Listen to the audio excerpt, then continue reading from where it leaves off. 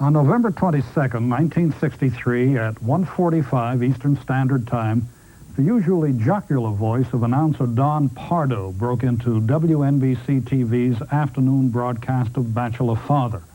Pardo had the solemn news that President Kennedy had been shot in Dallas. The bulletin stated that blood was seen on the president's head as they rushed him to the hospital. Mrs. Kennedy was heard to cry, "Oh no!" A minute later came word that Kennedy had been cut down by an assassin's bullets and rushed to Parkland Hospital. The president's body was last seen cradled in the arms of his wife. And so the vigil began. For the next 4.5 hours, we will relive the events of that day exactly as they happened, exactly as NBC covered them. The following A&E special presentation features NBC's actual footage from the afternoon of November 22nd, 1963. It will be broadcast in exactly the same time frame as it was on this day 25 years ago. The following presentation is not only a remembrance of a tragic event in American history, but a fascinating document of a process that changed forever the way Americans receive their information. By today's standards, much of the coverage will seem to you to be antiquated. For example, it took 11 minutes from the moment of the first news flash for NBC to begin taping the coverage as it aired. But as events unfolded, armies of newsmen, writers, and production people mobilized with extraordinary speed. During the seemingly endless 4 days that followed, broadcast news somehow came of age.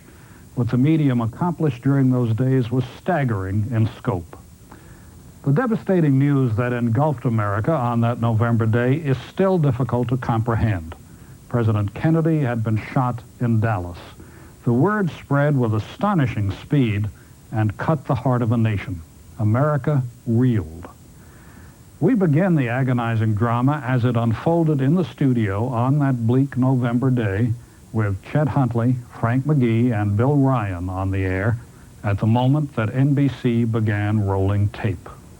Thank you, Frank. We shall all stand by then and just relay the information as it comes in. Obviously, it's going to be sketchy for some time because you can imagine what is happening to every circuit, radio and telephone between the East Coast and Dallas, Texas at this moment. Obviously, the circuits are jammed. The information that we have, this is no time, obviously, for speculation. Facts are all that are warranted. Here is something else. It was impossible to tell at once where Kennedy was hit, but bullet wounds in Governor Conley's chest were plainly visible, indicating the gunfire might possibly have come from an automatic weapon. There is this, Chet. Representative Albert Thomas, a member of the House of Representatives, said he was informed that President Kennedy and Governor Conley are both still alive after having been shot in an assassination attempt. This is from Dallas. It is the first word we have that they are, in fact, still alive. It is the first thing definitive that we have. As we say, we can give you only as much as we have. It is that both men were wounded by an assailant or assailants. It's not known who did it or why. And it was also reported from Dallas that it was not determined whether the Secret Service and Dallas police returned the gunfire that hit the president and the Texas governor. There is no word that the assailants have been captured or cited, probably because the focus of attention now, understandably, is on the president and not so much on those who committed this act. I have some additional information here, Bill, which would indicate that the Secret Service men guarding the president had no chance to return fire. This item says, reporters about 5 car lengths behind the chief executive heard what sounded like 3 bursts of gunfire. Secret Service agents in a follow-up car quickly unlimbered their automatic rifles. The bubble top of the president's car was down. They drew their pistols, but the damage was done. The president was slumped over in the back seat of the car, face down.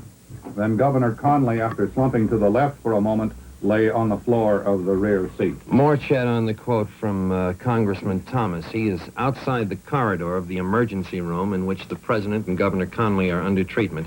He said he had been told the president was still alive, but, quote, in very critical condition.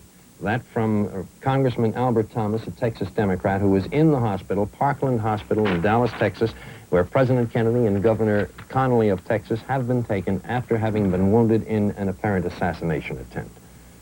We are expecting momentarily a telephone call. That's why I'm seated near this telephone here from NBC's Robert McNeil, who is with the President's party. It's our understanding that Robert is trying to get through a telephone and get through to us on this special lineup now.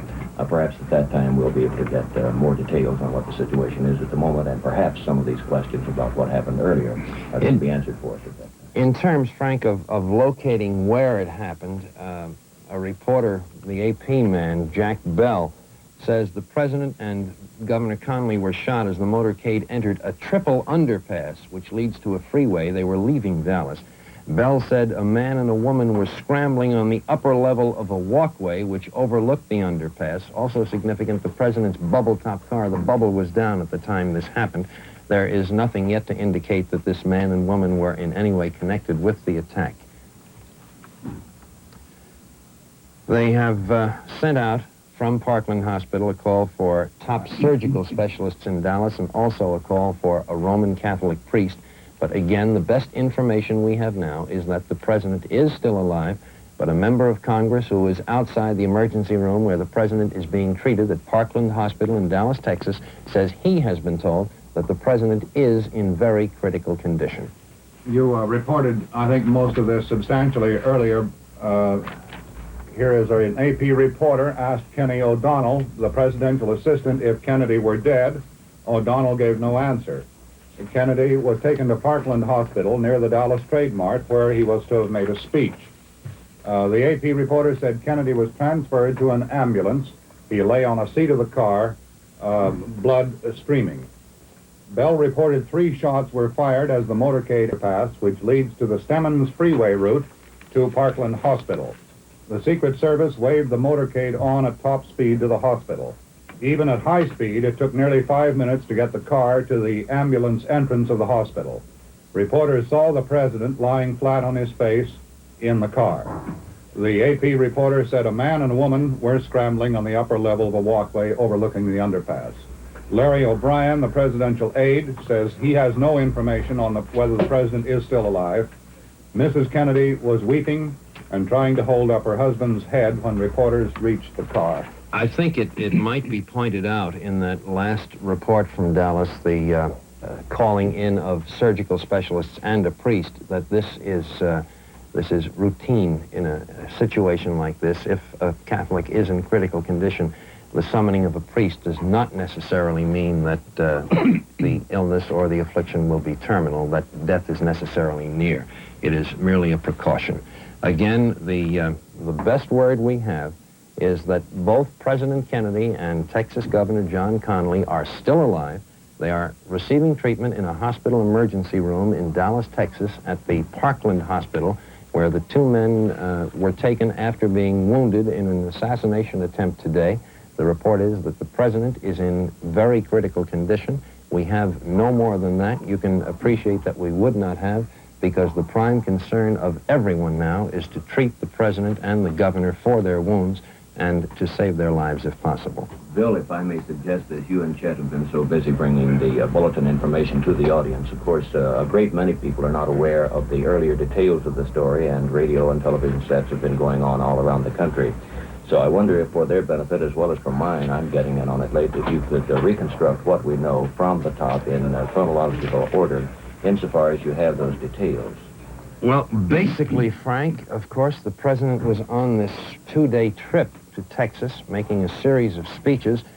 It was said that one of his missions in Texas was to try and coalesce the divergent wings of the Democratic Party. He had made a speech in Fort Worth, Texas, which is, I think, about 25 or 30 miles from Dallas. He then moved to Dallas and was about to make a speech, was on his way to another site of a speech in Dallas, or just on the fringes of the city. This was a motorcade? It was a motorcade, and it was moving with, as has been reported, the bubble top of the presidential car down. This may have been a tragic mistake.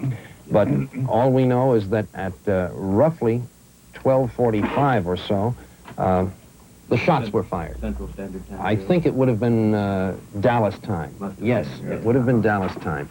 It has happened within the past 20 minutes. Yes, within the past 20 minutes or so. The president was headed for another speech, and the motorcade was moving along on this freeway, going under a ramp of another freeway when the attack took place. Here is some information on a speech which he apparently had just made before being shot. President Kennedy lashed out today at those he said who confuse rhetoric with reality. Speaking in an area where supporters are booming Senator Barry Goldwater's chances for the 1964 Republican nomination, Kennedy said that ignorance and misinformation, if allowed to prevail in foreign policy, Yes, we will. handicaps this This country's is Frank security. McGee, NBC News. Put Mr. McNeil on, please. This is Robin McNeil, our correspondent, who has been traveling Hello, with the Bob. president.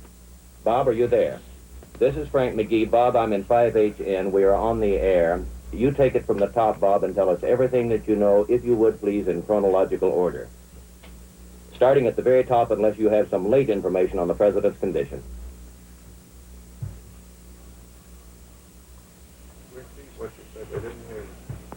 Frank, I'm informed you'll have to repeat that we're not hearing. Bob, I'm sorry, we're having some difficulties with our communication here, and apparently your broadcast, the early part of it, did not get on the air.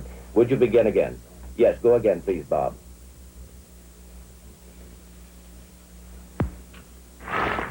They're not getting the other end of the conversation, Bob, I'm Frank. sorry. You'll have to I'll tell you what, repeat. let's do it this way. You speak slowly, and I'll repeat what you say. All right, this is Robert McNeil reporting from Dallas. Now, please go ahead, Bob. Bob is at the hospital in Dallas, where the president has been rushed. The president is seriously wounded. This information comes from Texas Senator Ralph Yarborough, who was with the president.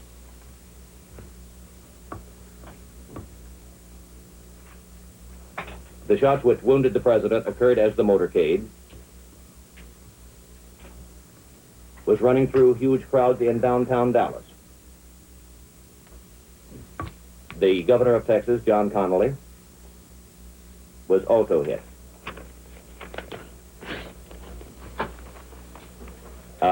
The Texas governor was sitting on the far side of the car across from the president.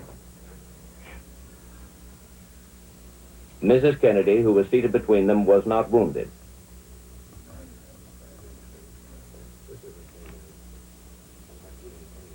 The shots apparently came from a window in a building overlooking the parade route. But about one street back from it, shielded by some trees. Police, who immediately fanned out around the area, interviewed several witnesses who said they saw a man with a gun in the window. Bob informs me that he was in the motorcade.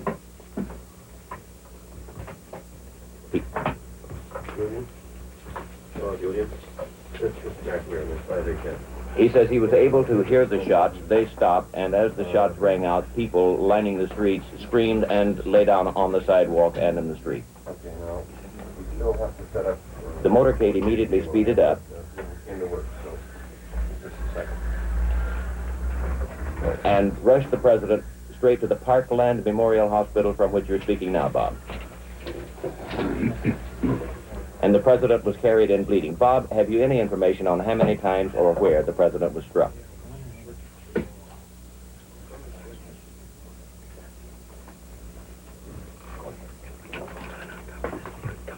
Bob does not know how many times nor where the president was struck. All he knows is that the president was seriously wounded, and that is the latest information that they have. Think about what you're going to say when you Bob go on says there. he heard 3 shots. Another reporter at the scene says he heard 4. Turning to the Texas governor, Bob, can you tell us how many times or where he may have been?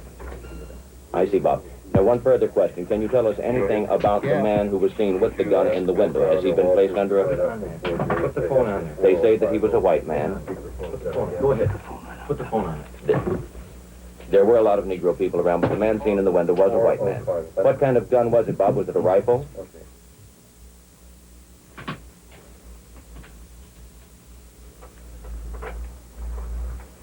A policeman has told Bob that the policeman heard that it was a high-powered rifle, but there's been no confirmation of that. Just a moment, Bob. Please stand by. Hold on to Bob. I think we have a gadget here, Frank, that... Put the receiver on that, Frank, and apparently it will function as a speaker. And let Bob talk. Bob, I'm told that this little thing I've just attached to the telephone... Bob, could you say a few words for us? You're still there. Completely fresh about the president's conviction. Now, is this being broadcast, what it's saying there now? That's right. I see. Yeah. Bob, I'll tell you what, I realize that you're in a terrible position. You cannot get information as long as you're on the phone, but do you think you would be better advised to remain on the phone or to break the connection and get back in touch with us? Your judgment. I think I would be better advised. Just a moment. Yes, Bob. This is being heard, what he is saying. Yes, Frank. Over this microphone here. Would you hold this line for me? What's your job, Bob? I have a... Hello? Yes, Bob. I have a medical student here who's going to hold this line open for me. All right. And if you'll just chat with him or ask somebody else to chat with him until I come back in about 5 minutes. That's fine, Bob. We'll be expecting you, and I'll keep the phone and be talking with the student. We'll know when you come back. Thank you, Bob, very much. Frank, to interrupt for a moment, there is this from Dallas. While Robin McNeil is on the phone, of course, he is unable to gather information. President Kennedy has been given blood transfusions at Parkland Hospital in an effort to save his life after he and Governor John Connally of Texas were shot in an assassination attempt. The word still is that the president is in very serious condition. Other reports say he is in critical condition. Governor John Connally, I think, Chet, has been moved, has he not? Yes, we have this information which adds up to something rather inconclusive. It says the Secret Service said the president remained in the emergency room and the governor was moved to the general operating room of Parkland Hospital. One Secret Service man was overheard telling another that there was no need to move the president because emergency facilities were entirely adequate in the emergency room. That would indicate, just sort of a snap judgment evaluation, that Governor Connally was worse wounded than the president. But as I say, that is only a snap judgment evaluation. Or it could mean, Chet, that they are separating the two cases so that each can be given full attention. Right. The medical student who is on the line with me says he can see outside a window and that a sizable crowd has gathered outside the hospital. This telephone line, by the way, is connected to the hospital. What is the name of the hospital? Parkland Memorial. Parkland Memorial Hospital in Dallas, Texas, where the president and the governor have been taken. And NBC's Robert McNeil is getting the latest information now and should be getting back on the line with us very shortly. Again, to repeat, the president and Governor John Connally have been wounded. They were both shot as they rode in a motorcade through Dallas. And each is in serious condition to the best of our knowledge. But there is no more definitive word than that. We may get some now. We are going to switch to station WBAP-TV, Fort Worth, Dallas, and to newsman Charles Murphy. Well, that's right. Just moments ago, authorities in Dallas took a young man into custody.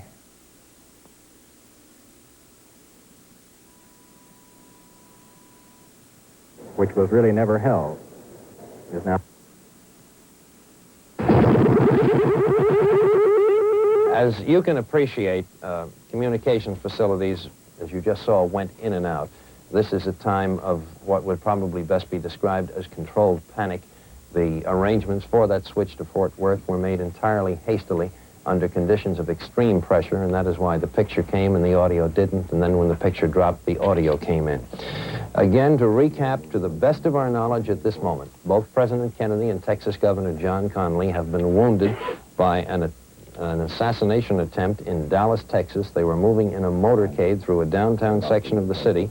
NBC's Robert McNeil has reported from the scene, and he was riding in the motorcade, that Mrs. Kennedy was not injured, although she was riding in the car with the president and Governor Connally sitting between them. Each was hit. There are reports that a white man was seen at the window of a building about a block away from the cars.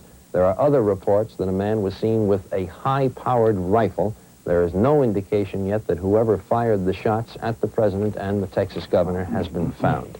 The word from Parkland Memorial Hospital is that President Kennedy is being treated in an emergency room of the hospital. that he has received blood transfusions, that he is in critical condition but alive. There is no word on how many times he was struck by bullets or where he sustained the wounds. Now, we are going to attempt once more to return to station WBAP-TV, Fort Worth, Dallas, and newsman Charles Murphy. There is no definite word yet that the person who fired the shots at President Kennedy and Governor Connally in Dallas has been apprehended. We have just received this report, though. Moments ago, authorities took a young man into custody. They took him to the county sheriff's office near the Triple Overpass, near where the shooting occurred. The man was neatly dressed. He's in his early 20s. He is protesting vehemently his innocence, and he says that he has witnesses to prove that he is innocent. 2 Roman Catholic priests have been summoned to the emergency room where the president is. A White House spokesman said someone had asked for the priest, but did not say whom. Blood transfusions have been administered to President Kennedy. Governor Connally has been moved to the general operating room. Repeating, just moments ago, authorities have taken a young man into custody in Dallas, but there is no definite word that this is the person who might have fired the shots at President Kennedy and Governor Connally. Charles Murphy reporting from WBAP-TV, Fort Worth, Dallas. These additional details from the hospital in Dallas, officials at the hospital say the president has been given a transfusion of B-positive blood. They are calling for fresh blood of that type to have it ready if additional transfusions were needed. Mrs. Lyndon Johnson, the wife of the vice president, was escorted by Secret Service agents into the emergency room where the president is being treated. Now, for Washington reaction to this tragic story, we go to NBC News Washington and David Brinkley. Bill, there isn't a great deal as yet because obviously the news has just got here. It was taken to Congress, which of course recessed immediately to wait to see what has happened. We've checked with the White House, which has told us it doesn't know any more than we know, and in fact has been listening to us to see what it could find out. The president's brother, Edward Kennedy, Teddy Kennedy, was on the floor of the Senate and was informed of the news by the Senate Democratic leader, Senator Mike Mansfield. The only word beyond that we have is that Senator Kennedy didn't know at the moment whether he would go to Texas or not. Beyond that, again, there is no particular or unexpected reaction here yet because most of Washington has just found out about it and is shocked and stunned along with everyone else. The White House, again, has no more information at the moment than we have. We'll stay here, of course, ready to bring you any at the moment it arrives. In the meantime, we'll switch back to you, Chet, Frank, Bill. Thank you, David. This seems tangential and hardly important, but it is reported. The stock exchange closed operations after word of the attempt on President Kennedy's life, and the cotton and wool exchanges also closed. I see. Now we are returning to Dallas, Fort Worth, to station WBAP-TV and newsman Tom Whalen. Again, experiencing difficulties. We will, however, make the switch when we can. Here, again, is what we know so far. President Kennedy has been wounded in an assassination attempt. He is reported in very serious, in critical condition. He has been given a blood transfusion. He is being treated at Parkland Memorial Hospital in Dallas, Texas, where the attack took place. There are reports in Dallas that a young man has been taken into custody, but there are no indications that he has been charged with anything. He is insisting he had nothing to do with the attempt on the president's life. Yes, Bob. Now, for late details, we go to newsman Tom Whalen at WBAP-TV, Fort Worth. This is Tom Whalen in Fort Worth. WBAP newsman James Darnell in Dallas on the scene of the presidential shooting, the shooting in which President Kennedy and Governor Connally were shot, has an eyewitness interview with a Mrs. Jean Hill. Here is the interview. What is your name, ma'am? Jean Hill. From Dallas? That's right. And did you see the shooting, miss? Yes, sir. Can you describe what happened? Yes, sir. Will you do that now? They were driving along, and we were the only people in this area on our side, and the shots came from directly across the street from us. And just as the president's car became directly even with us, we took one look at him, and he was sitting there. He and Jackie were looking at a dog that was in the middle of the seat, and about that time, 2 shots rang out just as he looked up. Just as the president looked up, and these 2 shots rang out, and he grabbed his chest, and it looked like he was in pain, and he fell over in his seat, and Jackie fell over on him and said, "My God, he's been shot." And after that, more shots rang out, and the car sped away. Now, what kind of car was that? What kind of a car was it? The president's I mean, where did the shots come from? The shots came from the hill. From the hill? Yes. As it was just east of the underpass. Uh-huh. And, we were on the south side. Could you see, did you look up there where the shots came from, ma'am? Yes, sir. Could you see anyone? I thought I saw this man running, but I looked at the president, and, you know, for a while, and I looked up there, and I thought I saw a man running. And so, right after that, I guess I didn't have any better sense. I started running up there, too. Uh-huh. And what is your name? Jean Hill. G-E-A-N? J-E-A-N. J-E-A-N. And what's your address, Miss Hill? 9402 Bluff Creek. 9402 Bluff. That was an interview I had with Mrs. Jean Hill of Dallas a few minutes ago. A short time later, Dallas sheriff's officers took a young man into custody. It's believed that they also took a rifle at the same time, described as a .30-30 rifle, which was supposedly found near the scene, although this has not been confirmed. And as we reported earlier, both Governor Connally and President Kennedy are in the emergency room. That is, the president is now. Governor Connally was moved to another room in the hospital. A Catholic priest was called to the emergency room a short time ago, and the president's condition is described as very critical. Representative Albert Thomas of Houston said both men were alive, however. This is Tom Whalen reporting from Fort Worth, Texas, concerning the shooting of President Kennedy and Governor Connally of Texas. Stay tuned to NBC for further details. Now, Frank McGee has reestablished communications with Robert McNeil, who has been traveling with the president. Frank, your report from Robert. Bob, if you will stand by just a moment until I attach this little device to the earpiece, and then I'll tell you when to go ahead. Please go ahead, Bob. Go ahead, Bob. Last rites of the Roman Catholic Church have just been administered to President Kennedy. You can drop the box, Frank. They have it direct, they say.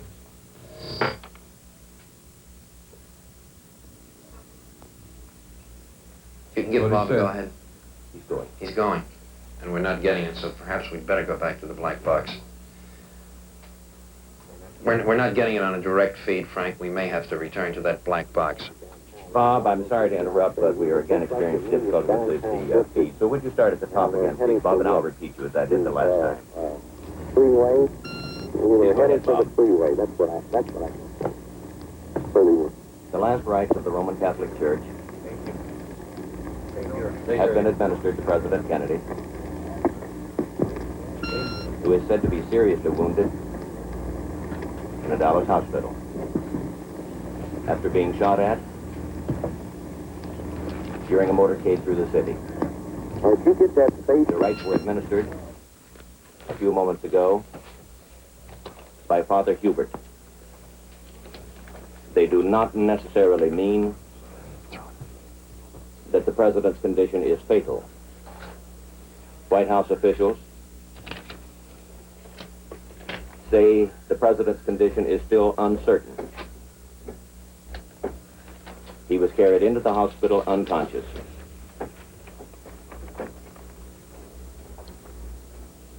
From the car in which he and Governor John Connally of Texas were both shot at. Mrs. Jacqueline Kennedy,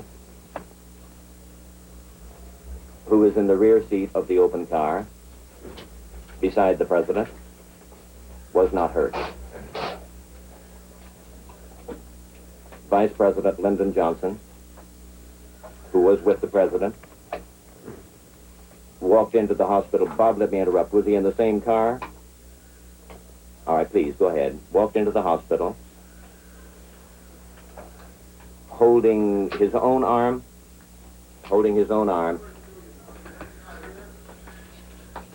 Just a moment, Bob. I'm going to interrupt for a bulletin that the Associated Press has moved from Dallas. Mrs. Lyndon Johnson said after a visit... Yes, please go ahead then, Bob. Who just emerged from the from the area where the president has been taken, said that her husband, the vice president, is fine. She would not say anything about the condition of President Kennedy, however. She appeared to be in a state of shock and was hurried away by White House personnel. The hospital is reported to be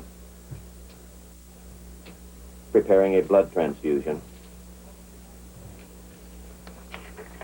for both the president and Governor Connally.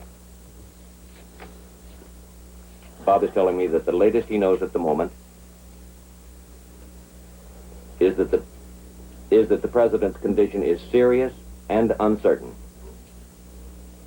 That Or how many times? we do not know exactly where he was struck nor how many times. But he was carried into the hospital, But he was carried into the hospital, unconscious and bleeding, unconscious and bleeding, and last rites of the church have just been administered. and last rites of the church have just been administered.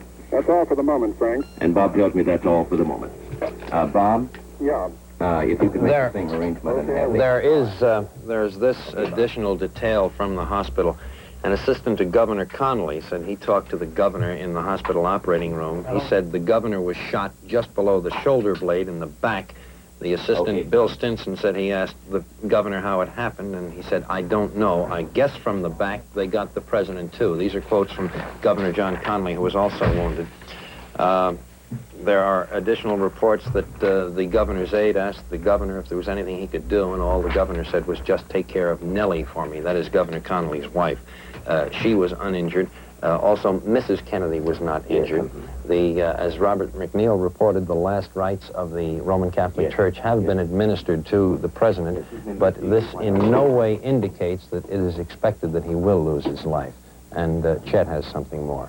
Director J. Edgar Hoover of the FBI has telephoned the Dallas FBI office ordering an all-out investigation of the attempt today on the lives of the President and Governor John Connally of Texas. Here is an item. Both women, meaning Mrs. Kennedy and Mrs. Connally, disappeared into the emergency section of Parkland Hospital to await news of their husbands. Outside the emergency room in a buff-walled hallway, anxious members of the White House staff gathered, including Major General Chester V. Clifton, military aide to the President, and Brigadier General Godfrey McHugh, the Air Force aide.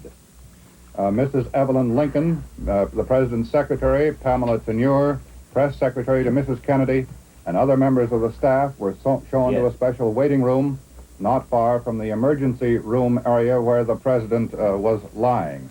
As Frank McGee has reported on direct word from our correspondent in Dallas, a crowd is gathering outside Parkland Hospital in Dallas.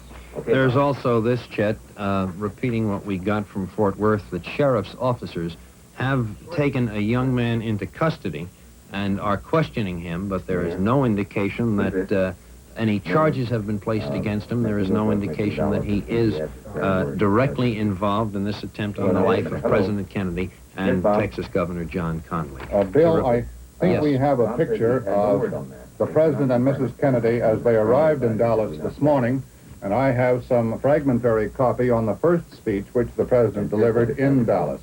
This is the picture of the President and Mrs. Kennedy. I think the camera that has you, Chet, is the one that would have to get the Me. picture. I'll hold it up over here.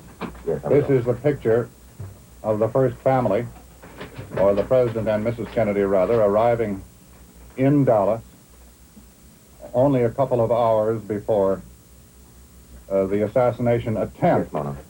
The first speech that the President delivered in Dallas, speaking in an area where supporters are booming Senator Barry Goldwater's chances for the Republican nomination, the President said that ignorance and misinformation, if allowed to prevail in foreign policy, handicaps the country's security. This was a speech prepared for the Dallas Citizens Council, the Dallas Assembly, and the Graduate Research Center of the Southwest. He did not specifically mention Senator Goldwater by name. The President said, in a world of complex and continuing problems, in a world full of frustrations and irritations, America's leadership must be guided by the lights of learning and reason, or else those who confuse rhetoric with reality and the plausible with the possible will gain the ascendancy with their seemingly swift and simple solutions to every world problem. Chet, there's also this. In Washington, the two president's brothers, his two brothers, Attorney General Robert Kennedy and his younger brother, Senator Edward Kennedy, are on their way to Andrews Air Force Base. They will fly to Dallas. Additional details from the hospital. Vice President Lyndon Johnson has not been injured in this attack on President Kennedy and Texas Governor Connally. The Vice President is somewhere in the same hospital where the President is being treated, Parkland Memorial in Dallas. It is reported he is badly shocked by the shooting, that doctors are trying to keep him as quiet as possible, and that he is under heavy Secret Service and police protection. It's also noted that throughout the trip in Texas, when the President and the Vice President have been in the same motorcade, they have been kept in separate cars, a precaution against just such an attempt as was obviously made today. Chet? I referred a moment ago and read an excerpt from the speech which President Kennedy delivered to a breakfast crowd this morning earlier. The breakfast crowd of 2,200 people rose in ovation after the speech, and a few minutes later, the President said he felt like he did in France 2 years ago when he identified himself as the man who accompanied Mrs. Kennedy to Paris. You have anything else, Frank? Yes, there was just excuse me just a moment, John. There was just word from the hospital that they have dispatched a call for a neurosurgeon.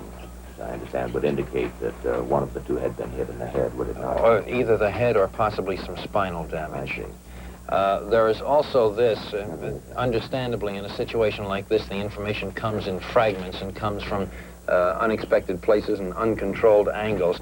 Senator Ralph Yarborough, Texas Democrat, who was in a nearby car when the attack took place on the President, said he saw the President's lips moving at what he called a normal rate of speed while Mr. Kennedy was being rushed to the hospital. How much it means, we do not know. There's further word from the hospital, Bill, that they're trying to make arrangements as quickly as they can for a press conference where as much actual and detailed information as they have can be disseminated. And there is word here, Frank, that at least one neurosurgeon has arrived at the hospital.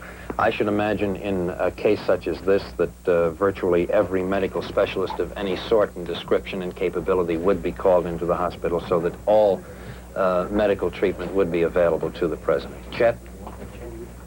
In just this momentary lull, I would assume that the memory of every person listening at this moment has flashed back to that day in April 1945 when Franklin Delano Roosevelt... Excuse me, Chet. Here is a flash from the Associated Press, Dateline Dallas. Two priests who were with President Kennedy say he is dead of bullet wounds.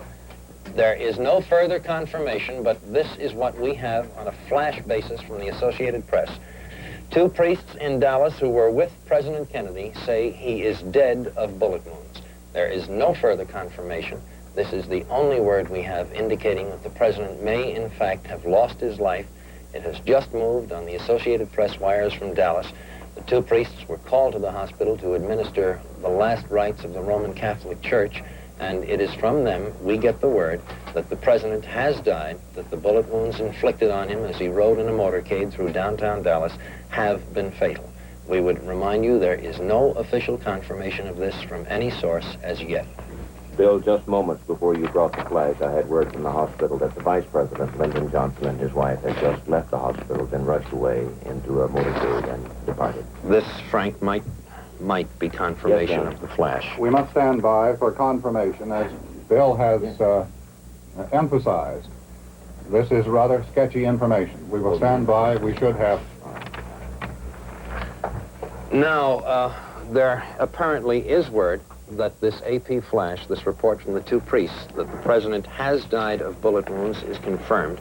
We will attempt now to get to station WBAP-TV in Fort Worth, Dallas for confirmation. We go to newsman Tom Murphy.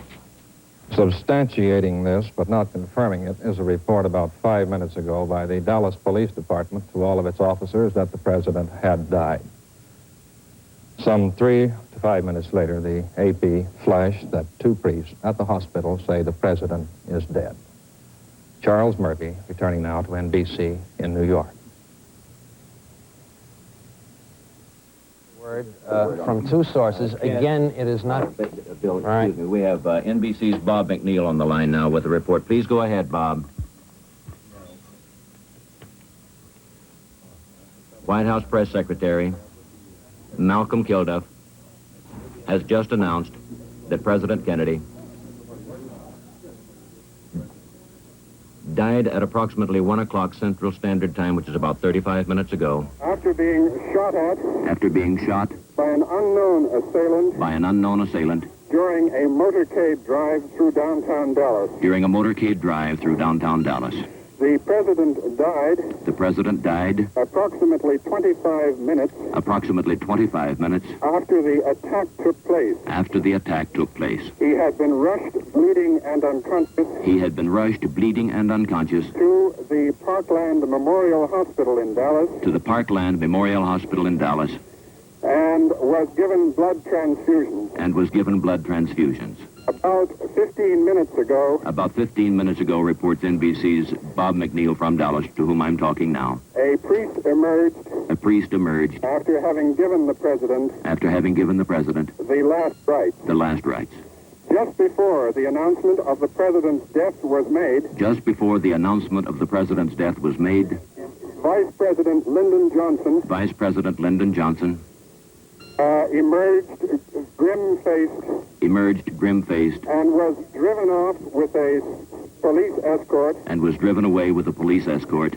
To assume. The constitutional responsibilities. The constitutional responsibilities. Of the presidency. Of the presidency. A casket. A casket. Has just been brought into the emergency ward. Has just been brought into the emergency ward. Of this hospital. Of this hospital. For President Kennedy. For President Kennedy. The attack took place. The attack took place. As the president was just completing. As the president was just completing. What amounted to. What amounted to. A triumphal drive. A triumphal drive. Through downtown Dallas. Through downtown Dallas. Encountering the biggest. Encountering the largest. And in some ways the most friendly crowds. And in some ways the most friendly crowds. Of his two-day Texas tour. Of his two-day Texas tour. Dallas police. Dallas police. Had put into effect. The most stringent security precautions in the city's history. The most stringent security precautions in the city's history. Because they had anticipated. There might be some demonstrations. Against President Kennedy. Like those which marked the visit. Similar to those which marked the visit of UN Ambassador Adlai Stevenson. On October 24th. Mrs. Kennedy. Who was sitting beside the president. In the open car. Was not hurt. However, the governor of Texas. John Connolly. Who was also in the car. Was wounded, reportedly in the chest. And more blood. Repeat, Bob. Further supplies of blood. For transfusions for the governor. Have just been brought into the hospital. The shooting came. According to witnesses. From the second floor. Of a building called the Texas School Book Depository. Which is about 100 yards. From the tree-lined parkway. On which the president was driving when the shooting occurred. 3 shots were heard. Frank, that's about all I can tell you at the moment. Bob, thank you very much. We'll keep the line open. Okay, we'll keep the line open. That was a report from NBC's Robert McNeil at the hospital in Dallas, Texas, confirming by way of word from the White House press secretary that President Kennedy is dead. The death, according to Malcolm Kilduff, who was acting as the president's secretary on this trip, came roughly 39 minutes ago at about 1 o'clock Dallas time. There is further word that Vice President Lyndon Johnson was taken from the hospital and he was not wounded. He has been taken from the hospital off to a secluded place. He will assume the constitutional duties, succeeding now the late John Fitzgerald Kennedy, the former president, the late president of the United States. Now, it is necessary, even at a time when an event is fresh upon us, to look forward. We will do that now as we go to NBC You're on Washington TV, Bob. and David Brinkley. I'm relaying. Right, I'm relaying your... The whole situation is, of course, that the Vice President, Lyndon Johnson, will be given the oath of office as President of the United States as soon as it can be done.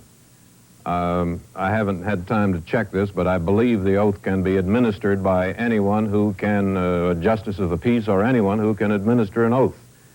Had it happened in less unfortunate circumstances, he normally would be sworn in by the Chief Justice of the Supreme Court. But in this case, he will be sworn in by anyone who has the power to do it. That means, therefore, that Lyndon Johnson will be President of the U.S. and will finish out Mr. Kennedy's term running until January of 1964. What happens then, obviously, we don't know. The next in line for the presidency then, after Mr. Johnson, becomes John McCormick of Massachusetts, Representative John McCormick of Massachusetts, who is the Speaker of, the Speaker of the House. He is, as I say, next in line. We were told a few minutes ago the Air Force had 4 jet airplanes on the ramp at nearby Andrews Air Force Base, ready to take off for Texas, and perhaps by this moment they have, I don't know. Presumably to bring Mr. Johnson and other members of the party back here, and or to take some of the members of Mr. Kennedy's family to Texas. I assume, though we have no other details as yet, but I assume that Mr. Johnson will return to Washington immediately and will take over the late President Kennedy's duties. Now, that is about all of the detail we have at the moment. As I reported earlier, Senator Edward Kennedy, the president's brother, was presiding over the Senate in Lyndon Johnson's absence. The vice president, when he leaves his job in the Senate, can turn the gavel over to anyone, any member. In this case, Senator Edward Kennedy was presiding when the word came of the shooting. At that time, it was not known whether the president was dead or alive. A reporter in the press gallery upstairs overlooking the Senate gave the word to a Senate page, who then went down and told senators on the floor, the leadership, and the Senate was adjourned immediately and then was called back into session for a prayer by the Senate chaplain, the Reverend Frederick Brown Harris. In the meantime, the members left the floor and gathered around the news tickers and waited to see what has happened, and by now they know. Again, the few sketchy details we have at the moment, the White House was not getting information very rapidly because of the confusion and the haste at the scene. So what we have learned from Texas, not from here. Here is a late report. Cabinet members of Mr. Kennedy's cabinet, that is Secretary of State Dean Rusk, the Secretary of Interior, Stuart Udall, and others, but I'm relying on memory. I don't remember who else was there, were on their way to Japan as a part of a mission to discuss trade with the Japanese and other matters. They were 1 hour out of Hawaii. They have turned back to the United States. We don't know yet if they're coming to Washington or Dallas, but I would assume Washington. There isn't much they could do in Dallas. Pierre Salinger is with them. The Kennedy children's Bob Goralski, who is at the White House, NBC's reporter there, says the Kennedy children are still there, and it's a normal school day for them, for Caroline and her classmates. We are now told that the president was shot once in the head. Governor Connally of Texas was hit both in the head and the wrist, we are told. The police have found a rifle of some foreign make. We don't know what make, nor do we know exactly who had it, but we are told again, as we've reported earlier, that a young man was picked up at the scene and is being questioned. We don't know who he is. That is, well, that's all we have at the moment. Vice President Lyndon Johnson will now be sworn in as President of the United States and will serve out the remainder of Mr. Kennedy's term, which runs until January 20th, I believe, 1964. A little more, about a year and a half from now. Beyond that, we don't know. Chet, Frank, Bill, you there? Any more from Texas or elsewhere? Yes, David, just this. President Kennedy was assassinated today in a burst of gunfire in downtown Dallas, Texas. Texas Governor John Connally was shot down with him. The president, cradled in his wife's arms, was rushed in his blood-spattered limousine to Parkland Hospital and taken to an emergency room. An urgent call went out for nurses and for blood. The president was 44 years old. He was shot once in the head, as David has just reported. Governor Connally was hit in the head and the wrist. Police have found a foreign-make rifle. The president was conscious as he arrived at the hospital. Father Huber from Holy Trinity Roman Catholic Church was called and administered the last rites of the church. Vice President Lyndon B. Johnson, who now becomes President of the United States, was in a car behind the Kennedys and the Connollys. He is to be sworn into office as soon as possible.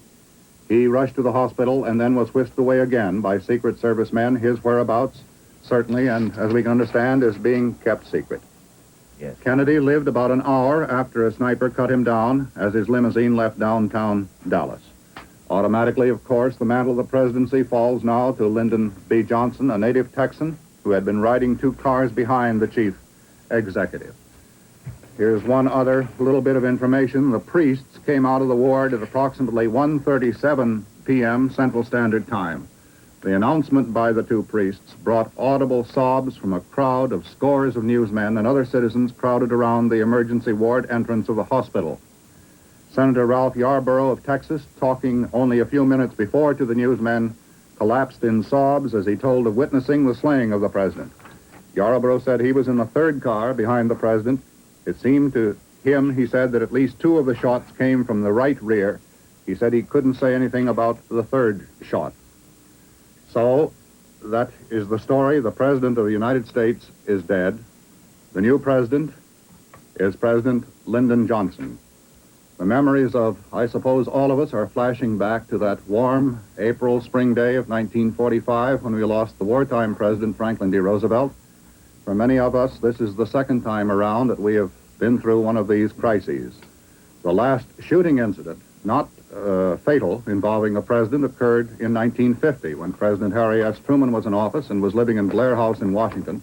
The White House was being renovated at that time. You may recall that 2 Puerto Rican nationalists tried to gun their way into Blair House and assassinate President Truman, who was taking a nap at the time on the 2nd floor. So that is the story. The President of the United States is dead.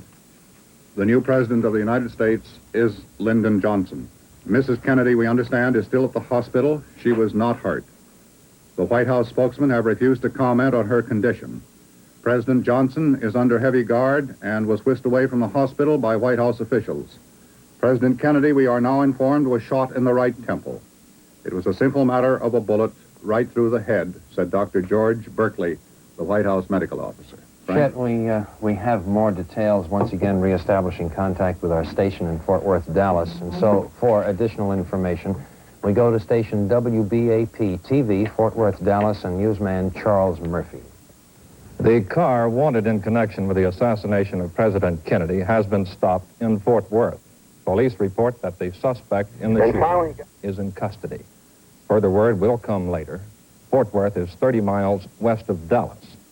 Just a few minutes before this report, we heard from one of our newsmen in Dallas on the scene, James Kerr, who said that a Dallas policeman, J.D. Tippett, was shot to death by an unknown man in a car minutes after the president and Governor Connally were shot. The officer was shot about 2 miles from the scene of the presidential assassination. Repeating the first of this bulletin, the car wanted in connection with the assassination of President Kennedy has been stopped in Fort Worth. At an intersection, police reported that they had the suspect in the shooting on the ground. We hope further confirmation will come on this momentarily. This is Charles Murphy reporting from WBAP-TV, Fort Worth, Dallas. Now, we have ready for you an eyewitness account of the assassination of President Kennedy. This was recorded, and the voice you will hear is that of an NBC sound man traveling with one of our television camera crews in the presidential trip to Texas. The sound is the voice of John Hofen. Yes, Bob. This is John Hofen of the NBC White House news crew traveling with the president in Dallas, Texas. We had just driven through the downtown section of Dallas, through the business area where the president had received a very tumultuous welcome. We're approaching a drive which would put us on a freeway where we would then drive to the Trade Mart, where the president was to attend a luncheon and make his speech by our Dallas citizens. As we turned down this moderate curve here, the there was a loud shot. At first we thought it was a cherry bomb by some teenager. Then it was immediately followed by 2 and 3 more. Everybody sort of ducked, then there were people falling to the ground. We did not know who was shot. Ladies and men both were screaming. David Wigman, the cameraman in the car in which I was riding, immediately jumped out, was making pictures. We did not know who was hurt. When the president's car took off with the police escort and the Secret Service in a mad dash, which turned out to be towards the hospital. We picked up one of the remaining Secret Service men who had been left behind. He went with us in a mad frenzy in this motorcade behind the president's car. We were cleared through the police lines and finally got to the hospital. As we came down the final drive there behind the emergency entrance, we were told that we could not go any further, and we stayed outside and were kept informed by Malcolm Kilduff, the Associate News Secretary on the President's staff, of what was happening. As I left the hospital to come over here to this phone, which is approximately a block away, he whispered in my ear, he says, "John, we understand the President has died. Since waiting here on the phone, they have made announcements that he has died." That was the recorded voice of John Hofen, an NBC sound man who was traveling with a television film unit in the presidential motorcade and who witnessed the assassination of President Kennedy. Now, Frank McGee, who has been keeping an open telephone line to the Parkland Memorial Hospital in Dallas, where President Kennedy died, is once again in touch with the NBC correspondent who was traveling with the president, Robert McNeil. Here now, Frank and his communications with McNeil. Yes, Bob, I understand that they're clearing the room, so would you give us a report on what you can see from there now? Well, President Kennedy's body, Frank, President Kennedy's body is in the emergency section. Oh, I'm sorry, Bob. I understand you can be heard directly now, so go right ahead with a straight report. President Kennedy's body is in the emergency section of this hospital at the end of a long corridor. For the past 45 minutes, the corridor has been filled with bewildered-looking White House officials, hospital interns, reporters. Now police are clearing out the entire corridor, and we believe that the president's body is about to be brought out. A bronze coffin was taken in about 15 minutes ago, and that was shortly after White House Press Secretary Malcolm Kilduff had officially announced that the president died at 1 o'clock Dallas time, that is 2 o'clock New York time, after the shooting incident in downtown Dallas. Bob, thank you very much. Does this mean you will have to leave this telephone? I can hold on for a second here, Frank, I think. Well, please do. I'll hang on as long as I can. Yes, as long as you can. And that's the word from Dallas, Bill, at this time. Thank you very much, Frank. Merrill Muller, I think you have some additional detail here. The flag at the White House has just been lowered to half-mast. We also have 2 eyewitness reports on the wire services. One eyewitness reporter, a television reporter named Mal Couch, said that he saw a gun emerging from the window of a warehouse. This warehouse was located just beyond a triple underpass through which the presidential motorcade had to go on its way into downtown Dallas. And just as the car emerged from the presidential car emerged from this underpass, 3 shots rang out. 3, not 2. We know that Mr. Kennedy was hit in the right temple and that Governor Connally was hit in the head and wrist. That's all we know at the moment on Governor Connally. We do not have a late report on his condition. As you know, the president died just about an hour ago from his wounds. This is the first assassination of a president of the United States since William McKinley, I think, in 19... Well, here's something on Governor Connally. He's reported in satisfactory condition. This has just been, as Bill just told you, Governor Connally is in satisfactory condition. We have no report on the condition of Mrs. Kennedy. She is in the hospital still. Traveling behind a police escort with his wife, Lady Bird Johnson. She is now the First Lady of the land since Mr. Johnson has become President of the United States. Lady Bird Johnson has been under heavy guard and is in seclusion somewhere in downtown Dallas. Actually, Merrill, excuse me, do you have information? This is not information. Sir. Well, I was just going to say that President Kennedy is the 3rd American president to be assassinated since Lincoln. The others were James Garfield in 1881 and William McKinley in 1901. And as a matter of fact, this continues one of, I suppose you'd have to call it one of the grimmest statistics in American history. No president in the last 100 years who has taken office in the 0 year has completed his term of office. They've all died. The Capitol is now starting to react to what has happened in Dallas, and for a report on that, we go now to Martin Agronsky, NBC News in Washington. This is the flag at half-mast outside our studios here at NBC in Washington. We assume that the flag at the White House is at half-mast in the same way, and that all over this capital city of the United States, wherever the American flag flies, it has been lowered to half-mast as a sign of respect to the President of the United States. We have very little news as yet on the reaction in Washington. It happened so suddenly. There has been very little opportunity for any real reaction.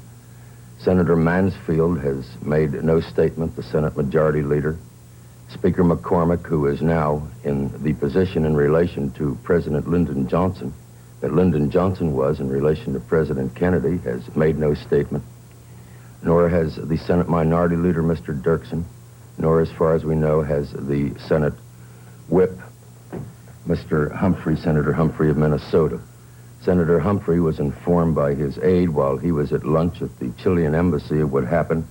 His aide reported that the senator's voice cracked several times, that he seemed completely numb, that he was unable to make a response, and said he would be immediately back to his office. I am told by an aide of Senator Ted Kennedy, of Senator Edward Kennedy, who now is presumably en route to Dallas with his Attorney General brother, Robert, that when Senator Kennedy was informed of this, that he said not a word, merely laid down the gavel where he was presiding over the Senate of the United States, quietly stepped down from the rostrum and proceeded to leave the chamber. And the Senate, of course, went into immediate adjournment after the prayer by the Senate chaplain, Mr. Brown. All through the city, as we try to call government offices, it's almost impossible to reach prominent officials. I tried myself to call the Attorney General's office and discovered that the Attorney General had been out at his home in Virginia having lunch. The girl who answered the telephone in his office was crying so heavily she couldn't really make herself understood to me, and I could only make out that she knew that the Attorney General was at lunch and that he had been informed of what had happened. It's a state of shock, really, is the only way that I can describe the feeling that we have here in Washington. It goes for me, it goes for David Brinkley, for all of us correspondents as well. It's so impossible, I think, for all of us to contemplate, to realize, to understand that this young, so vital man can be dead in this fashion. There's nothing else really to report from here in the Capitol. Back to New York. I think we must remember that it was only last week when the president was making a similar motor drive from New York's Idlewild Airport into New York, when at his discretion he elected not to follow behind the usual motorcycle escort with all the flashing lights and the sirens, because it is so disruptive of traffic, and at the time that he was coming into New York it was a particularly busy time. And it, of course, created some snarls. The president's limousine was delayed at several points. At one time, it was even blocked by a truck and some buses. But they did, of course, make it into the heart of New York, and later the president was pictured as having enjoyed this quite enormously, because he liked to be treated without those considerations. And, yes, Bob, I am. Do you have word? Frank is speaking to NBC correspondent Robert McNeil. Has been in constant telephonic communication since the story first broke. Robert has been working at the hospital, and of course you can appreciate that there are times when he will be off gathering information, other times when he will come back to the phone to report to us. And so from time to time, Frank and he will confer as to whether or not he has new information that he can add to what we already know about what happened in Bob, Dallas if you'll today. stand by just a moment. Bill, unless you have some late information. I have not, sir. No, All go right ahead. Bob was just talking with me about the contrast in attitudes of the president's arrival and the mood that now prevails in Dallas, and I think this might be of some interest. So, Bob, if you will go ahead, I believe he can be heard on the air now. I think he can, can, yes, Frank. Yes, Bob, go ahead. How extraordinary the contrast was.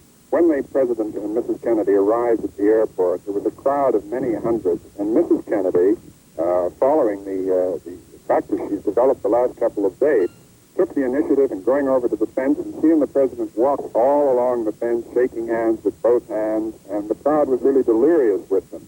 And this kind of reaction was something like the reaction that was encountered in the big crowds all the way through the town.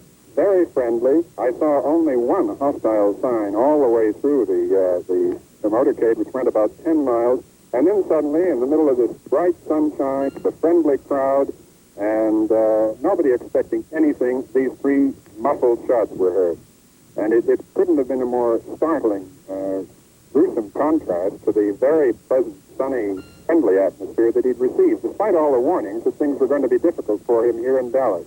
Why was that, Bob? Because of Adlai Stevenson's recent visit? Well, this had been the thing that made the police worry, and Dallas got such a bad name around the world after the attack on Stevenson that the authorities were determined that there would be no repetition of this. You remember the ambassador was someone spat on him and someone hit him over the head with a poster.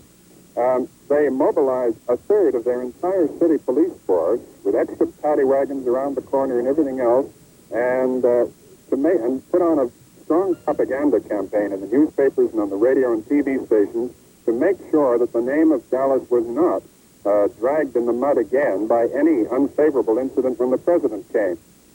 And that is why it was such a contrast. What is the situation in the room where you are at the hospital now? Well, I'm in a little small waiting room where emergency patients wait to be taken into the operating rooms where they're treated. And there are a few policemen who are the only ones left in the long corridor leading to the room with double swinging doors, behind which we assume the president's body is being placed in the bronze coffin, which was taken in about half an hour ago, and from which we expect it to come out shortly. Bob, we have a still photograph here in the studio That has just moved, and it shows a man and a woman and what looks like two small children lying on the ground. I understand you saw these people. Yes, well, they were the first people I went to. I must have got there shortly before that picture was taken, when I jumped out of the press bus, and they, in common with many other people, were screaming and lying down in the grass to escape from the shooting. The minute the shooting sound started, the air was filled with the screams of women and children, sort of very feminine wailing filled the air, and everybody lay down on the sidewalks, on the grass, on the edge of the parkway, and I assume that the picture you're talking about is that, because nobody else I know was, besides Kennedy and Governor Connolly. We lost a part of that. You say, as far as you know, no one else. As far as I know, no one else was hit other than President Kennedy and Governor Connolly.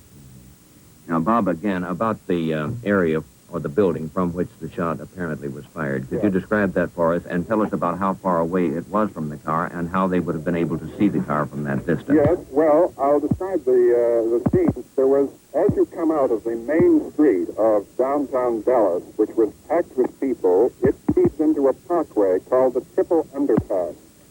And that parkway, which is lined with trees and lawns, takes a bend. And behind some trees, in a sort of service road, is a brick building of about 8 stories, which is called the Texas School Book Depository.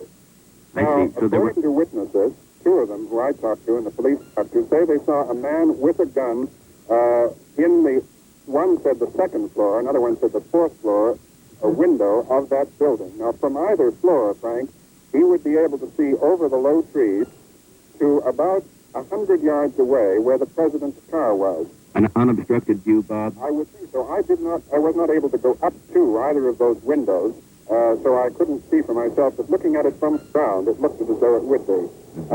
The president, therefore, must have had presented either a profile to the assailant, if he was, in fact, in those windows where the witnesses say, and or his 3/4 back, because his car had actually passed the direct line from the window. You see, the way it went is the car would have approached the window head-on, then turned left and gone down a slight decline under the underpass. Just a moment, Frank. Yes, Bob. That seems to fit, Bill, with what he said. The word that we had here was the president was struck in the right temple. Yes, Bob. Body has been carried out. Go ahead. Say again, Bob. The president's body has just been carried out of the hospital in the bronze casket, and it was accompanied by his military aide, Major General Clifton. And it has been placed in an ambulance. I understand it is being taken straight to the air base where he landed to be flown back to Washington. I see, Bob. The crowds have all been moved away from the door by the local police and the Secret Service. I can hear the motorcycle escort outside with the ambulance starting up. And the president's body, with the police motorcycle escort, is now pulling away from the hospital. It is about 1.5 hours since he was shot. The president has been dead for about 1 hour and 7 minutes. Vice President Lyndon Johnson, who is now constitutionally the president, left immediately after the president's death was confirmed, and with a police escort went off to the airport, presumably to go straight to Washington to assume the constitutional responsibilities of the president. Bob, returning to your earlier narrative, you had just taken us to the point where the president's car had turned, and I was about to ask. Now there were 3 cars behind him with Secret Service and several Texas congressmen, and then I was in the first press bus, the front of the first press bus, which came behind those. And just as we turned the corner, about 40 feet behind the president's car, I heard 3 shots. Now, Bob, was the president seated or standing at that time? The president was seated because there were very few people at that point. It was a thin crowd at that exact point. Most of the crowd had been concentrated a few hundred yards back. The president was seated, Mrs. Kennedy was seated, but when I heard shots, I saw people fall to the ground and was not looking for the moment at the president. The car immediately disappeared under the underpass and speeded up to go straight to the hospital. And I left the press box and went to this building from which the shots reportedly came. Mm-hmm. What sort of a building is it, Bob? Well, it is I told you the title. It's the Texas School Book Depository. It's a orangey brick building of about 8 floors, and it was showing an expanse to the street of maybe about 8 windows wide in the front. Well, Bob, from the point where they think the man with the gun might have been seen to where the president was actually felled, would it have been possible for him to have been struck by a bullet in the right temple? Well, I believe that if he was using a high-powered rifle with a telescopic sight, one policeman told me he understood it was a high-powered rifle. I don't know about the telescopic sight. I assume that from that distance it could be. I see. Could be. About how fast was the president's motorcade going at the time of the fire? Slowly. It was about, by that time, having just gone around the corner, it was probably between 15 and 20 miles an hour. Mm-hmm. And Vice President Lyndon Johnson was how far behind? I'm not sure, Frank, which car. There was a jumble of congressmen in the car immediately behind, and I'm not sure which car Vice President Johnson was in. And then you say, of course, that the motorcade speeded up immediately and rushed toward the hospital. And disappeared under the underpass, and I had jumped out by that time and was running with the police. They thought the assailant had fled over some railroad tracks, and they chased him through what they thought was the assailant, through several trains, standing on the tracks, and I went with them, and therefore didn't see the president immediately as he went under the underpass. Well, did they apprehend this person they were chasing? No, they apprehended nobody at that time. They went back and started talking to witnesses on the scene. I see. Just a moment, Frank. Yes, Bob. There is also this that could be added. We have. Frank, I'm told that Vice President Johnson was in the car directly behind the president. I see. Now, Bob, from the point where the assassination occurred to the hospital is about how far in time and distance, would you say? Well, it's about 1.5 miles. I was able to commandeer a private car. Hold it, Bob. We have a little information here, please. We are now going to the United Nations, where I'm told delegates from the member nations are expressing their condolences to Ambassador Adlai Stevenson. So we switch now to the United Nations. I call now on the Secretary General. Mr. President, as Secretary General of the United Nations, Bob. would like to express Just hang on. profound sorrow at this most tragic event and to be associated in the condolences to Mrs. Kennedy, to the members of the bereaved family, and to the government and people of the United States.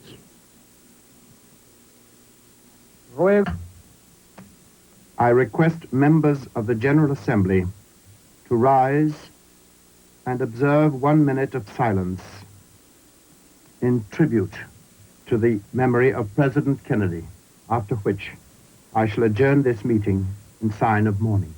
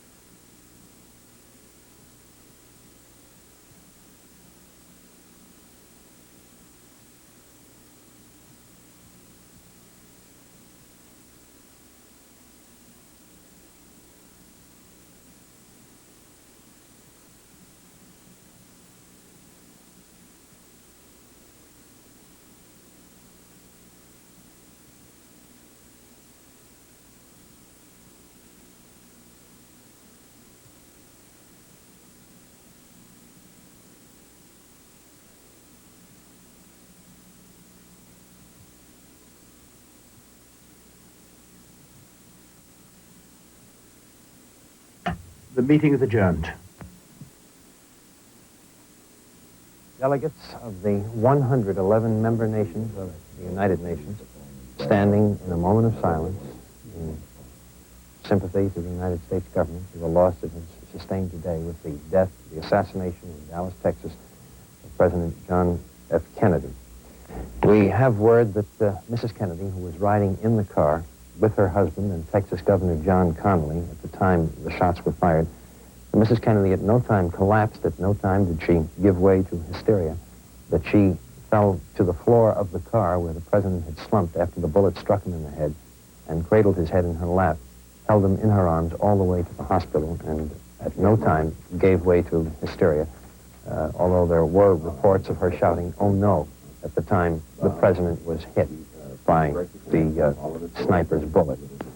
We now have more reports from the area where it happened, so we return to station WBAP-TV in Fort Worth and newsman Tom Whalen. Here's an additional report on what you heard NBC correspondent Bob Abernathy describe a few minutes ago, the building in which the sniper had hidden. It's the Texas School Depository at the intersection of Elm and Houston Street in Dallas. Dallas Crime Laboratory Lieutenant J.C. Day went to the building a short time after the shooting took place, and he walked out with a British .303 rifle. The rifle has a telescopic sight. Now, the rifle was found on the 6th floor of the building near a corner window. Also, police searching that area found 3 empty .303 cartridge cases, also scraps of chicken, as if a person could have been there for some time. There were boxes of books, textbooks, and other school materials stacked up all around on 3 sides of a sniper's nest, as if he had been there for some time. There was a gun rest made of papers near the open window that commanded the site from which the sniper, by which the presidential motorcade passed when the president and Governor Connally was shot. We also have another eyewitness account, Charles Bren of Dallas, who was probably the last man to view the president from the street as the motorcade sped away. Here is Charles Bren's report. Hello. Jimmy? Where's your witness? Brent. You were a witness to the incident here. Yes, sir. Unfortunately, I was probably 15 to 20 feet away from the president when it happened. Tell us exactly what you saw, sir. He was coming down the street, and my 5-year-old boy and myself were by ourselves on the grass there on Palmer Street, and I asked Joe to wave to him, and Joe waved, and I waved, and that's all right, sir. You waved. As he was waving back, the shot rang out, and he slumped down in the street, and his wife reached up, toward him, and he was slumping down, and the second shot went off, and it just knocked him down from the seat. The two shots. Did you see the man who did the... No, sir, I did not see the man who did it. All I did was look in the man's face when he was shot there and saw that expression on his face and grabbed himself and slide. And the second one, whenever it went, why, I'm positive it had hit him. I hope it didn't, but I'm positive it had hit him, and he went all the way down in the car. Then they speeded up, and I didn't know what was going on, so I just grabbed the boy and fell on him and hoped that there wasn't a maniac around. I'm sorry. I can't help you more, but I will forget. Yes. Thank you very much. As we said before, the sniper's nest has been found, and police have recovered a British .303 rifle with a telescopic sight. This is Tom Whalen reporting from Texas for NBC from WBAP-TV. Things can move this fast when you are dealing with a story of this magnitude, even while we were getting reports from Fort Worth, Dallas, on finding the sniper's nest and details of what was going on in that building from which the bullets were fired. We were handed another story here from Dallas, and Frank has that.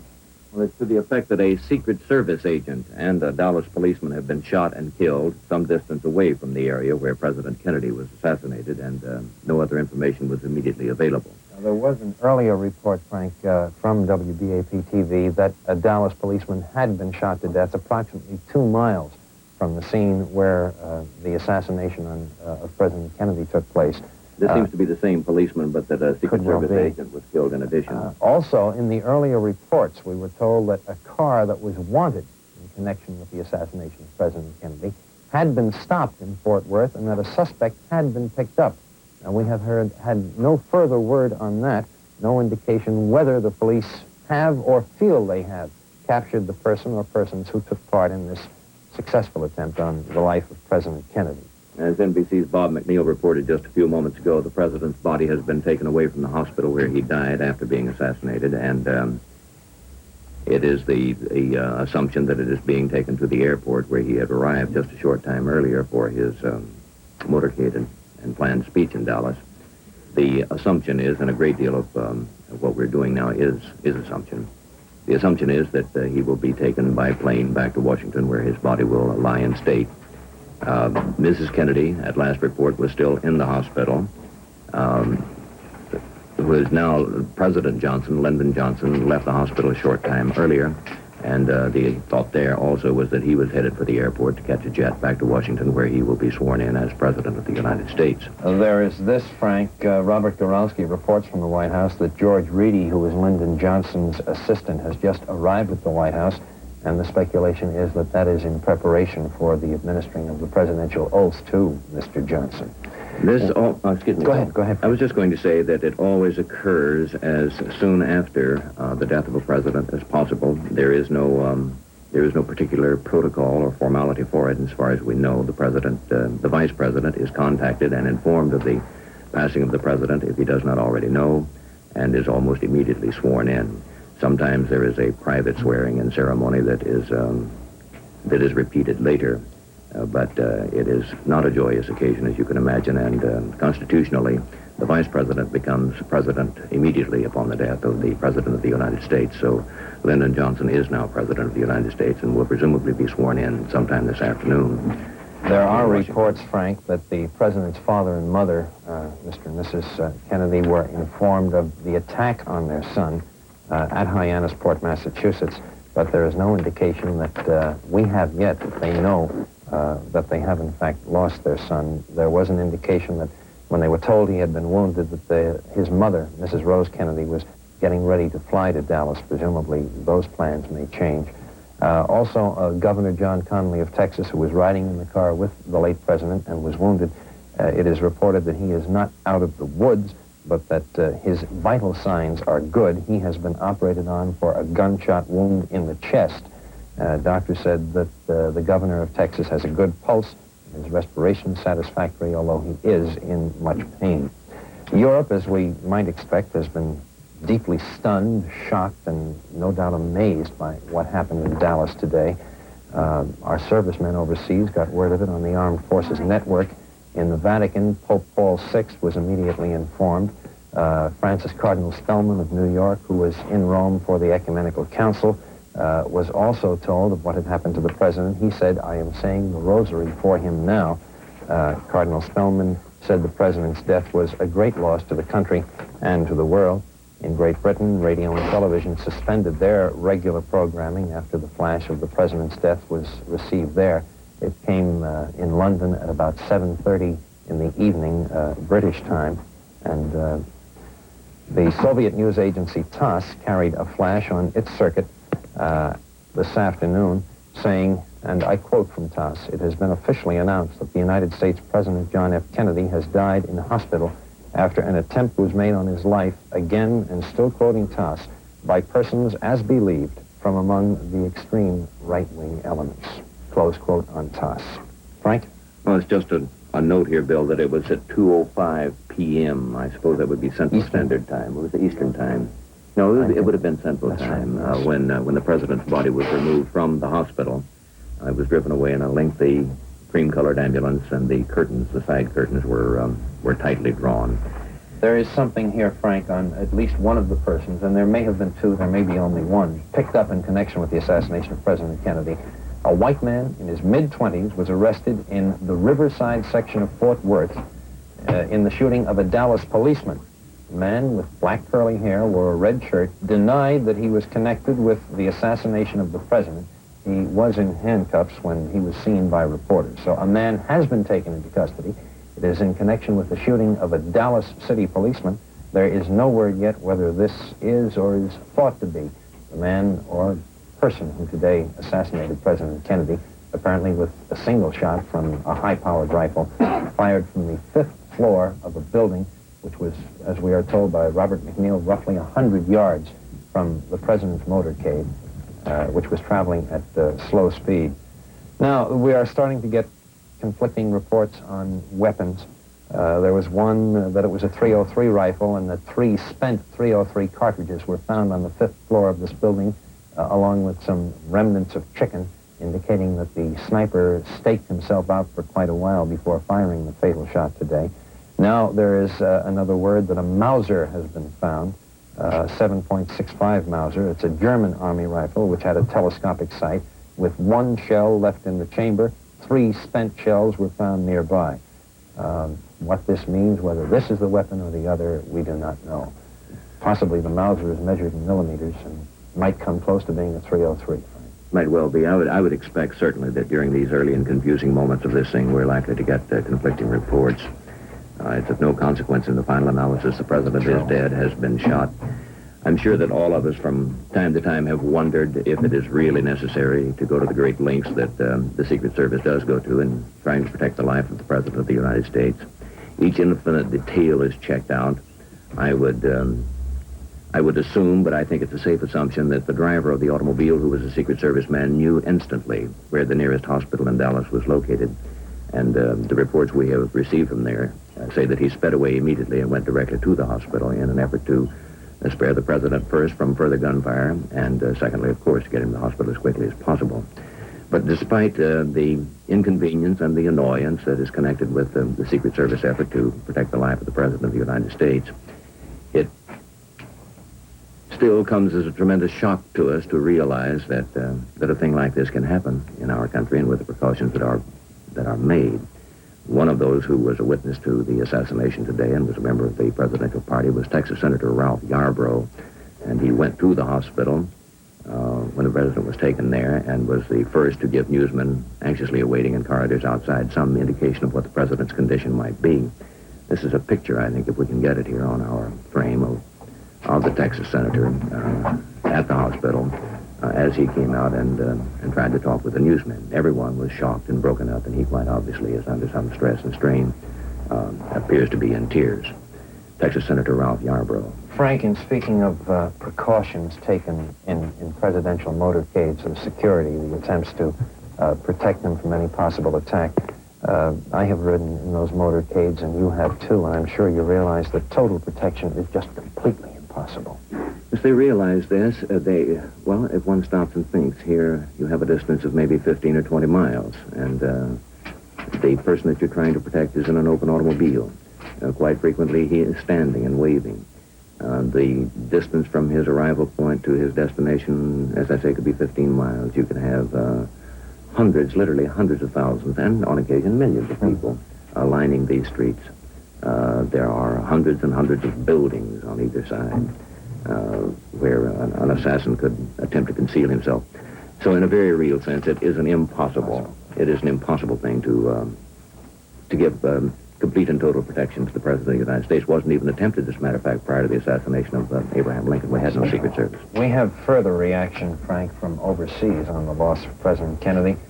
West Germany's Chancellor Ludwig Erhard said the news fills the German people with deep grief.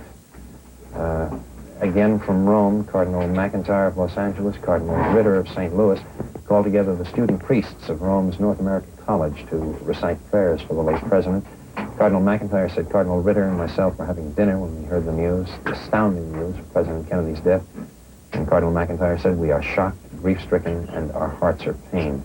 The Italian Premier designate Aldo Moro said, speaking of President Kennedy, his stature as a politician in his great country and on the international scene was growing in the years of courageous policy of renewal.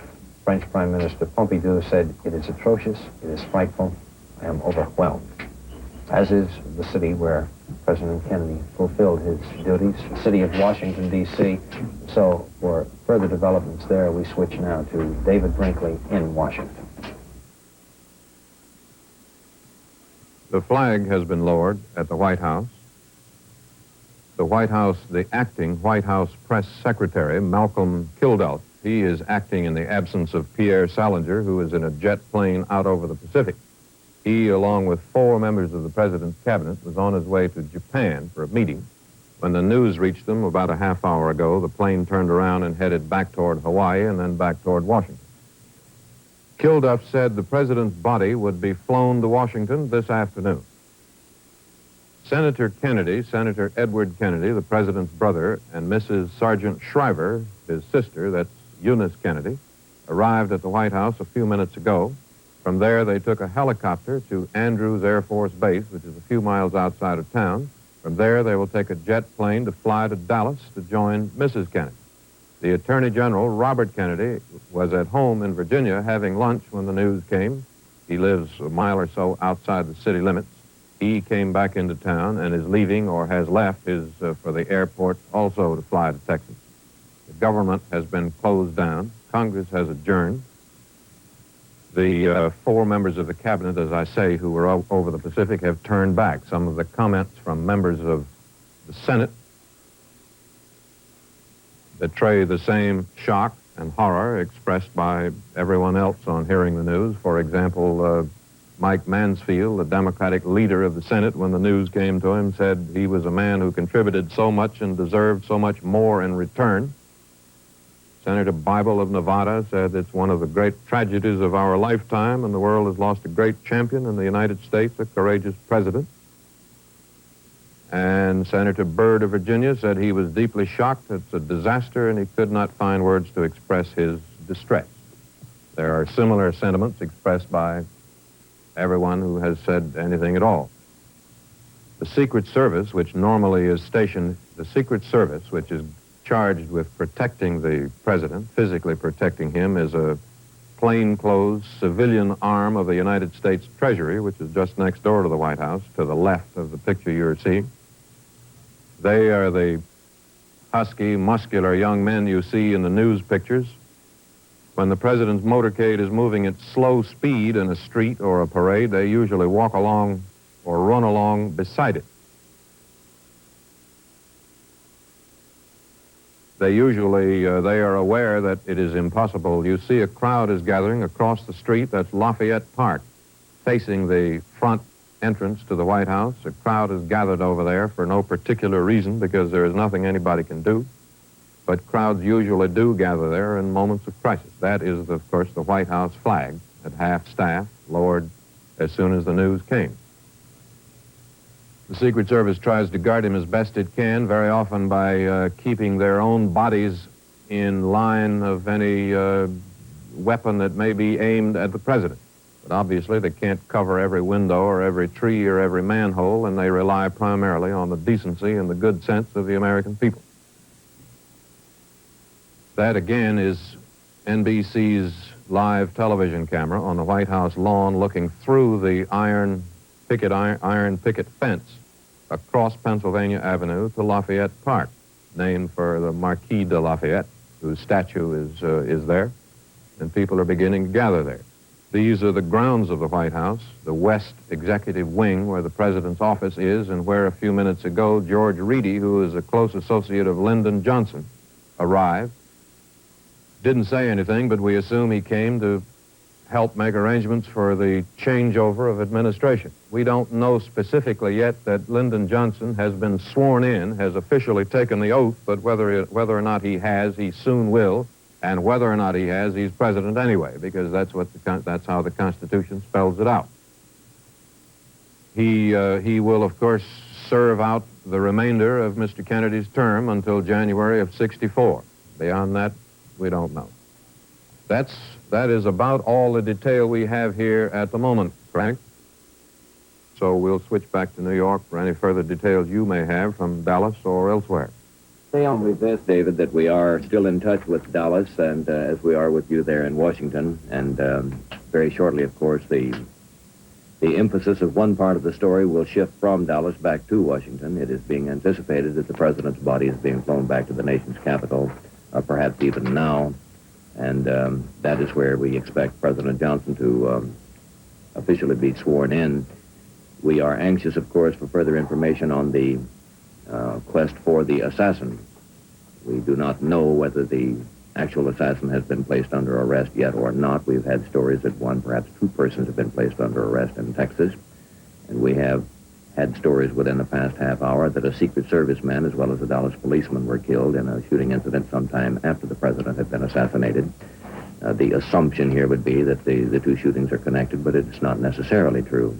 So in very short order, the story will shift to Washington for the formalities there. We'll remain in Dallas for the search for the assassins there, and we will keep our team standing by in both areas to bring you the developments as soon as we have them. That's what I was trying to make. Yes, right. There is this, too, detail on Mrs. Kennedy following the assassination of her husband, the president.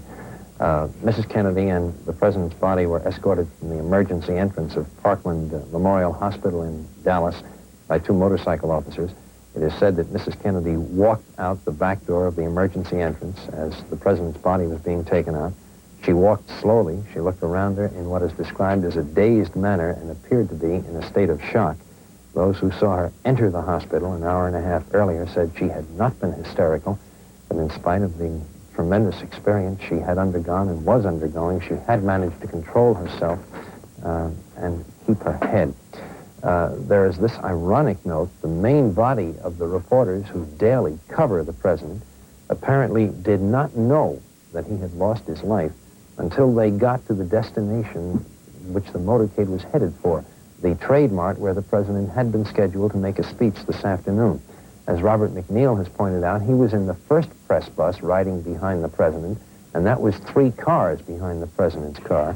But the main body of the White House reporters was at the rear of the motorcade. They were riding in 2 buses, and there were many of them who did not know of the shooting until they got to the downtown Trade Mart in Dallas, and there they found out their first hard news of what had happened, although they did have some idea of what was going on when they saw the motorcade start to fall apart and Dallas police and Secret Service men start to take off in all directions.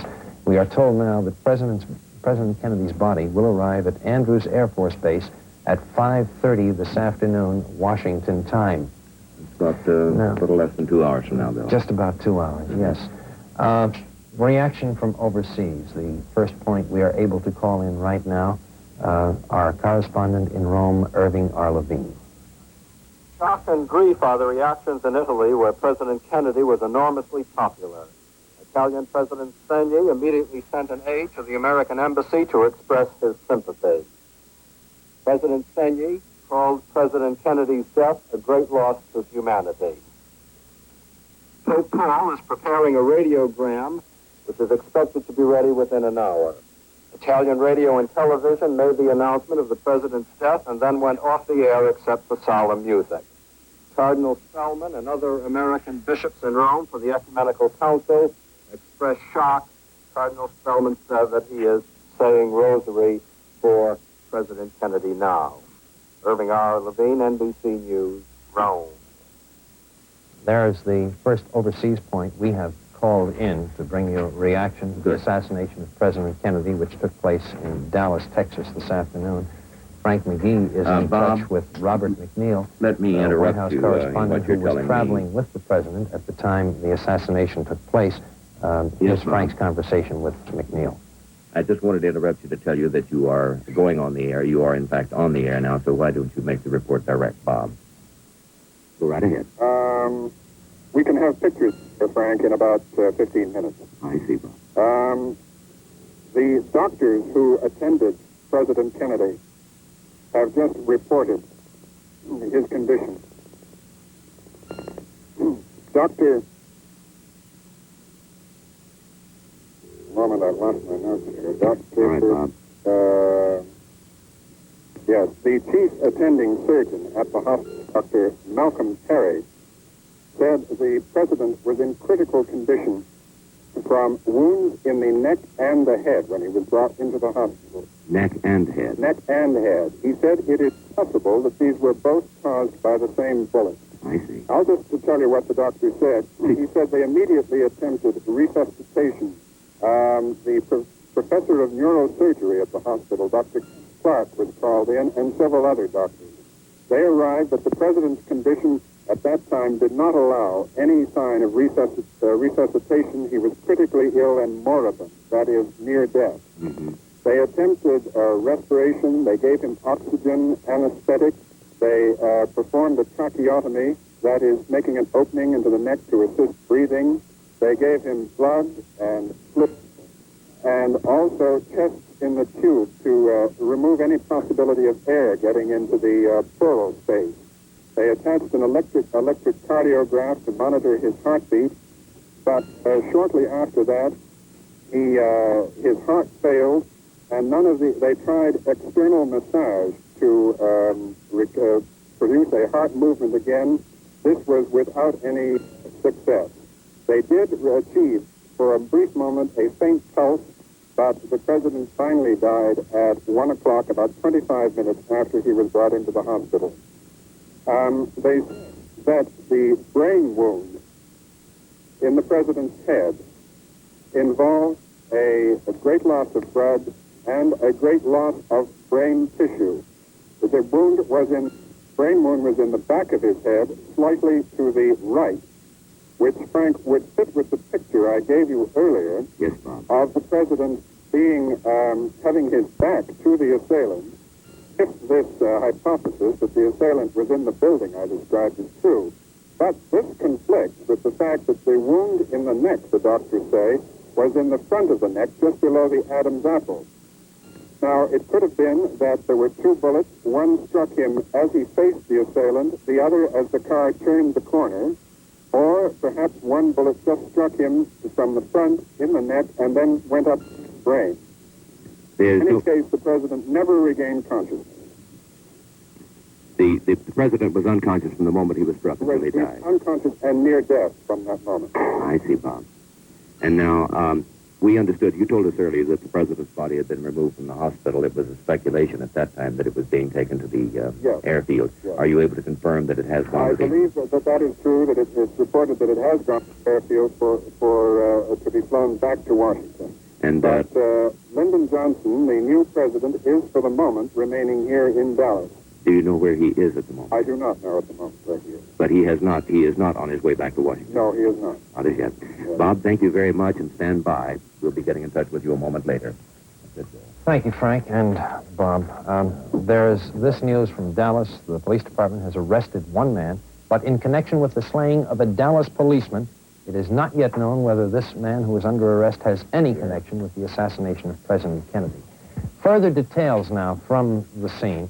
We go to station WBAP-TV in Dallas-Fort Worth and newsman Charles Murphy. Late film has just arrived in our newsroom from Dallas. This unedited film shows the scene at the crowded Dallas Trade Mart when news of the shooting was announced. Also on the film is a prayer given then for President Kennedy.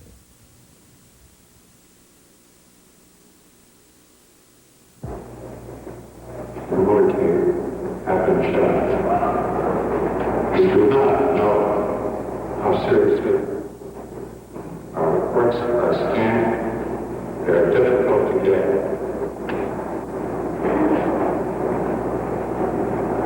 We shall tell you as much as we know, as soon as we know. May we all stand for a moment. I'm sure there's a desire in each of our hearts to bow our heads in the presence of Almighty God, when each in our own way would come to Him. Let us pray.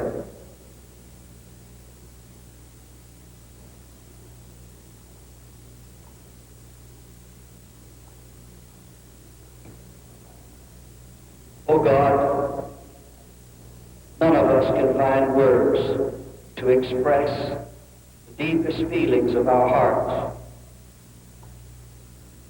We realize that this is a time of mourning.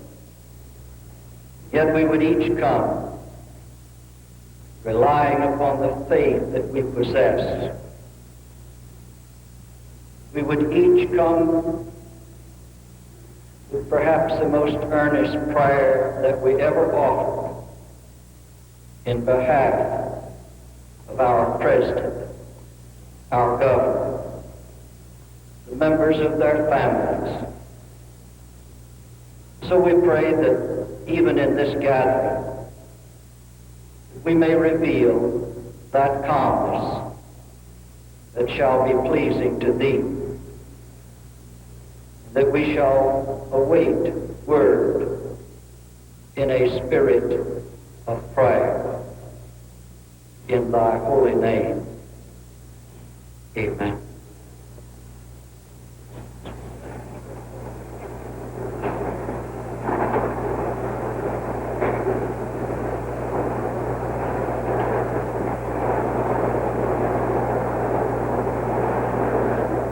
There you have the scene at the Trade Center in Dallas where President Kennedy was going to make an address, and the crowd assembled waiting to hear the president, learning what had happened to him.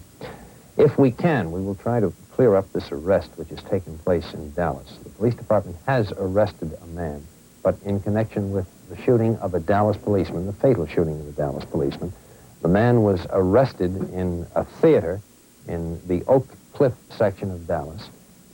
He had a pistol at the time he was arrested, and the policeman he allegedly killed was killed by a pistol shot.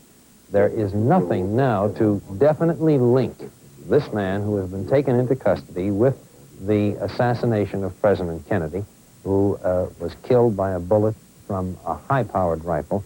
From all we can tell from reports from Robert McNeil at the hospital, from doctors who treated the president and were able to give specific and clinical details of the wound, indicating that it was a high-powered bullet, and quite probably a large-caliber bullet, too. We are now going to go to an NBC mobile unit, which is outside the NBC building here in New York, for pictures and sounds of the reaction of citizens of this city to the loss of their president. We go to NBC reporter Jeff Pond. We're on the street outside the NBC studios in Rockefeller Center. Sir, how did you hear of the president's assassination?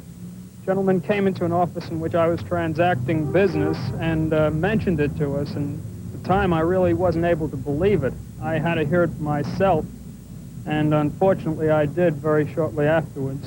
What is your feeling now? I'm terribly shocked and saddened by it, and I would add angered by it. Why angered? I think it was a horrible, senseless thing, and I hope that the rest of the country feels the same way. Do you think that this assassination somehow reflects a climate of opinion in the country now? I hope that it doesn't reflect a climate of opinion that is very prevalent in the country today. It certainly obviously reflects an opinion that some people hold. I hope that as an American and the other people as Americans do not generally hold this feeling. You said some people. Who do you mean by that? I don't feel expert enough to express an opinion, but the only evidence that I have as to who these people are these ultra-conservative groups that have been distributing literature and spreading hate in Texas and who attacked Ambassador Stevenson was about a week ago. A little longer than that. Of course, no one knows that these people are indeed responsible. No, certainly not. Thank you, sir. Ma'am, what was your reaction? I was very shocked and saddened by the president's death.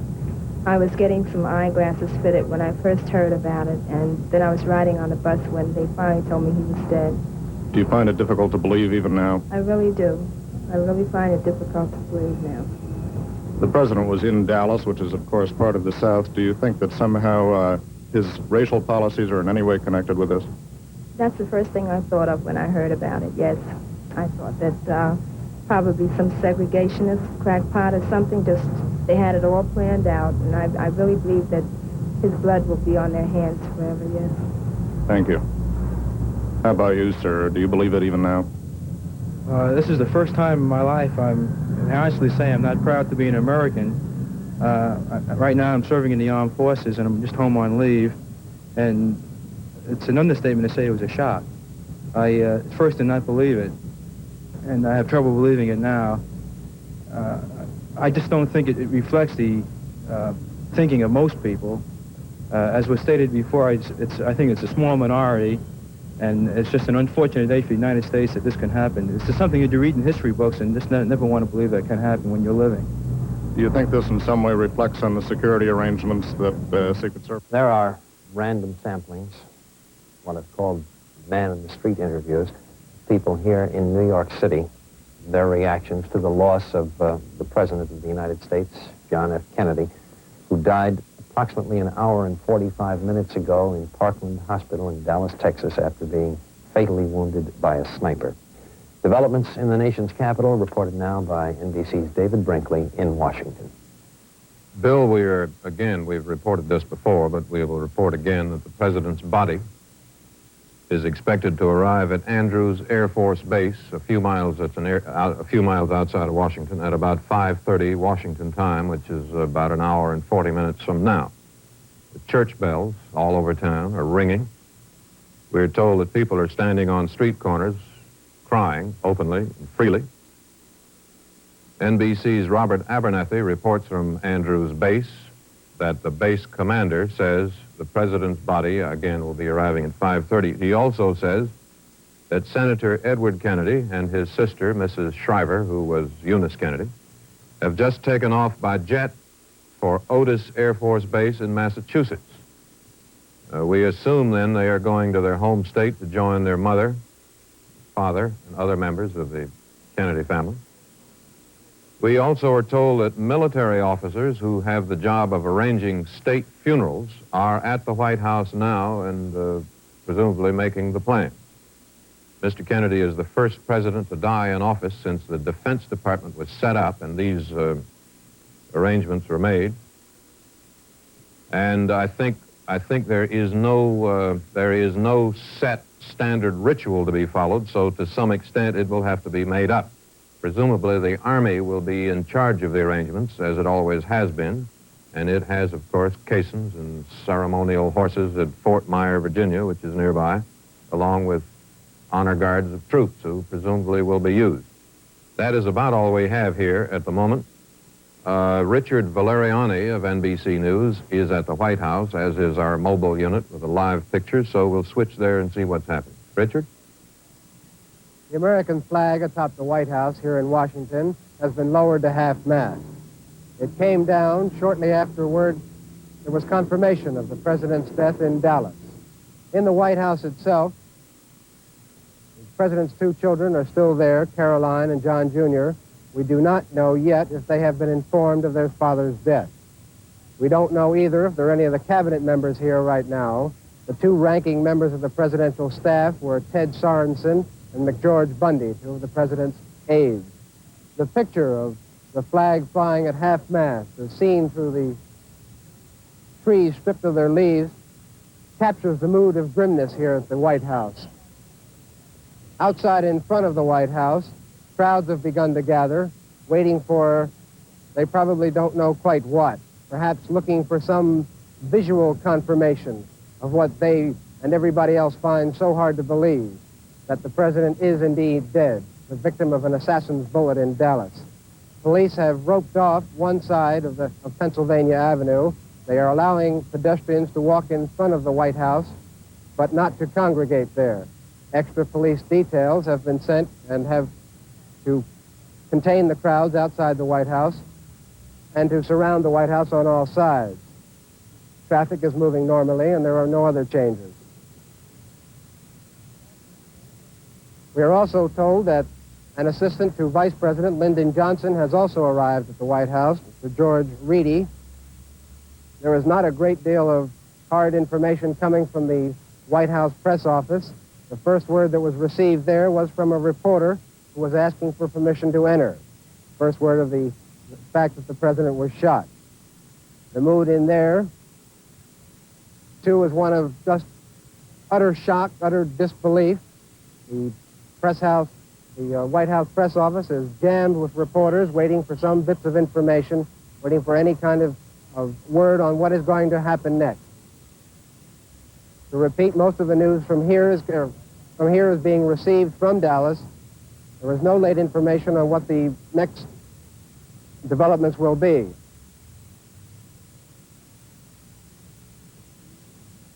The crowds are still gathering outside the front of the White House, across Pennsylvania Avenue.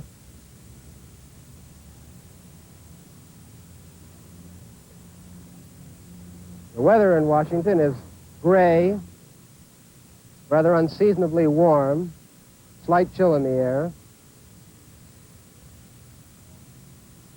People here, as people must be all over the country, walking around with looks of stunned disbelief on their faces. This is Richard Valeriani, NBC News at the White House in Washington.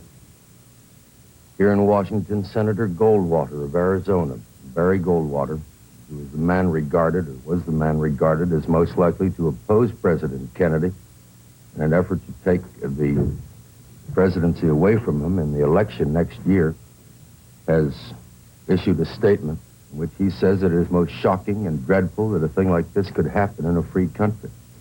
The president's death, Senator Goldwater said, is a profound loss to the nation and to the free world. He and I were personal friends. It is also a great loss to me. Mrs. Goldwater and I offer our heartfelt sympathy to Mrs. Kennedy and to the president's family. He's canceled the political appearance he was going to make last night in Grand Rapids, going to make tomorrow night in Grand Rapids.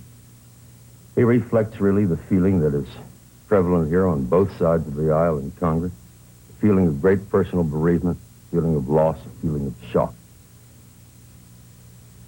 I think back to the night of the convention in 1960, when Vice President Lyndon Johnson accepted the nomination. Governor John Connally was then the floor manager for Lyndon Johnson, and was the man who was always his closest assistant in all of his political campaigns. That is Governor Connally of Texas, who now lies wounded in a hospital in Dallas. About 2 o'clock in the morning, when there was much talk that Lyndon Johnson would be offered the vice presidential nomination, John Connally told me that he was positive he would never accept it. I had talked earlier to the late speaker, to Sam Rayburn. He told me, too, that Lyndon Johnson would never accept the vice presidency, would never give up the job of Senate Majority Leader to take it. And I bet John Connally then $50 that Lyndon Johnson would take the vice presidential nomination. And at 2 o'clock that morning, John Connally made that bet with me, really positive that his very close friend, Lyndon Johnson, would not accept it. This, I suppose, is the way that history is made. Had Lyndon Johnson not accepted it, he, of course, would not be President of the United States today. No one could ever have believed or dreamed that a president so young would not conclude his term of office that death would interrupt. There is very little else to report here in Washington, just the general reactions from... Oh, and a bulletin has just come in from Dallas. A sniper armed with a high-powered rifle murdered President Kennedy today, according to the Associated Press dispatch. Oh, here barely 2 hours after Kennedy's death, Lyndon Johnson has taken the oath of office as the 37th President of the United States. So it is President Lyndon Baines Johnson, 55 years old, the new President of the United States. Now, back to New York. There are details on the swearing in of Lyndon B. Johnson as President of the United States. The oath was administered in Dallas at 1:38 Central Standard Time. That would be roughly an hour and 20 minutes ago, by a federal district judge, Sarah T. Hughes.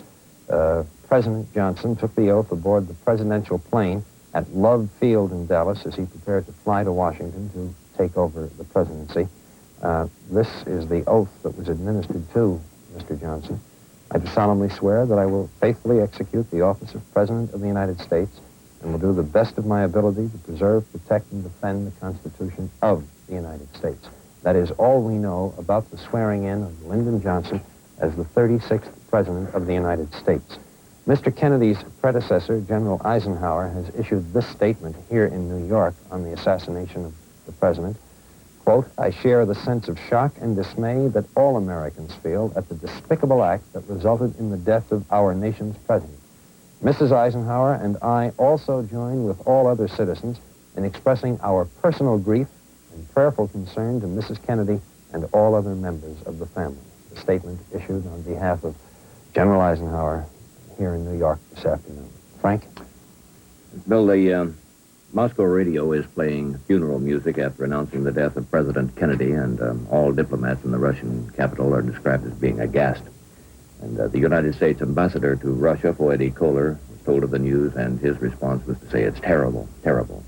Moscow radio quoted reports, and this is Moscow radio now, assuming that extreme right-wing elements were believed responsible for the assassination. News of the president's death by a bullet in the head was immediately passed on to the top Soviet figures, this according to Russian sources. No reaction directly from the Kremlin was expected until tomorrow. Russian television broke into its late-night programming to announce the assassination, and the Soviet news agency TASS reported from New York here that, quote, an attempt was made on his life by persons believed to be among extreme right-wing elements. Of course, later they were informed that the president was dead. A heart-clutching thought to think of those two children in the White House, the son and the young daughter. And we can only assume, of course, that they have been informed of their father's death. Regardless of what one may have thought about the Kennedys as a political institution in the United States, they were regarded by all as being terribly vivacious and vital people who were quite alive. The situation at the moment is that the President John F. Kennedy is dead. His body is believed to be en route, or shortly will be en route, back to Washington. It's expected to arrive from Dallas at Andrews Air Force Base outside Washington about 5:30 Eastern Standard Time today, which is about an hour and a half from now. A new President of the United States, Lyndon B. Johnson, has been sworn in by a federal judge in Dallas and is remaining for the moment in Dallas. The President's brother, the Senator Ted Kennedy, and a sister, the wife of Sergeant Shriver, are on their way to Otis Air Force Base in Massachusetts. The family, of course, comes from Boston, and it is assumed that they're going there to be with the parents of the president. The last word we had on Mrs. Kennedy was that she was at the hospital where the president died. She probably is not at the hospital now, but we do not know where she is. Her privacy is being respected, as well it should be under these circumstances. Mrs. Johnson is no doubt with the new President Johnson. And that is the situation that we have it at the moment. And do you have some more information, Bill? Only, Frank, that there was word that Mrs. Kennedy had, in fact, left the hospital with the body of the president, presumably to go to Dallas's Love Field, from which place the body would be flown back to Washington for the state funeral, which will follow. And preparations for that, we understand, are already being tentatively made by military experts who would handle the affair. They are gathered at the White House. Did we want to go to this material? I believe so, Frank, yes. Right. We have prepared some material on some of the last appearances that President Kennedy was able to make. In what has proved to be his last formal speech, the late President John Fitzgerald Kennedy commented to a dinner in Houston, Texas last night. Excuse me, Frank. Yes. Excuse me, Frank. That's, I'm told, not ready. All right. I was handed it. We'll have it for you in a moment, then. If I can, I will attempt a chronology of what happened today. The president was in Dallas on a 5-city, 2-day sweep of the state. He had his wife with him, her first active campaigning, and it supposedly was to look forward to what she would be doing next year in his expected presidential campaign. The president had made at least one speech in Dallas and was on his way to a trade center to make another when a sniper's bullet hit him in the head. It took 5 minutes for the motorcade to dissolve sufficiently so that the president could be driven to the hospital. He was driven to the Parkland Memorial Hospital in Dallas. When he was brought in, doctors said that his condition was moribund, that is, close to death, that he was unconscious. The wound, from the descriptions they have given, was massive, and apparently nothing that medical science could do could make any change in his condition. He died in approximately a half hour from the time he sustained the wound. The first word that came of the president's passing came from 2 Roman Catholic priests who had been summoned to the hospital to administer to him the last rites of the Roman Catholic Church. Riding in the car with the president, in addition to his wife, was Texas Governor John Connally and his wife. Neither of the ladies was injured, although Governor Connally did sustain, we are told, 3 wounds, one in the chest, one in the wrist, and an extremely minor one in the leg. He has undergone surgery, apparently for removal of the bullet which struck him in the chest. He is said to be in reasonably good condition, but there is the qualification left that he is not yet out of the woods. That is roughly what we know of what happened today in Dallas. There is no indication that the sniper or snipers has been found. One person has been taken into custody in the city of Dallas, but that is in connection with the killing of a Dallas policeman. Policemen and Secret Service agents who fanned out from the area where the attack on the president took place on a freeway have found a rifle. And now for a late report from Fort Worth, Dallas, we go to station WBAP-TV and newsman Charles Murphy. Here now are late, unedited, unscreened films of the shooting scene in Dallas. This was a scene near the Stemmons Expressway. This is in front of City Hall in downtown Dallas, a mile east of the shooting scene. Heavy crowds line the downtown street to view the presidential party. As in all of the Texas stops, there were many teenagers attracted there by the First Lady and the President.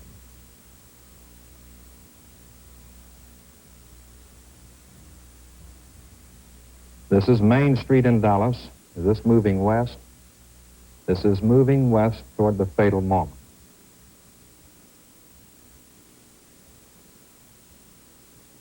The motorcade is traveling at about 20 to 25 miles an hour, slowly westward down Main Street in the heart of Dallas. The time, about 12:20. During the noon hour, heavy crowds of downtown officers lining the route. That looks like the school depository building on the right. I'm not sure. This is the scene of confusion. Something has happened here. The cameraman running toward the scene to the presidential car ahead of him. We caught just a blurred glance of the old school depository building from which the sniper fired the shot. This is the reaction from the crowd. All is confusion at the scene. Here a woman shelters herself. Now racing toward the hospital. On Stemmons Freeway, past the trademark to the right where the president was to have spoken, where he was to have criticized the fanatical right. There, a picture. That is Parkland Hospital, 1.5 miles to 2 miles from the shooting scene. Parkland Hospital, where the president died in Dallas. By the time these films were shot, of course, the presidential car was already at the hospital.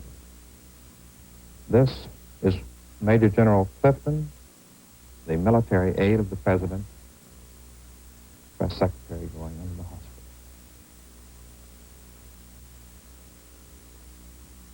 These pictures, this is General Clifton.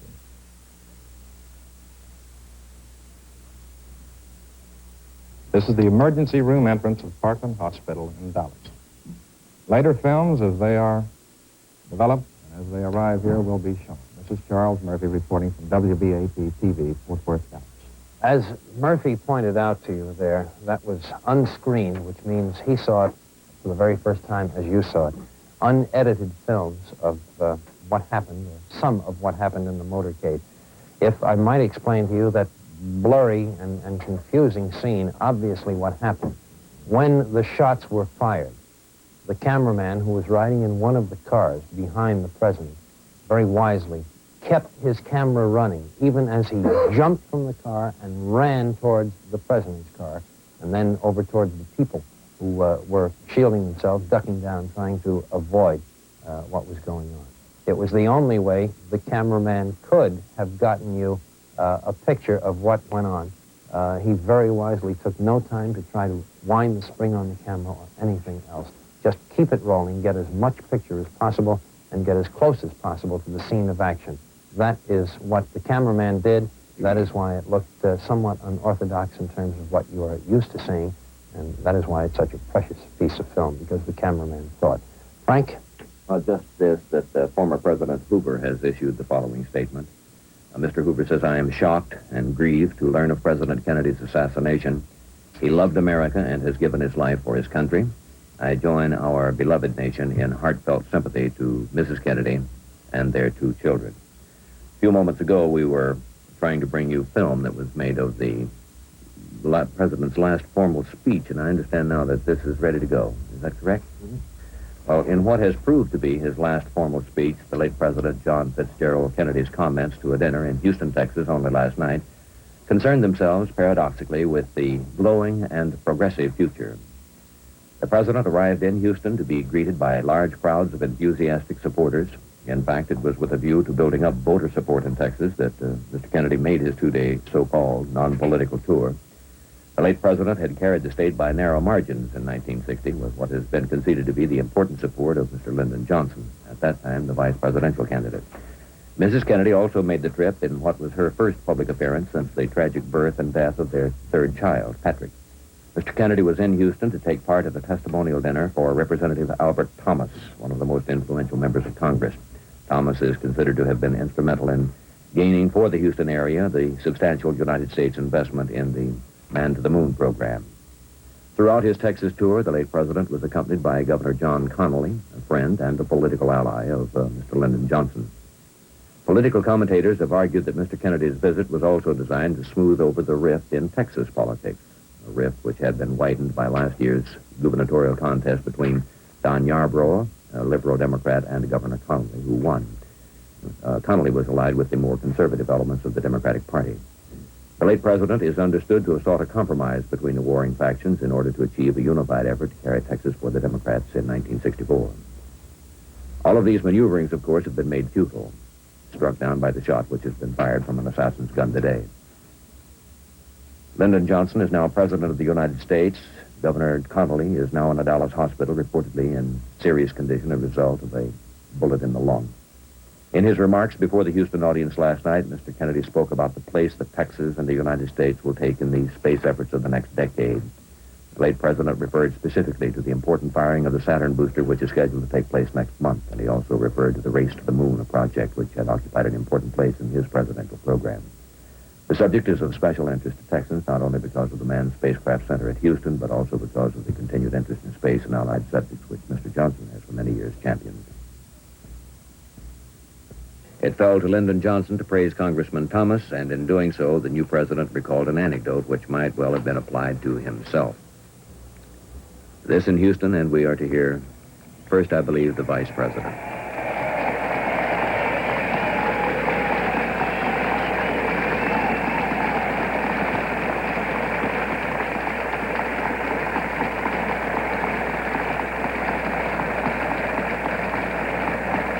Congressman Thomas,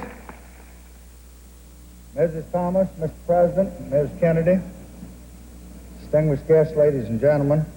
Some years ago, someone asked Speaker Rayburn why it happened that the Texas delegation in Congress had such an uncommon influence upon the course of national affairs. Mr. Rayburn's reply was characteristically pointed and quite brief. He said, "We pick 'em honest, we pick 'em young, we send 'em there, and we keep 'em there." Then President Kennedy spoke, referred to Thomas as one of the most remarkable members of Congress. In what was to be his last major address, the president said, "Next month, when the United States of America fires the largest booster in the history of the world into space for the first time, giving us the lead, fires the largest payload into space, giving us the lead. It will be the largest payroll, too.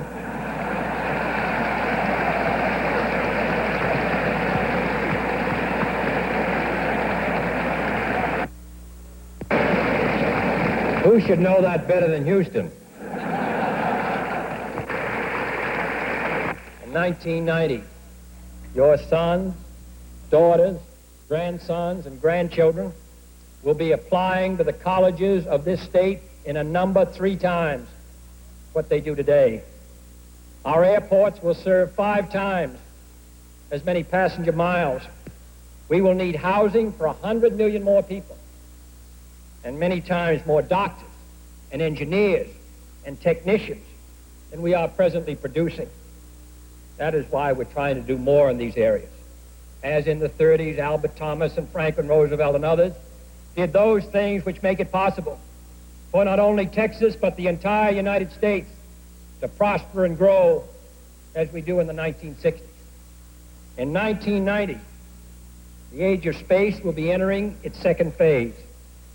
And our hopes in it to preserve the peace, to make sure that in this great new sea, as on Earth, the United States is second to none. President John Fitzgerald Kennedy in Houston, Texas last night, vibrant and alive, looking forward to the future, now dead, felled by an assassin's bullet in Dallas, Texas, as he continued his tour of that southwestern state. And Frank, we now have this. The presidential plane is airborne. It has left Love Field in Dallas, carrying President Lyndon Johnson to Washington. Mr. Johnson was sworn in, we have a correction in the time, less than an hour ago at 3:39 Eastern Standard Time as President of the United States.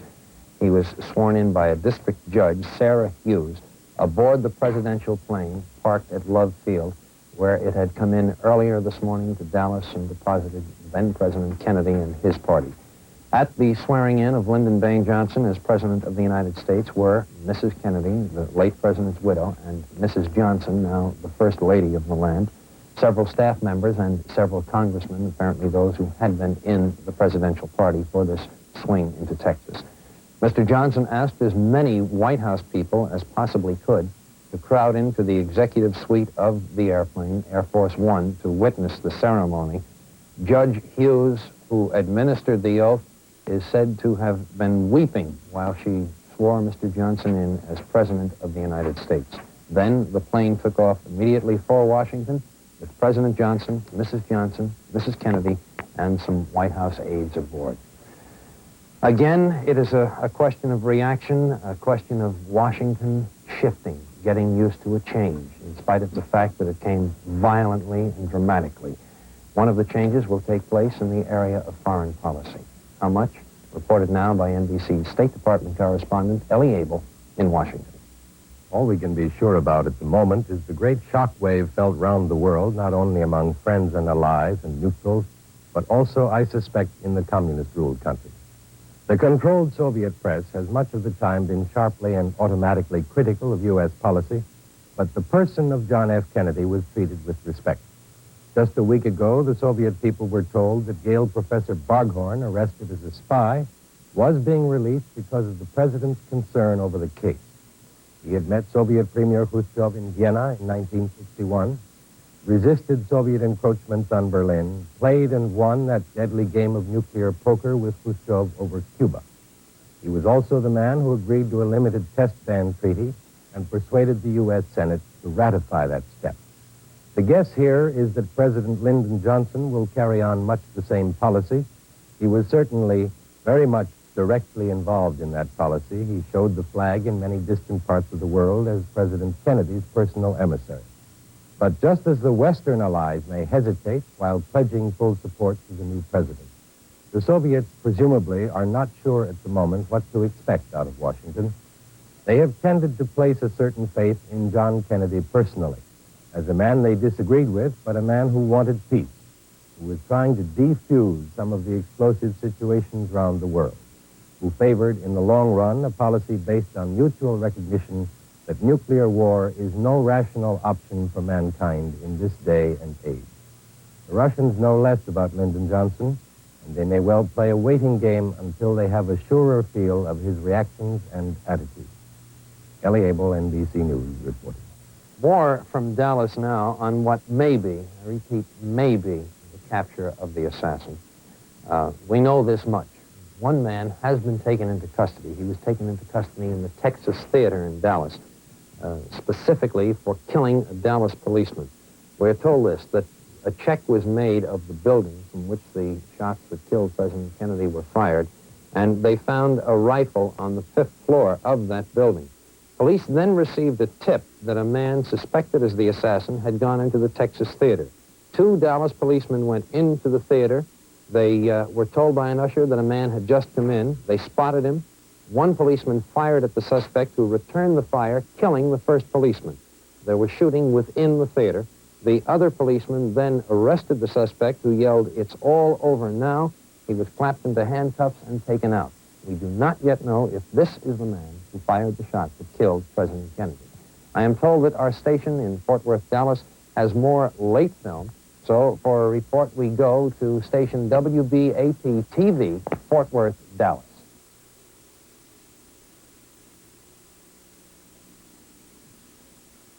Hundreds of persons witnessed the shooting in Dallas just after the noon hour. We have films of eyewitness reports. Coming up is a statement by Charles Brand, who was on the sidewalk and saw the shooting. Unfortunately, I was probably 15 to 20 feet away from the president when it happened. Tell us exactly what you saw, sir. He was coming down the street, and my 5-year-old boy and myself were by ourselves on the grass there on Palmer Street, and I asked Joe to wave to him, and Joe waved, and I waved, and the man... That's all right, sir. You go ahead and tell it. As he was waving back, the shot rang out, and he slumped down in the seat, and his wife reached up toward him, and as he was slumping down, and the second shot went off, and it just knocked him down from the seat. Two shots. Did you see the man who did this? No, sir, I did not see the man who did it.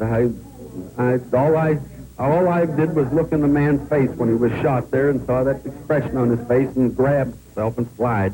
And the second one, whenever it went, why, I'm positive it had hit him. I hope it didn't, but I'm positive that it hit him, and he went all the way down in the car.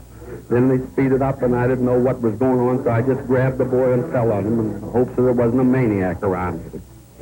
I'm sorry. I can't help you more, but I won't forget it. Yes. Polaroid picture taken by another witness, Mary Norman of Dallas, showing the president slumped over in the car. Just as Mary started to take the picture and the president came right even with us, 2 shots, we looked at him and he was looking at a dog in the middle of the seat. 2 shots rang out and he grabbed his chest and a look of pain on his face and fell across toward Jackie, and she fell over on him and said, "My God, he's shot." And there was an interval, and then 3 or 4 more shots rang out. By that time, the motorcade had sped away. What prompted you to take the picture at that particular instant, ma'am? Well, that's the only chance I had. Mine is a Polaroid, and I can only take one every 10 seconds, and it was at that time, whenever I took it. Did you know he was shot? No, I didn't. I must have sensed it immediately when he slumped, because in the picture, that's the way she's there, and he slumped over. And Did you see, were you a witness, did you see the person who fired the... No, I didn't see any person fire the weapon. You only heard it? I only heard it. And I looked up and saw a man running up this hill. Could you tell me, you had no idea? No, I had no idea. I had nothing to go by. I mean, I don't think it dawned on me for an instant that the president had been shot. I mean, I knew, and yet it just didn't register. Did you get a look at the stat?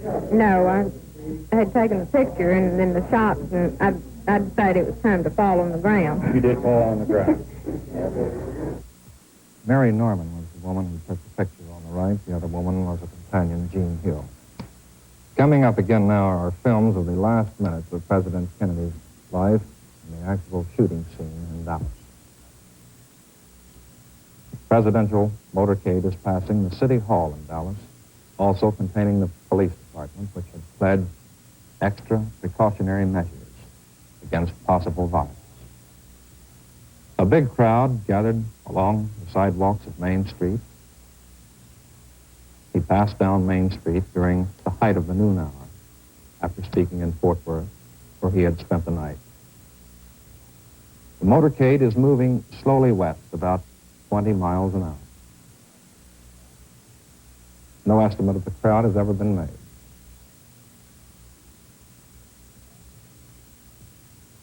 Past workmen,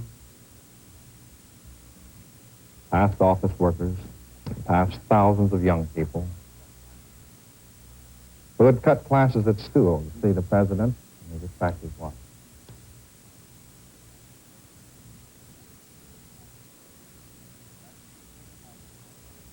That is the school depository on the right, the building from which the sniper fired. Now these are the last moments of this is the shooting scene, the confused moments, as the cameraman runs toward the presidential car, leaving his camera running all the while. Past a park,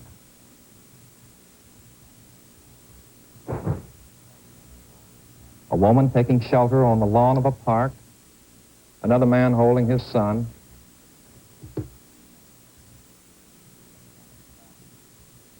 another woman crouching in then the presidential car, hurrying toward Parkland Hospital. Confusion everywhere.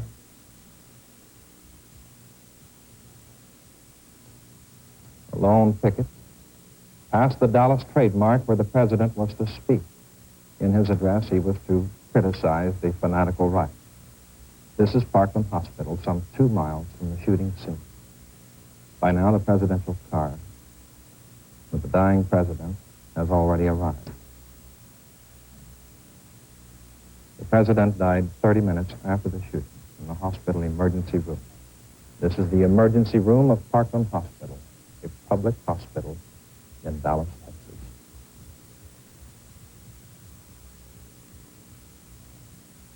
This is Major General Clifton, the military aide.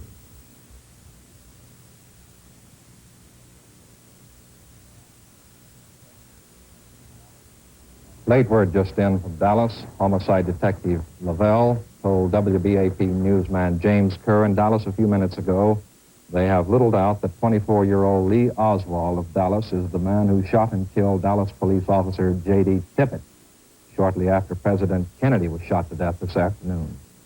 Oswald was pulled screaming and shouting from the Texas Theater by officers who had gone there on a tip that Oswald was there. He brandished a pistol which officers took away from him after a struggle. Oswald was quoted as saying, "It's all over now." A large crowd had congregated around the theater, and police had to hold back the crowds because they were of the impression that the man was the president's assassin. Officer Tipper had been killed by a man answering the description of Oswald in the neighborhood a short time before. The coincidence in the case is that Oswald worked as a stockman at the Texas Book Depository, the building from which the sniper shot President Kennedy. Dallas police have declined to say whether they think Oswald is connected with the assassination.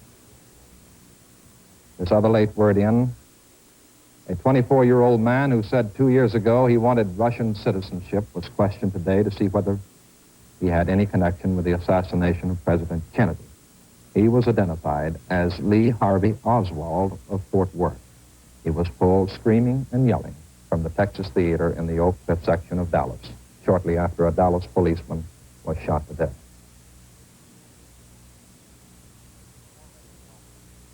As more late film arrive, we will show them instantly, unedited, on the screen. This is Charles Murphy reporting from WBAP TV, Fort Worth, Dallas.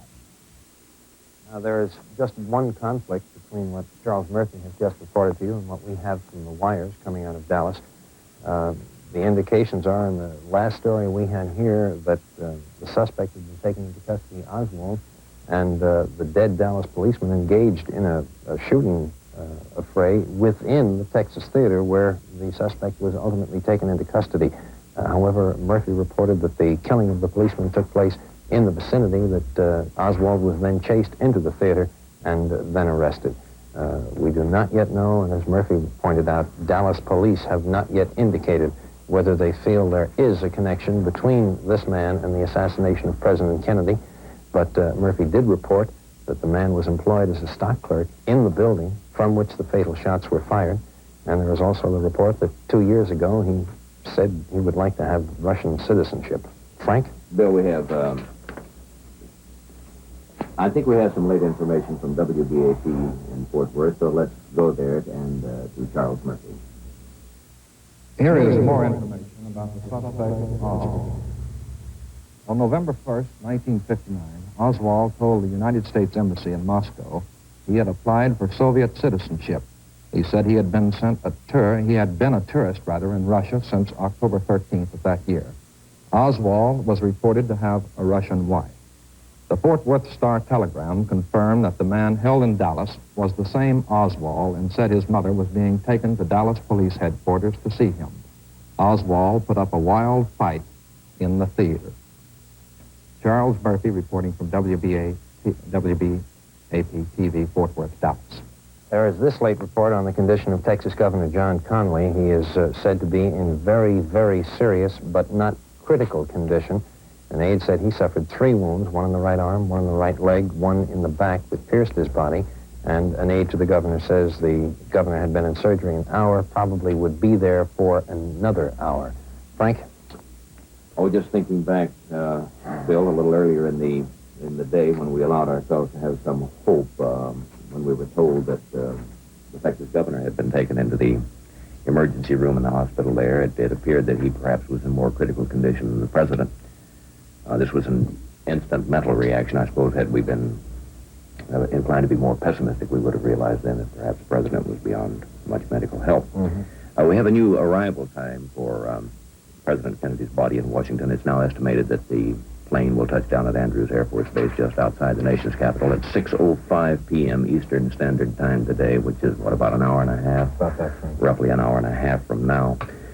And that the plane that some members of the cabinet and Press Secretary Salinger were taking to the Far East has, of course, turned around and is headed back to Washington, and that it has touched down in Honolulu on its way back to the United States.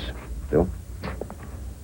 There is very little, actually, that we can add to what we have already brought you thus far. We have lost a president. Lyndon Johnson has been sworn in as the new president. He is now flying on Air Force One to Washington, and our information is that he is on the same aircraft that is bringing the president's body, the late president's body, back to Washington, D.C. It's expected there at 6:05, as Frank mentioned, Eastern Standard Time, about an hour and a half from now. Also on the plane with President Johnson, Mrs. Johnson, and Mrs. Kennedy, the widow of the late president. Yes, Frank. You mentioned a while ago that this federal judge, Sarah Hughes, is that correct, yes, who swore in President Johnson, that the swearing-in ceremony took place aboard the presidential jet. That certainly is the first time that's ever happened in history. Also the first woman to administer. The first woman to ever administer the oath of office.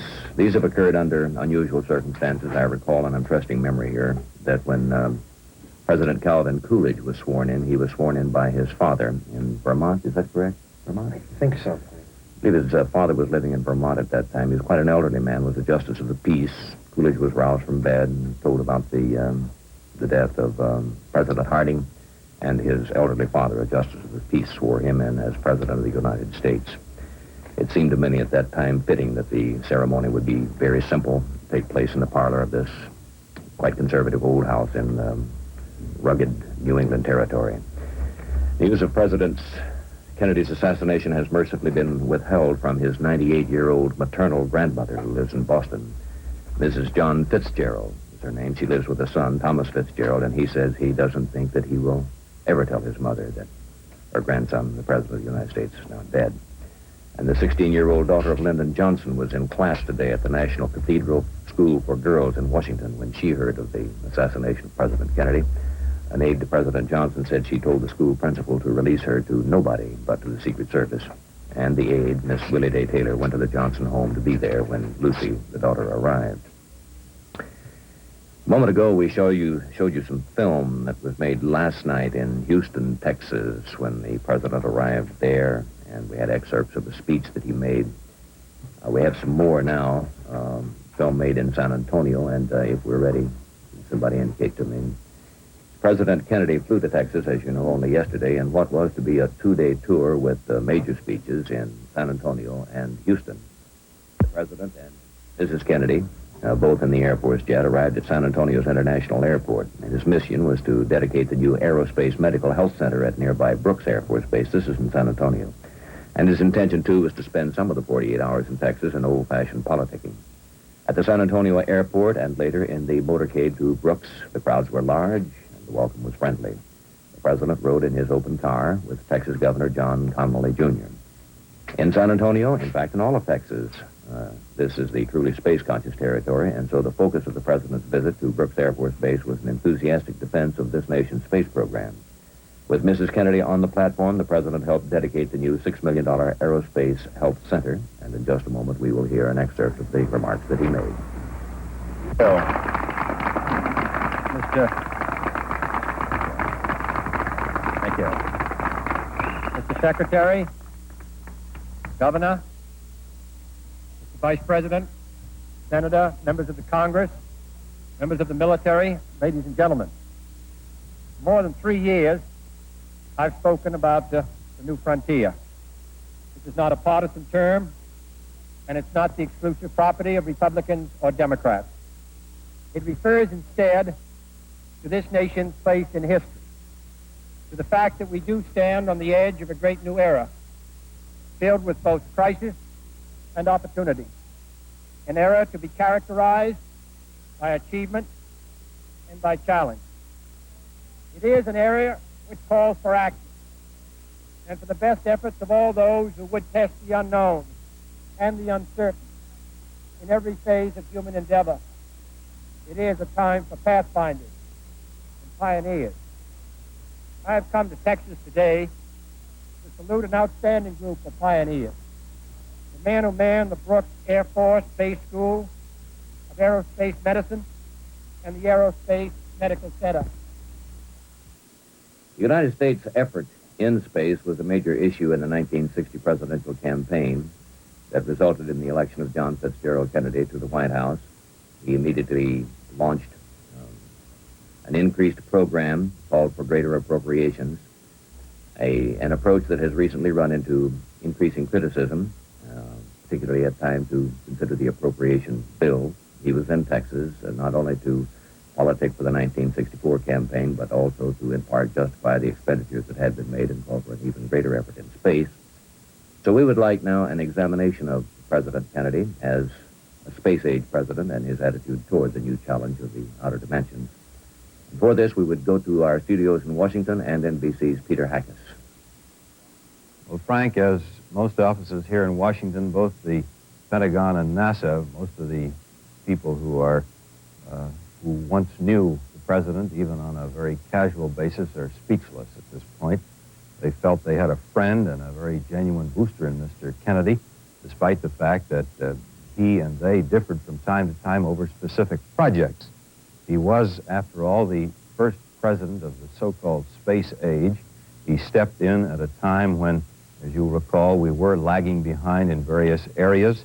He did his very best to fight for what he thought the nation needed in the way of defense and to get along in space. All the way through, he was one who, through our speeches and our developments at the United Nations, including his own speech, decided that the future of outer space was to be peaceful, at least as far as this country was concerned.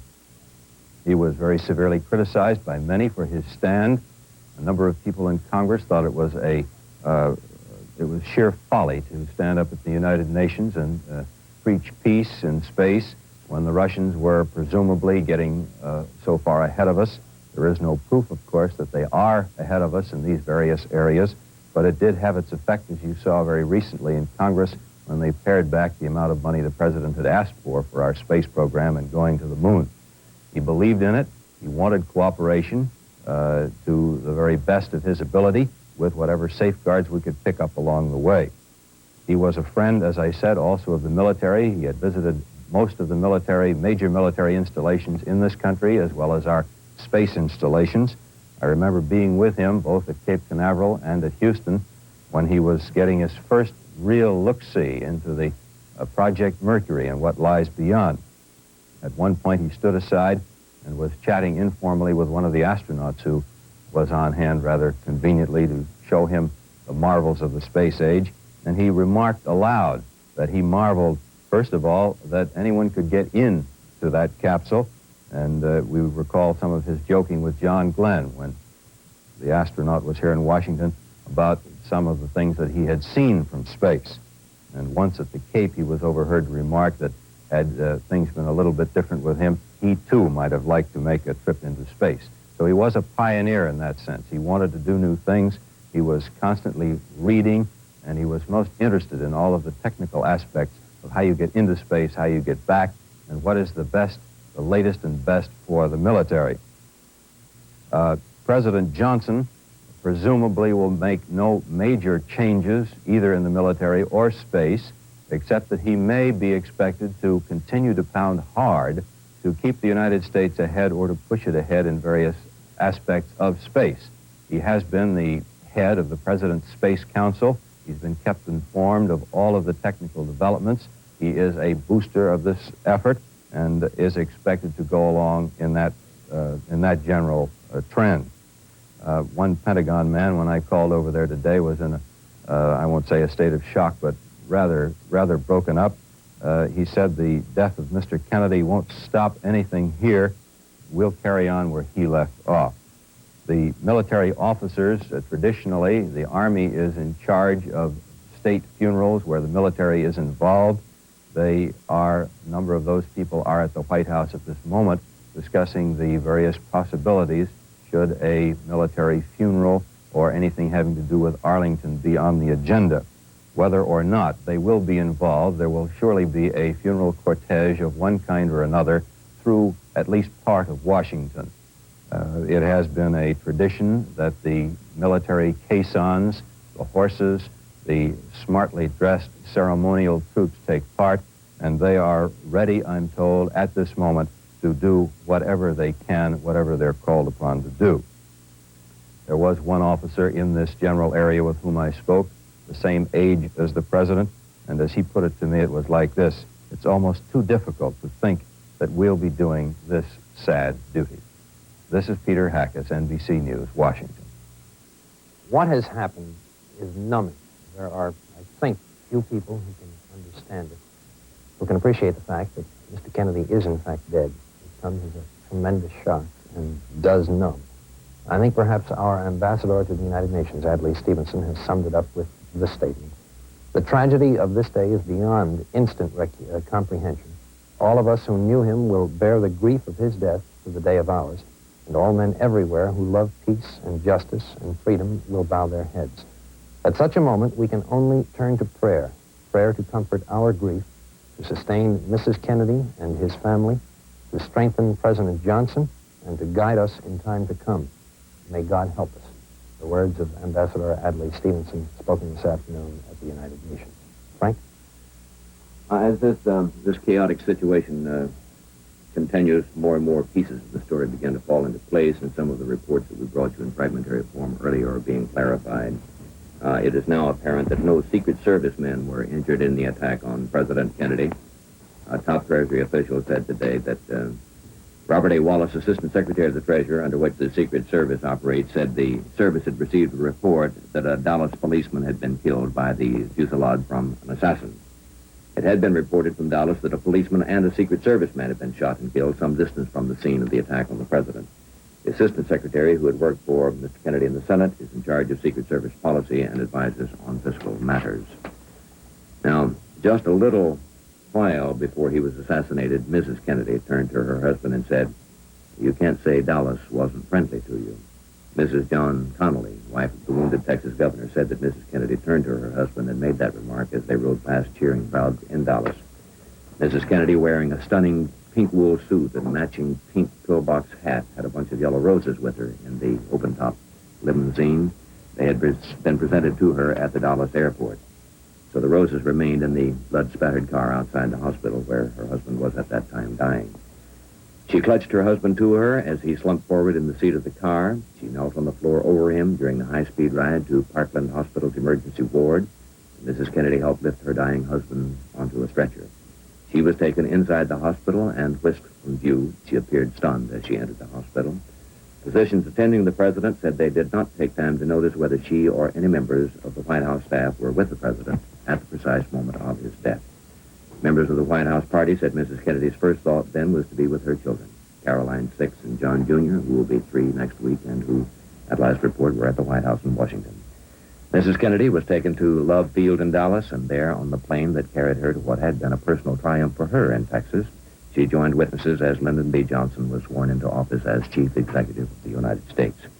The casket of her husband was placed aboard the plane. Mrs. Johnson, the new First Lady, embraced Mrs. Kennedy, and she rode back to the Capitol with the new president.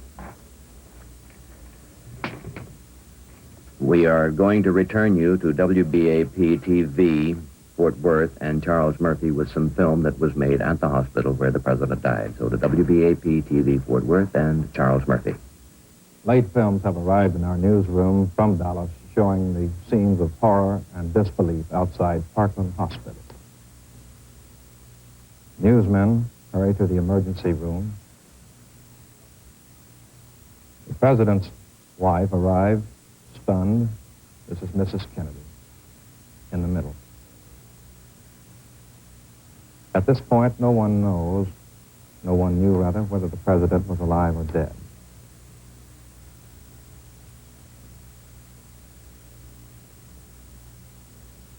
Mrs. Kennedy conferring with a Dallas policeman who had sped the president to the hospital. And into the emergency room goes Mrs. Kennedy. A corsage of roses lies inside the car in which President Kennedy was shot. A stunned Congressman Jim Wright of Fort Worth tells what he saw from a few cars back.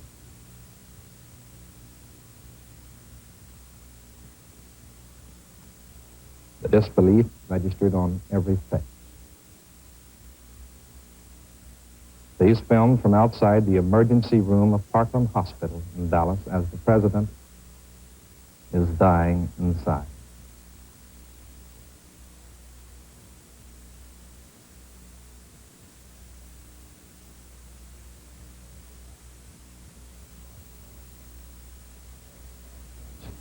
Senator Ralph Yarborough, who saw the shooting, said he heard shots and then saw a Secret Service man pound his fist against the rear fender of the presidential car in anguish. 2 priests arrived to administer last rites. Their names are not yet known.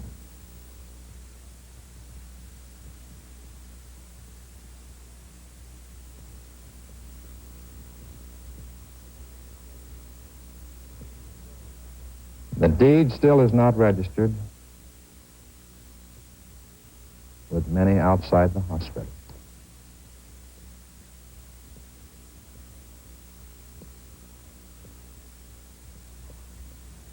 And the horror begins to sink in.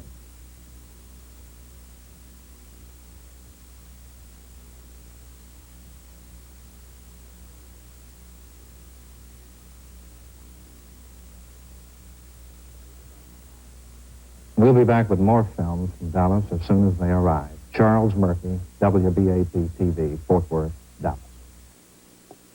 There is this reaction to the death of President Kennedy from French President Charles de Gaulle, who said President Kennedy died like a soldier under fire for his duty and in the service of his country.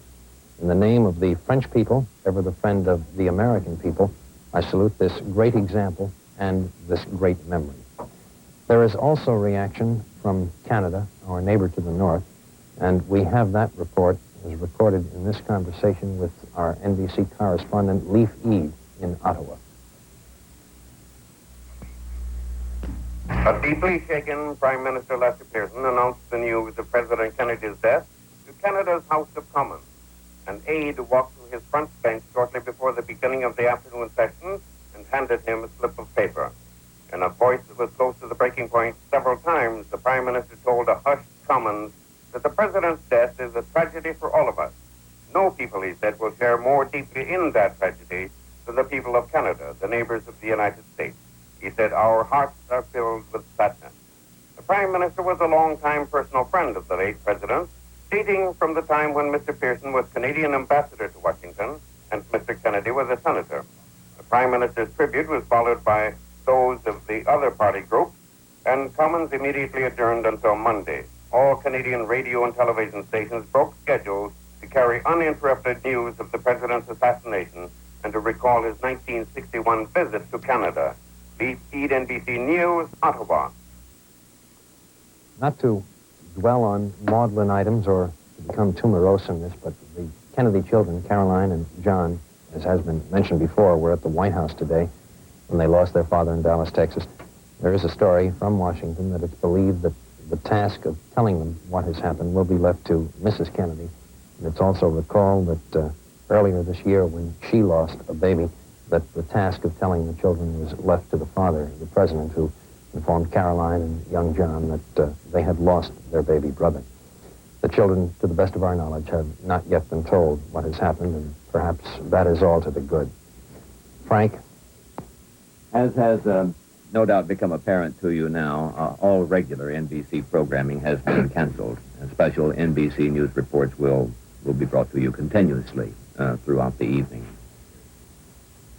Very few people are left alive now who can personally recall the assassination of an American president. That occurred, the last one occurred in 1901 when William McKinley was shot to death. And as we have said many times throughout the afternoon, we're relying entirely on memory for a good many of these things. But I believe he was shot to death in Buffalo, New York, was he not, That's Bill? my recollection. That was in 1901. And it seems that we always think this sort of thing can happen in other countries, but we don't really expect it to happen in the United States. But the historical record will not really bear us out on that. We have had a number of presidents assassinated in this country, the last being McKinley. They tried to shoot President Franklin Roosevelt in 1933, and then former President Truman again in 1950, and now John F. Kennedy in 1963. So for the latest developments in Washington, let's return to NBC News correspondent Martin Nagronsky in Washington. The leaders of the Congress of the United States have united in bipartisan unity in this tragic moment. Senate Majority Leader Mike Mansfield of Montana, the man who now occupies the office last held by our new president, Lyndon B. Johnson. His Republican opposite number, Illinois' Senator Everett Dirksen, the Republican minority leader in the Senate, and Oregon's Democratic Wayne Morse, speak now.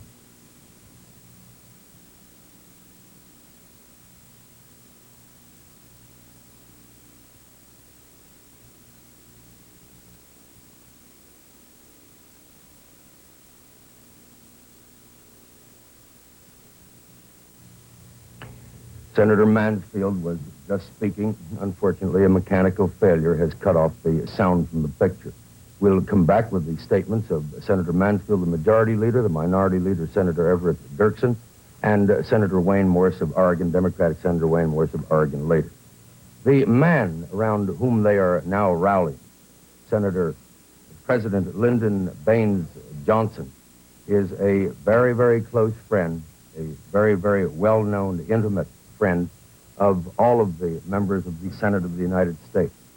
Lyndon Baines Johnson, at the age of 55, takes office as President of the United States with probably a more vast governmental experience that is behind him than any president we have ever had. He has been in the House of Representatives for, I think, 4 terms.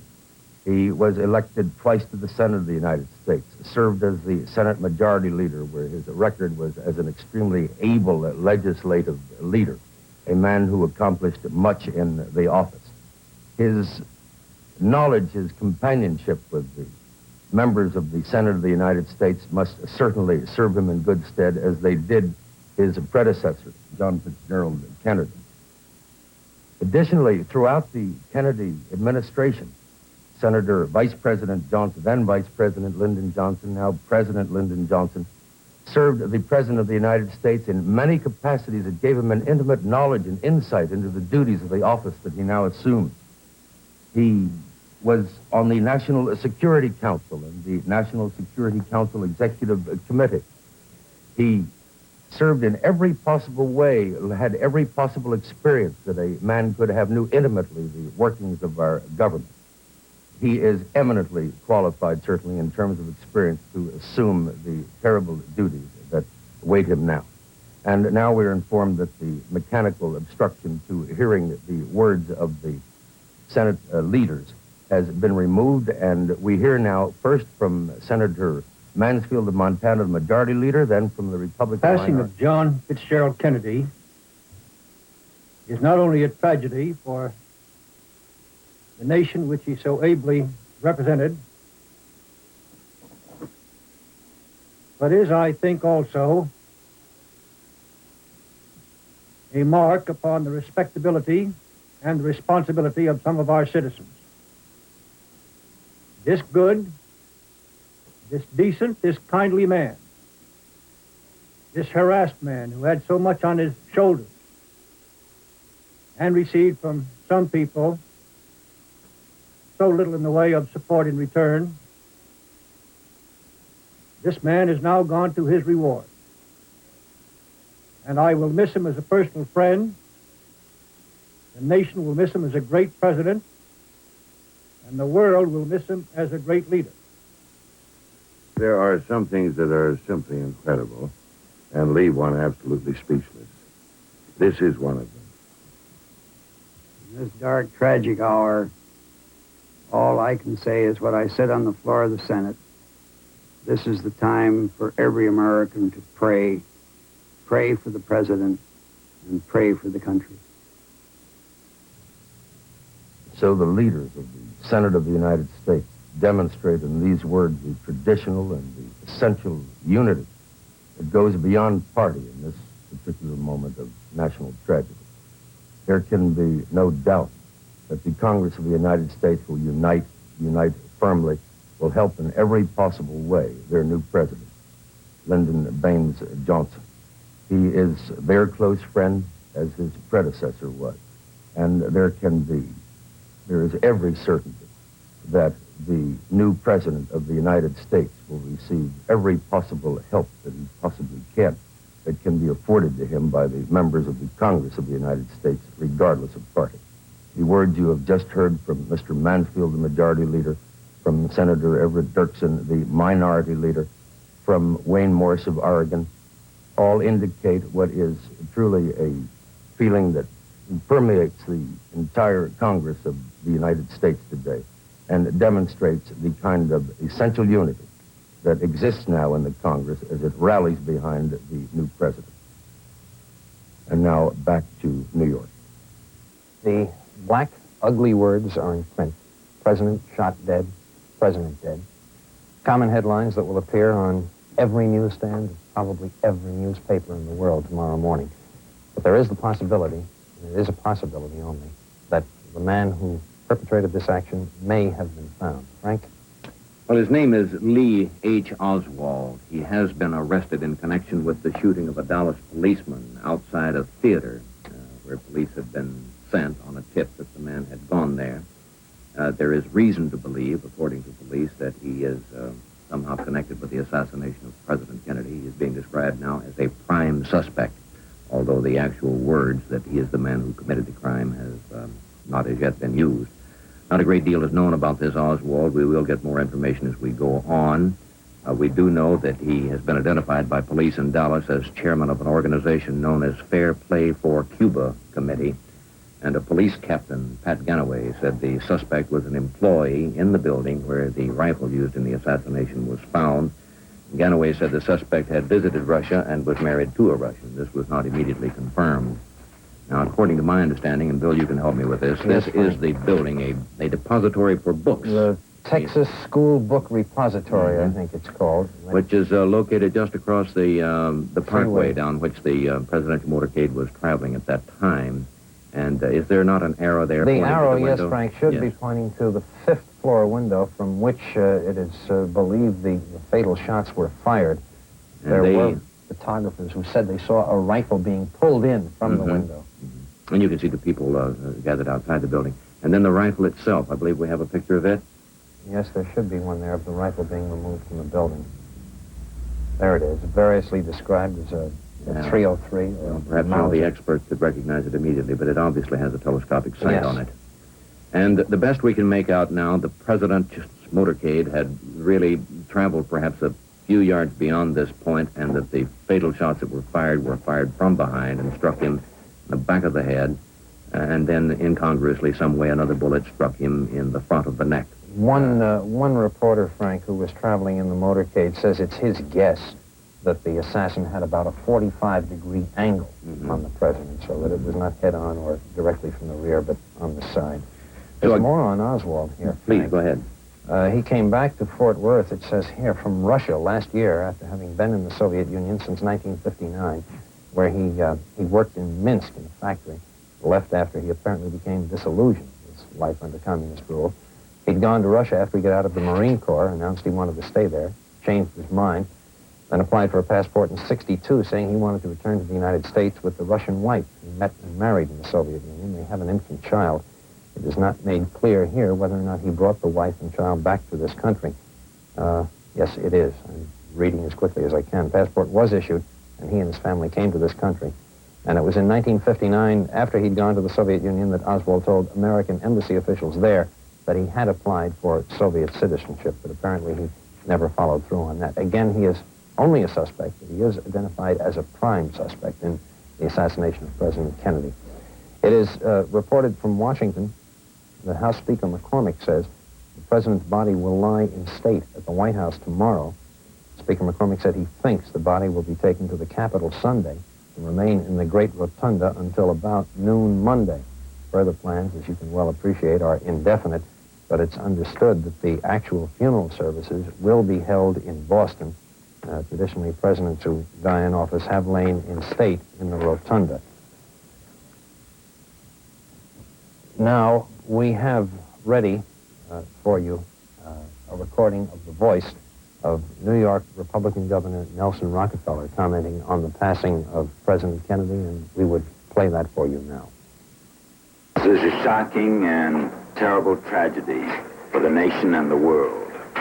Mrs. Rockefeller and I join with all New Yorkers and every American in extending heartfelt sympathy to Mrs. Kennedy and the President's family.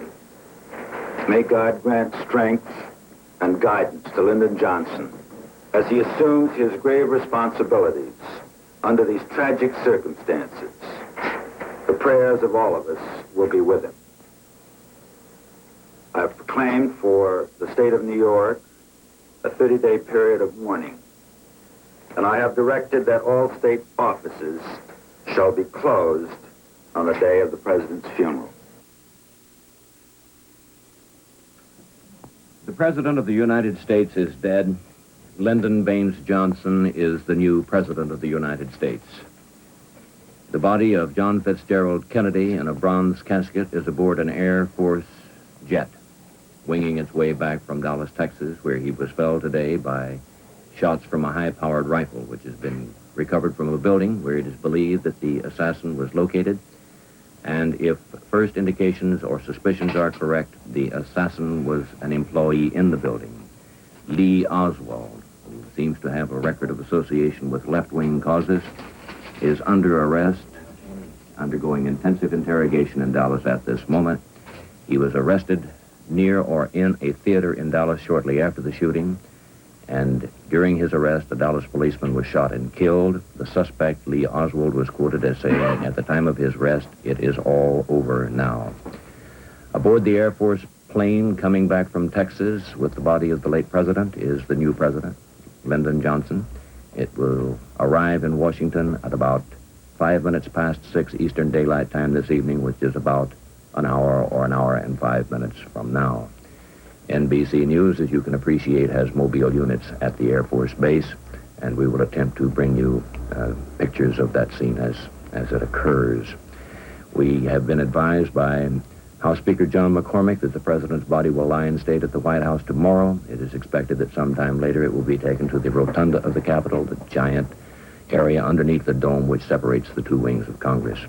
Former President Eisenhower has been among the world notables to give his reaction to the tragic loss of the American president. We'd like to bring you his statement at this time.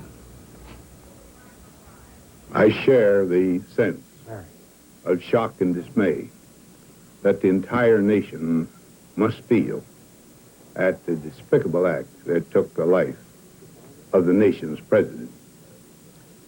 On the personal side, Mrs. Eisenhower and I share the grief that Mrs. Kennedy must now feel.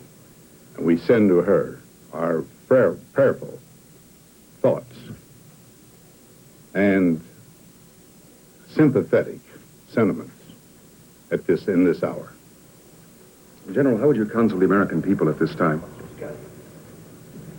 In the face of such a terrible thing, I'm sure the entire citizenry of the nation will join as one man in expressing not only their grief, but their indignation at this act, and will stand faithfully behind the government. General, could you tell us how you got the word? I was at a meeting for the United Nations, and while there, a member of the meeting was called out and came back and told us the news. Although at that time, we did not know the president was dead. We did not know when I got back here at that time that he was dead. But, matter of fact, we had the last message we had was one rather of hope. And the entire company merely paused for a minute at the request of the chairman, and each of us, in his own way, said a silent prayer for the president. Should there be any concern, sir, over national security at a time like this? No, I think the whole nation now would be almost all of us security agents. General, will the nation be all right in the few months ahead? Oh, I'm not going to predict anything of that. I just say this. The American nation is a people of great common sense, and they are not going to be stampeded or bewildered. Thank you, Mr. President. History have assassinations affected the political course of events? Well, of course, in Lincoln's assassination, the presidency went to a man who was a registered Democrat, Mr. Johnson. In Garfield, I doubt that there was any. And, of course, McKinley, that brought in Theodore Roosevelt. Of course, there have been other attempts in late years. Mr. Truman was at a grave threat to his life, and Mr. Roosevelt, just before he was inaugurated, you remember, down when Mayor Cermak was killed, ran a very grave risk. These things have happened, and it seems inexplicable to me, because Americans are loyal. And it's just this occasional psychopathic sort of accident that occurs, and I don't know what we can do about it. Could you say anything, General, about how people will feel abroad from all your experience with the United Nations and others? How will it be taken abroad? Well, I think they will be a bit bewildered. This, in the civilized countries of the world, this doesn't happen so often. And you remember in the starting of World War I, the murder of the Archduke Ferdinand, I think his name was. Why, this itself almost, is one of the contributory causes to that war. But here, I just don't know what happens. But we are a nation where our freedoms are allowed or are observed in such a way that everybody is ready everybody is, you might say, capable of doing this if he's ready to put his own life on the line. Colonel, how will you spend the rest of today and tomorrow? How will you spend the rest of today and tomorrow? I have canceled the dinner date that I had for tonight. Tomorrow, I'm going immediately to my home, and if I'm wanted for any purpose whatsoever, I will, of course, be available. Do you have any advice for the American people at this time, General? No, as I said, I know the American people will stand solid, and they will not be stampeded. Thank you, Mr. President. All right. Thank you very much. Good night, fellows. Former President Eisenhower commenting on the passing of President Kennedy, who was killed this afternoon in Dallas, Texas, by an assassin's bullet fired from a high-powered rifle. Frank? Just late word from Dallas that the condition of Texas Governor John Connally, who was wounded in the assassination of President Kennedy, has been described in the most recent medical bulletin as satisfactory. Satisfactory is the condition of Texas Governor John Connally. NBC's Richard Valeriani has been at the White House in Washington throughout the afternoon, and understood that crowds are gathering there. There's a certain feeling of hopelessness that goes with these things, but everyone turns to his neighbor and whoever is near him and tries some way to absorb the full impact of the knowledge. And there's not a great deal that can be done. People around the world are trying to accommodate themselves to what has happened in the United States. Now, as we could see, President Eisenhower a while ago was still wrestling with the enormity of the idea and trying to reconcile it with his basic conviction that Americans are decent people and that they don't do this sort of thing. But it has happened with alarming regularity over the years. So let's go to the White House now in Washington and NBC's Richard Valeriani to see what the situation is there. The new President of the United States, Lyndon Johnson, is on his way to Washington from Dallas. He is scheduled to land at Andrews Air Force Base in the presidential jet Air Force One in about an hour from now. The body of the late President, John Kennedy, is also aboard the plane. Members of the cabinet are going out to Andrews to meet the new president. Mrs. Jacqueline Kennedy is also believed to be aboard the plane. President Johnson, the White House announces, will have a statement to make at the airport on arrival. He will then fly to the White House by helicopter, and after that, his plans are indefinite. The two Kennedy children, Caroline and John Jr., are here at the White House. They have not yet been told of their father's death. They are with a nursemaid, Miss Maud Shaw. Also in the White House is the late president's brother-in-law, Sergeant Shriver, who is making arrangements for the funeral. He is coordinating this with members of the military. Mrs. Shriver, the late president's sister, has flown to Hyannis to be with Ambassador Joseph Kennedy, the president's father. Outside in front of the White House along Pennsylvania Avenue, crowds have been gathering since shortly after confirmation of the president's death. Extra police details have been assigned to the area. They have roped off one side of the street to keep the crowds back. They are keeping pedestrians moving. The crowd is silent, very grim-faced. We saw one student from Georgetown University crying. There was a girl from the Peace Corps who told one of our reporters, Ed Goff of NBC Washington, that I myself am part of the legacy he, President Kennedy, has left for the world. We are also told that, contrary to reports from Dallas, no Secret Service agent was killed in the gunfire. We are also told that Secret Service agents have been assigned to protect the Speaker of the House, John McCormick, who was next in line after President Johnson. This is Richard Valeriani, NBC News at the White House. Local people flocked to a church in New Ross, Ireland tonight to offer prayers when they heard of the assassination of President Kennedy. The president came to that area of County Wexford in Ireland, the home of his ancestors, in June during his European tour. John V. Kelly, a New Ross auctioneer who met Kennedy at the time, told newsmen the people here are deeply grieved. People heard the news on television and immediately ran to neighbors who did not have sets and told them. So the shockwaves go around the world. The chairman of the Senate Foreign Relations Committee is Arkansas Senator Fulbright. I worked very closely with President Kennedy in the implementation of this administration's foreign policy. In Washington, Senator Fulbright has made some comment on the assassination of President Kennedy. We would like to bring you a report on that now. So to Washington and the reaction of Senator John Fulbright, chairman of the Senate Foreign Relations Committee. Assassination of President Kennedy is a tragedy beyond words for his family, for his country, and for the world. It is an unspeakable crime. I extend my heartfelt sympathy to his family. They have lost a loved one.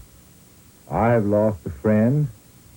The American people have lost a president who has led the country with wisdom, with honor, and with dedication. In the face of so sudden a tragedy, we should be thankful we have tested institutions of government which will continue to function in an orderly manner. We are also fortunate that President Johnson is a man of long and broad experience in government. Confronted with this tragic emergency, all Americans should unite behind our new president and demonstrate the strength of our democracy to ourselves and to the world. We do not know yet who informed President Johnson of the passing of President Kennedy, but we are reminded that it was another Texan, House Speaker Sam Rayburn, whose duty it became to inform former President Harry Truman of the passing of the late President Roosevelt in Georgia. He had just been speaking with Mr. Truman, as a matter of fact, a few moments before, I think, and he called him to his office and told him that he was now the President of the United States. President Johnson is on his way back to Washington. Andrews Air Force Base, should be arriving there, perhaps a little less than an hour from now. We heard from Washington a few moments ago that he will have some remarks to make at the airport when he arrives. It would, let us put it this way, it would surprise us if within the next day or two the President does not make a nationwide address, but we have no information on that. The President's cabinet, or a good portion of it, was on its way to the Far East when word reached them of the assassination of President Kennedy. They immediately turned around en route. The last report we had was that they had touched down at Honolulu on their way back to the United States. Well, the President's cabinet, of course, is his own choice. He chooses or he selects the men that he wants to serve as heads of the various executive departments that are under his domain. Vice President Kennedy now, of course, can choose President Lyndon Johnson can select his own cabinet members or retain those that were chosen by President Kennedy. This is one of the hundreds of different ways that the nation and the capital and the people in the government must adjust themselves to the loss of President Kennedy. To talk with us about that now, here is NBC's Martin Negronsky in Washington with some thoughts about the effect on the cabinet. The chief members of the Cabinet of the United States, that is the Secretary of State, Dean Rusk, the Secretary of Defense, Mr. McNamara, the Secretary of Commerce, Mr. Hodges, and the Secretary of the Interior, Mr. Udall, are all on the plane that Frank has just mentioned that has turned around and is trying to get back now to Washington. It is the custom, it is the tradition when a president dies that each member of the Cabinet submits automatically his resignation. The incoming president then either accepts the resignation or instructs the cabinet officer to remain at his post. Automatically, those resignations, we can assume, will be submitted at this time, and President Johnson will then have to make up his mind whom he wishes to keep and whom he wishes to have go. The members of the cabinet are to meet the president's plane when it arrives at Andrews Air Force Base in about an hour from now. They will then accompany President Johnson to the White House. A well-informed White House source is quoted as having said that it is very likely that President Johnson will spend tonight in the White House.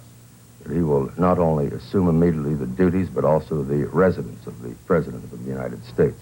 The body of John Fitzgerald Kennedy will be carried to the Bethesda Naval Hospital, and tomorrow, as the Speaker of the House, John McCormick, has announced, and Mr. McCormick is now next in line to the presidency of the United States, occupies a position that Lyndon Johnson occupied as vice president in terms of succession.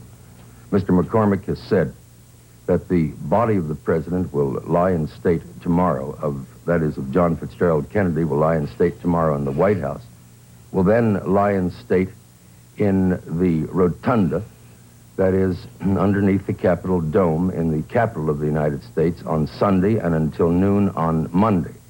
And at the White House, we're informed that the final burial ceremonies will probably be in Boston, not here in Washington, though it apparently is not decided as yet whether President Kennedy shall be buried in Arlington National Cemetery or whether he will be buried in Boston in a Kennedy family plot. The members of the family have not yet made that decision. Sergeant Shriver, the head of the Peace Corps and Mr. Kennedy's brother-in-law, is in charge of the funeral preparations, but Mr. Shriver has not indicated as yet what the final plans shall be. The members of the cabinet, of course, must rally around the new president, will fully intend to, will offer all of the advice that they possibly can.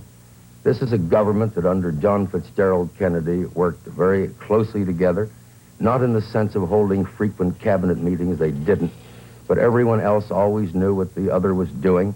And Vice President Lyndon Johnson, or President Lyndon Johnson, fortunately, throughout the Kennedy term of office, was included in all of the meetings with the cabinet, participated fully in many of the major decisions, the state decisions, was a contributing member of the National Security Council, the Chief Advisory Council, which dealt with all of the great problems of state and sat at the president's right hand throughout all the moments of crisis, such as the Cuban emergency. He is fully familiar with all of the duties that he's called upon to assume, and of course will get every kind of help that he possibly can get from the members of the cabinet. It is much too soon to speculate. No one wishes to. No one is in the mood to speculate as to which members of the cabinet President Johnson will keep, which he will ask to go. This is a matter that will be decided much later, I'm sure, when the first shock of this terrible tragedy has worn off and when President Johnson begins to function in his new office. These are the primary developments that have occurred so far here in Washington. It's a question now of waiting the arrival of President Lyndon Johnson, who will make a statement to the nation when he arrives at the airport, which will be in approximately 50 minutes or so from now, if all goes according to schedule. We will hear then the reaction of the new president to the terrible tragedy and to the enormous responsibility that has fallen upon his shoulders. He has not been quoted yet as having said anything, and apparently will be trying to compose his thoughts as he makes this tragic flight back from Dallas here to the United States, to the capital of the United States, and from where he will now assume the duties of the presidency, as he has already been sworn in as President of the United States. And that's the story as it is developed so far here in the Capitol. Now, back to you, Frank, in New York. Not in contradiction to what Martin just told you, but in amplification of what he said. We did have one report that President Johnson said immediately after being sworn in aboard the Air Force plane. All right, let's get this plane back to Washington. NBC News, as you perhaps have realized, has canceled all of its regular programming. None of the programs that you ordinarily see will be brought to you throughout the course of this evening. We will, however, remain on the air and bring you reports, continuing reports on this story as it continues to unfold. We have mobile units and correspondents assigned to the key points in the story. We have a mobile unit at Andrews Air Force Base outside Washington, where we expect the plane bringing President Johnson and the body of the late President Kennedy back to Washington to arrive shortly. We are being joined, of course, with all of our affiliates, and requirements are that periodically in the course of a broadcast day that these affiliates pause, or that we pause and allow these affiliates an opportunity to identify themselves. So we shall do that now. We pause for station identification.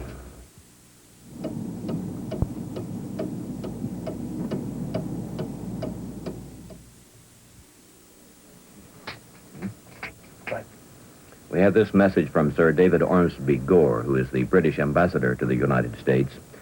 He said, "This horrible, wicked, and senseless act has deprived not only the American people, but the world of a great and wonderful man."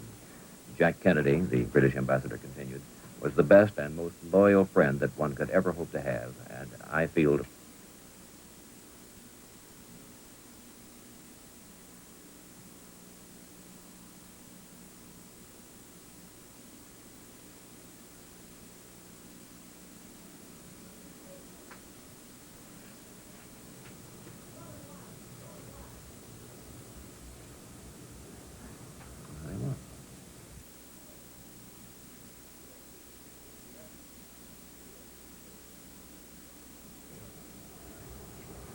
we are receiving reaction from around the world, and I believe, if I'm correct, that we have a voice report from NBC's Wells, Hangen, and Bonn. Is that correct? Can I be advised on that? We do or do not have? We'll get the word in just a moment if you'll bear with us here. Frank, we do have it, Bill. I'm sorry. Here is a report from NBC's Bonn correspondent, Wells, Hangen, bringing us the reaction of the West German government. West Germany has ordered alert condition number 1 for all its armed forces, fearing an aggressive Russian move in the wake of President Kennedy's assassination. Sources here confirm that West Germany's 400,000-man army has been ordered on combat alert, the highest condition short of actual war, following receipt of the news of the president's death. Meanwhile, Chancellor Ludwig Erhard, who's been in office only 5 weeks, returned here by train from a 2-day visit to Paris. He's expected to issue a statement shortly on the president's death. Erhard was due to visit the United States, leaving here Sunday night, but he's now expected to cancel his trip. Former Chancellor Konrad Adenauer, who had criticized Mr. Kennedy's strategy of peace, said today his work will live in history. He has given his life for freedom and peace. Wells Hangen, NBC News, Bonn. Report was from NBC's Wells, Hangen, in Bonn. He advised us that the West German Air Force has been put on the state of highest alert, the highest alert short of actual warfare. The belief there in West Germany is that the Soviet Union might attempt to make some move at this time when the United States and consequently the Western world has been caught off balance. A report from NBC's Wells, Hangen in Bonn. Frank, Bill? there is this. We are advised that President Johnson, after his return to Washington, which is expected in about 45 minutes, will meet at the White House tonight with Defense Secretary Robert McNamara and with McGeorge Bundy, who had been President Kennedy's top advisor, White House National Security aide. And then President Johnson will confer with the bipartisan leadership of the Congress, that they will be brought in. From the Vatican City, a report that Pope Paul VI prayed tonight for President Kennedy. Pope received the news just a few moments after the president died. Pope Paul received the president in audience in Rome June 2nd during the president's trip to there. We now have reaction from the United Kingdom, and for that we go to NBC correspondent Kenneth Bernstein in London. The news sent Prime Minister Sir Alec Douglas Hume hurrying back to Downing Street from a dinner party 40 miles out in the country. An official announcement says he learned the news with the most profound shock and horror. Later tonight, the Prime Minister and opposition leader Harold Wilson will appear on radio and television with tributes to President Kennedy. Harold Wilson has called John Kennedy a good friend of this country, a great world statesman, and a great fighter for peace. Queen Elizabeth II was immediately informed, and a statement is expected shortly from Buckingham Palace. A small crowd has gathered outside the American Embassy in Grosvenor Square, London. One man from Connecticut said he just wanted to be a little closer to America in this moment of disaster. News flashes have been interrupting the regular programs on British radio and television, and the members of the panel on one radio show declined to go on out of deference to the president. One panelist, Lord Boothby, said, "The blow that has fallen tonight is for me the most shattering of all." Kenneth Bernstein, NBC News, London. Not to belabor what has happened today, but perhaps to catch some of you up who may not have heard in as reasonably full detail as we can bring you what has happened today. President Kennedy was assassinated this afternoon by a sniper who hit him with a rifle bullet fired from the 6th floor of a building near a freeway in Dallas, Texas, as the president's motorcade was moving to a trade center where he was to make a speech. Briefly, the president's day as it started in Texas.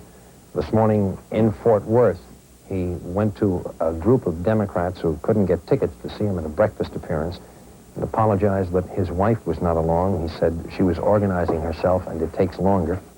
A short time later, the President and Mrs. Kennedy went to a breakfast in the Hotel Texas, again in Fort Worth, which was sponsored by the city's Chamber of Commerce. Mrs. Kennedy arrived late, and the entire room rose and gave her a standing ovation. The President then remarked that she takes longer to get prepared in the morning, but that it is worth it.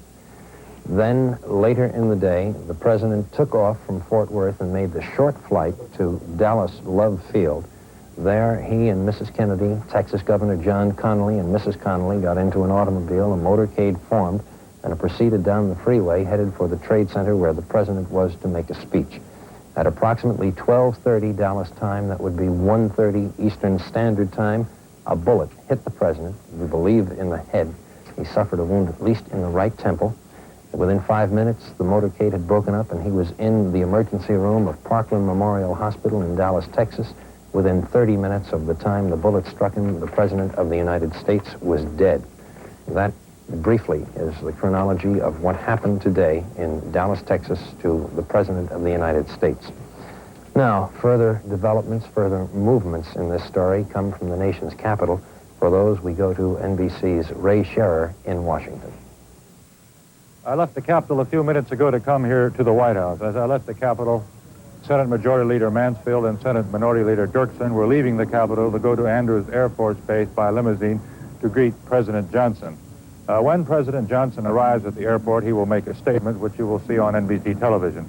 He will then come to the White House, where he will hold his first meeting as president. He will meet with Secretary of Defense McNamara and McGeorge Bundy, the President's Special Assistant for National Security Affairs. They will brief the President on the world situation. At 8 o'clock tonight, President Johnson will meet with the leaders of Congress, presumably here in the White House. The funeral arrangements have just been announced inside here by Acting Press Secretary Andrew Hatcher. The President's body, the late President's body, will lie in repose in the East Room tomorrow. At 10 o'clock, the body will be viewed by the family. At 11 o'clock by Vice President Johnson, the Speaker of the House, and members of the executive branch of the Cabinet. At 2 o'clock by the Supreme Court. At 2:30 by members of the Senate and the House. At 5 o'clock by members of the Diplomatic Corps. Ray Scherer, NBC News, at the White House. As we have attempted to sort out our thoughts here as this afternoon has worn on, it occurs to us that perhaps within the last month, certainly within the last 45 days, the actual chief executive or head of government of all of the major Western allies, save France, has been changed. Britain has changed prime ministers, with Harold Macmillan retiring because of illness, to be replaced by the new Prime Minister, Sir Alec Douglas Hume. A new government has been formed in Italy. Chancellor Konrad Adenauer is no longer the head of the West German state. He has been replaced by Chancellor Erhard. And now the assassination of the President of the United States being replaced by the Vice President, now the President, Lyndon Baines Johnson. So 4 of the 5 major Western allies have undergone a change in their head of government within, as we say, about the last 45, perhaps 30 days, leaving only General Charles de Gaulle of France, who has long since been the last active figure brought over from World War II. The plane with the President Johnson and the late President Kennedy is on its way to Washington, will arrive at Andrews Air Force Base shortly. The new president is expected to make a short statement upon arrival. Lee Oswald, the prime suspect in the assassination, is under arrest, being questioned by police in Dallas. We have no late word on the progress of that. We are bringing you, as we are able to get the material prepared, the reaction from some of the world's capitals. And we have a report now from NBC's John Chancellor, who is in Berlin. The news of the president's death swept across Berlin. The telephone exchange reported that it was swamped with calls and some of the equipment wouldn't work. As the news spread, people walked out into the streets on a cold and rainy night, asking one another if it was really true. In the restaurants along the Kurfürstendamm, the main street in West Berlin, customers gathered around radio and television sets. Most people watched for a while and then left their meals unfinished and just went home. At least one of the legitimate theaters in West Berlin stopped its performance in the middle, announced the tragic news and canceled the evening's performance. A dance festival was stopped in a similar way. And a show at the West Berlin Sports Palace was halted by the news. Mayor Willy Brandt of West Berlin asked the people of the city to put candles in their windows tomorrow night in memory of the American president who had so eloquently, and only a few months ago, pledged his affection and allegiance to this city. Mayor Brandt, who is expected to go to the United States for the funeral, said tonight that with the first citizen of the free world, Berlin has lost its best friend. Students from Berlin's Free University tonight will stage a midnight memorial march through the center of West Berlin. They will march on some of the streets traveled by the president when he visited this encircled city in June. The student march will end at the Schöneberg Rathaus, the city hall, where Mr. Kennedy made his famous "I am a Berliner" speech. Tonight, on a cold and rainy night, other West Berliners mourn him. There have been reports in Berlin that the West Berlin police are on the alert for any demonstrations that might take place near the Berlin Wall. The police refuse to confirm this report.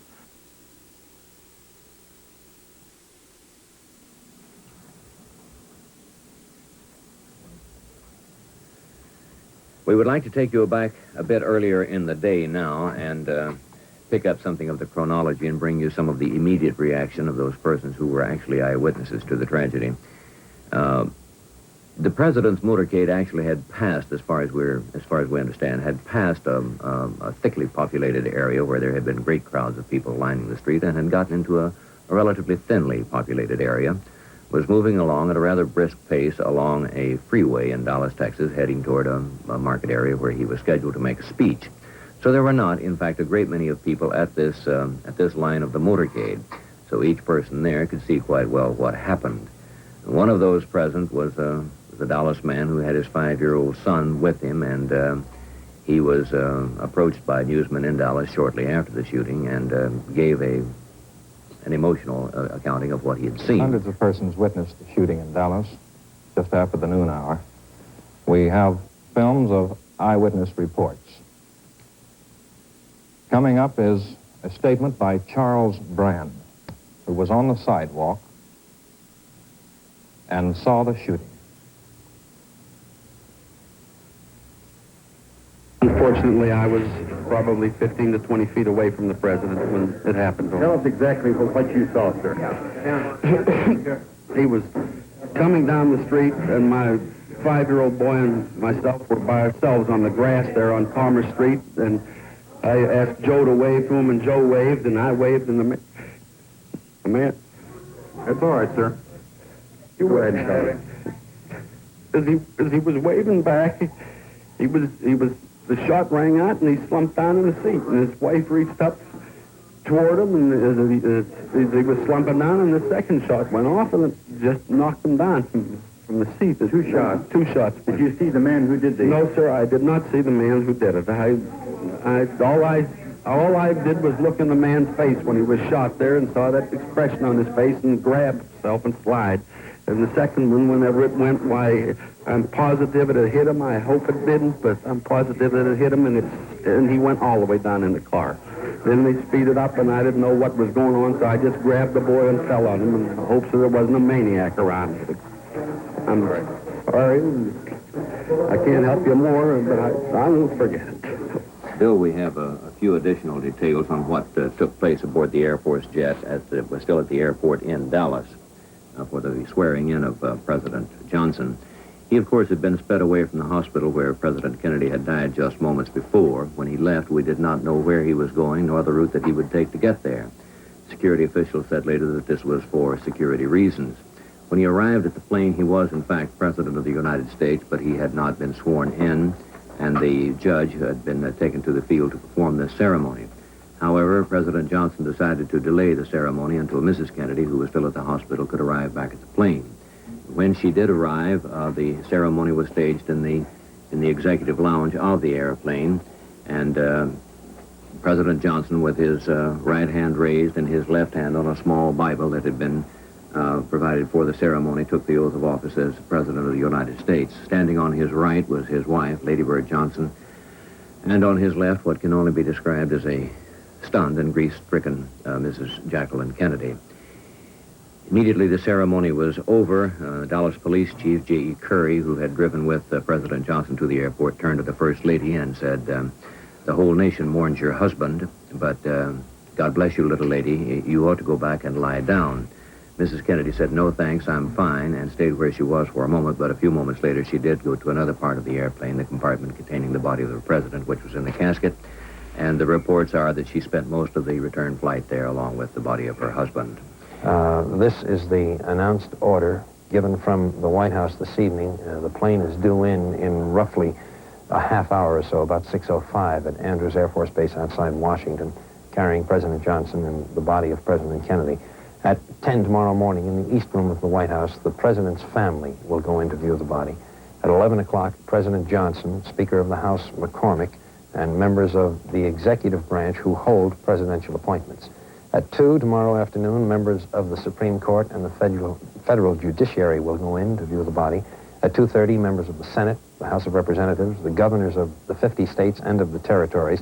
And at 5 tomorrow afternoon, the body will be viewed by members of the diplomatic corps.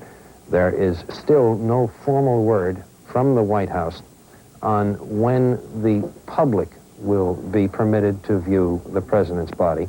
At the executive mansion, they are thinking that the body will lie in state at the Capitol later for that purpose, possibly Sunday or Monday, and still yet to be determined, with the family understandably trying to cope with what happened today rather than trying to look forward to arrangements for what must be done in the future. There is still no firm word of where final services for the president will take place, nor is there yet any decision on where the president will be buried. There is, of course, the tradition of ceremonies in the Capitol, burial at Arlington for the president. There is also the fact that the president is from Massachusetts, that the family has exceedingly strong ties to and in the state, and it might well be that the president's family will desire that the Mass, the Requiem Mass, be said in Boston, perhaps by Cardinal Cushing, who is an extremely close friend of the Kennedy family, and that the president may go to his final resting place in the Kennedy family plot in Massachusetts. Frank? Just to say, Bill, that the family is gathering, so to speak. The president's younger brother, Ted Kennedy, Senator Edward Kennedy of Massachusetts, was, as it happened, actually presiding over that body this afternoon when he received word of the assassination of his brother in Dallas. And he left immediately. He was joined by a sister, the wife of Sergeant Shriver, head of the Peace Corps, and they flew immediately to Massachusetts to be with the president's mother and father, who are there. The two Kennedy children were at the White House at the time. We still do not know if they have learned of their father's passing. We are told, Frank, in reports they have not They yet have been not, told. fine. There was a suggestion earlier that they would leave that for Mrs. Kennedy. Yes, sir. And the president's maternal grandmother, who is 98 years old and lives in Massachusetts, has not been informed of the passing of her grandson. We have some reaction now from the Soviet Union. Foreign Minister Andrei Gromyko telephoned United States Ambassador Foy D. Kohler at midnight at the embassy residence in Moscow to express his shock and greatest sympathy to the American peoples. He told the ambassador official condolences will be conveyed later at the highest level. Well, this obviously was a reference to Soviet Premier Khrushchev. The people of Russia have been told of the passing of President Kennedy. We do not as yet have any formal expression from the Soviet leadership. Pope Paul VI in Rome, who was visited by President Kennedy shortly after his coronation in Italy earlier this year, has made some comment on the passing of the president. A report on that now from NBC's correspondent in Rome, Irving R. Levine. Pope Paul VI has just sent this message to the American people. We are profoundly stricken by the tragic and sad news of the assassination of the President of the United States, John Fitzgerald Kennedy, and of the grave wounding of Governor Conley. We are profoundly saddened by such a shocking crime, by the mourning which strikes through its leader, a great and civilized country, by the sorrow which afflicts Mrs. Kennedy, her children, and all her relatives. Pope Paul's message continues, we deplore with all our heart this event. We express the hope that the death of this great statesman will not bring damage to the American people, but will reinforce their moral and civil sense and strengthen their sentiments of nobility and of peace. We we pray to God that the sacrifice of John Kennedy will aid the cause promoted by him for the defense of the liberty of peoples and of peace in the world. The Pope's message goes on. He was the first Catholic president of the United States. We remember to have had the honor of his visit and to have found in him great wisdom and high ideals for the welfare of humanity. Tomorrow we will offer a holy mass for the peace of his soul, for the comfort of those who mourn his death, and so that not hatred, but love will reign among the human race. That is the message to the American people from Pope Paul VI. A message from Pope Paul VI in Rome relayed by NBC's Rome correspondent Irving R. Levine. Not only was Mr. Kennedy the first Catholic president of the United States, he was the youngest, and his administration, which did not fill out its 4-year term, will perhaps be best remembered by the extremely serious challenge to this country and indeed to the entire Western world, represented by the Soviet installation of guided missiles on the island of Cuba in October of last year. The president's response to that situation won him praise from all the leaders of the Western world. In the field of foreign affairs, it is perhaps true that history will record this as his most significant achievement. In the field of domestic affairs, although it's presumptuous to guess about these matters, it would certainly seem to his contemporaries that his being confronted with and the reaction of his administration to the Negro drive for equal rights in this country will perhaps be listed as the major challenge to his administration. We have a reaction also from, do you have hard information, Bill? If you, please go ahead. I literally do not know, Frank. All right, you check it over while I... Okay. Well, I know what it is, but I don't know if it's hard information. It's the last 3 paragraphs of the speech Mr. Kennedy was to deliver this afternoon in Dallas just before he was shot. Why don't you go ahead and recite them? My dear friends and fellow citizens, I cite these facts and figures to make it clear that America today is stronger than ever before. Our adversaries have not abandoned their ambitions. Our dangers have not diminished. Our vigilance cannot be relaxed. But now we have the military, the scientific, and the economic strength to do whatever must be done for the preservation and promotion of freedom. That strength will never be used in pursuit of aggressive ambitions. It will always be used in pursuit of peace. It will never be used to promote provocations. It will always be used to promote the peaceful settlement of disputes. We in this country, in this generation, are, by destiny rather than choice, the watchmen on the walls of world freedom. We ask, therefore, that we may be worthy of our power and responsibility, that we may exercise our strength with wisdom and restraint, and that we may achieve in our time, and for all time, the ancient vision of peace on earth, goodwill toward men. That must always be our goal, and the righteousness of our cause must always underlie our strength. For as was written long ago, except the Lord keep the city, the watchman waketh but in vain. The last 3 paragraphs of the speech President Kennedy was on his way to deliver when he was assassinated in Dallas, Texas this afternoon. Frank? Now we would like to remind you again that NBC's regular programs have been canceled for the remainder of this broadcast day. We will, however, remain on the air to bring you all developments as promptly as we receive them in the wake of the assassination of our president. Now we pause for station identification.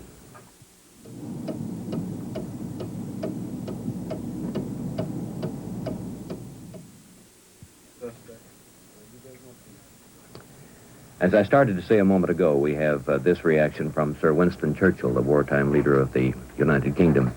He said tonight that the assassination of President Kennedy is a monstrous act which has taken from us a great statesman and a wise and valiant man. The World War II leader, who will be 89 years old on the 30th of November, issued a statement from his London residence after listening to television accounts of the president's death. The loss to the United States and to the world is incalculable, Sir Winston declared. Those who come after Mr. Kennedy must strive the more to achieve the ideals of world peace and human happiness and dignity to which his presidency was dedicated.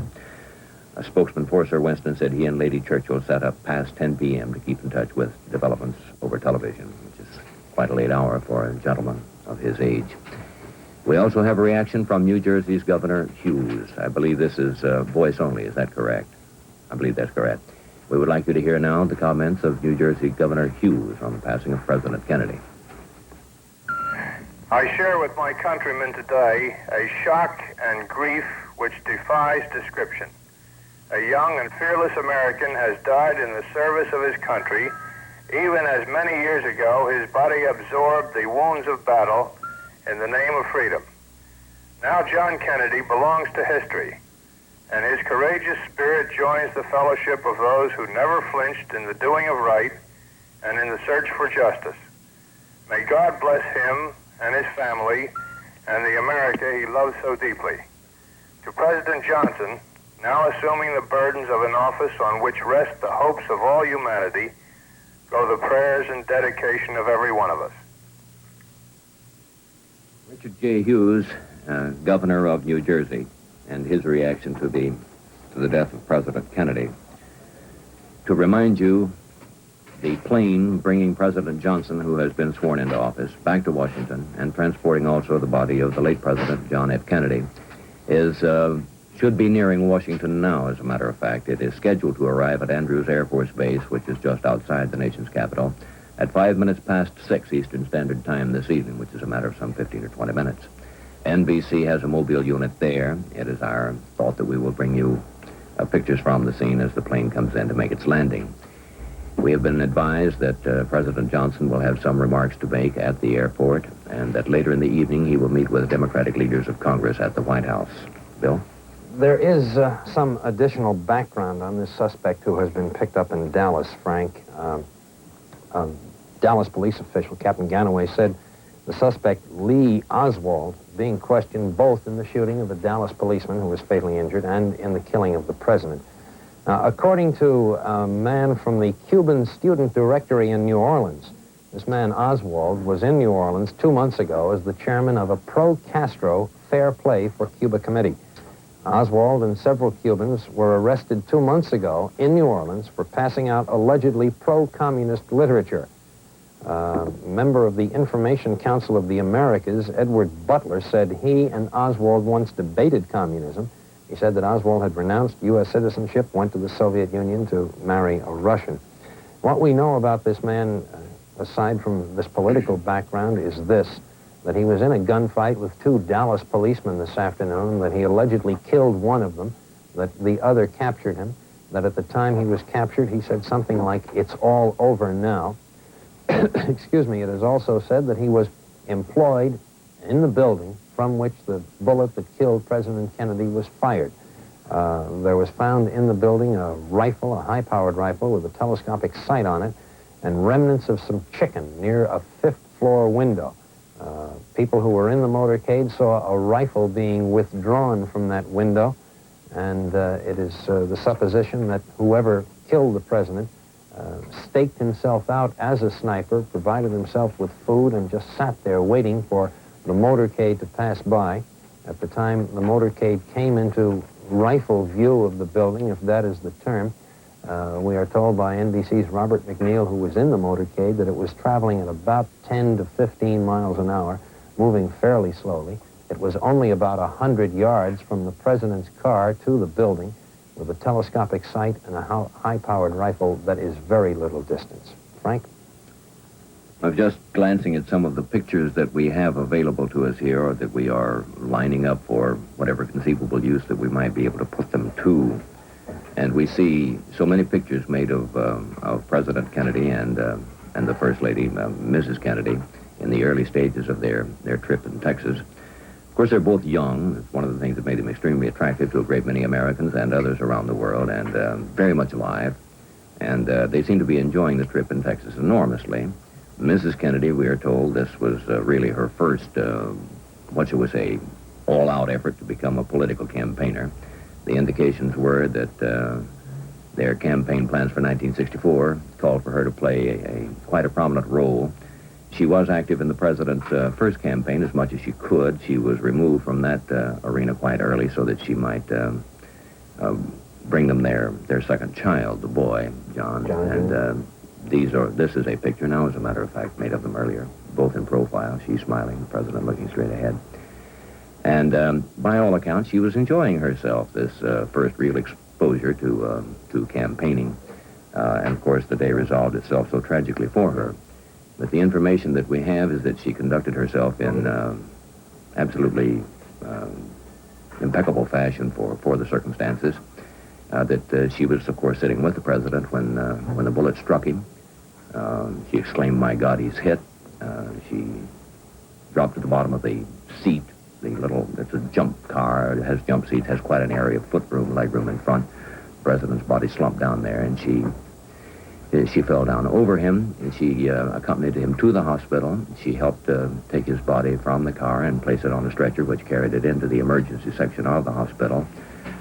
And a bouquet of yellow roses, which had been presented to her upon her arrival at the airport in Dallas, was still on the back seat of the car, which by this time, of course, bore the bloodstains. That she went in the hospital, and that when she was informed of the president's death, that there was no hysterics, that she bore up remarkably well under these staggering circumstances. Her whereabouts at this precise moment, I would suppose she's on the plane with the president's body returning to Washington. She was present at the swearing-in of President Lyndon Johnson, along with the new First Lady of the United States, Mrs. Lady Bird Johnson. So what had set out to be quite a new experience for her and something that she might enjoy considerably has turned into the utmost tragedy. This is a picture of President Kennedy shaking hands with well-wishers on his arrival in Texas, and in the background, if you could make it out, with the little black pillbox hat and the hair falling over her right eye, and her hand at her waist is a beaming Mrs. Kennedy. I would guess that would be the Air Force Base where they flew in today, Frank, to Fort Worth. There is this report. We are going back over material you may have heard before, then again you may not. But it was said by doctors at Parkland Memorial Hospital in Dallas who were in the emergency room where the president was brought, we never had any hope of saving his life. It is also reported by a New York Times reporter that the priest who administered the last rites of the Catholic Church to President Kennedy said that the president was already dead when he, the priest, arrived in the hospital. The very Reverend Oscar Huber said he had to draw back a sheet that was covering the president's face so he could begin administering the sacrament of extreme unction. This indicates, I think, again, the intense power of the weapon used. There is more here now on the man who may have done it, Lee Oswald. One police official, the head of the Dallas Homicide Division, Will Fritz, says that Oswald has not admitted anything yet, but he looks like a good suspect. That is all we have. There are many circumstantial things that would seem to link the man to it, but we do not yet have anything definitive. Frank? I think we might note that when the news was first received that the president had been wounded, the stories noted that Texas is the seat of some strong sentiment toward the conservative side of the political spectrum, and there was perhaps an assumption on the part of a good many that some member of right-wing, some extreme right-wing organization might have committed this atrocity. I know that in some sidewalk interviews that were done in New York, this was the immediate assumption on the part of persons there. And now we find that the prime suspect in the case, and he is only that at the moment, has an identity of association with extreme left-wing groups. This is Lee Oswald, 24-year-old former Marine, who is being questioned about the assassination of the president as well as the fatal shooting of a Dallas policeman a short time later. So it will be some time before we know about that.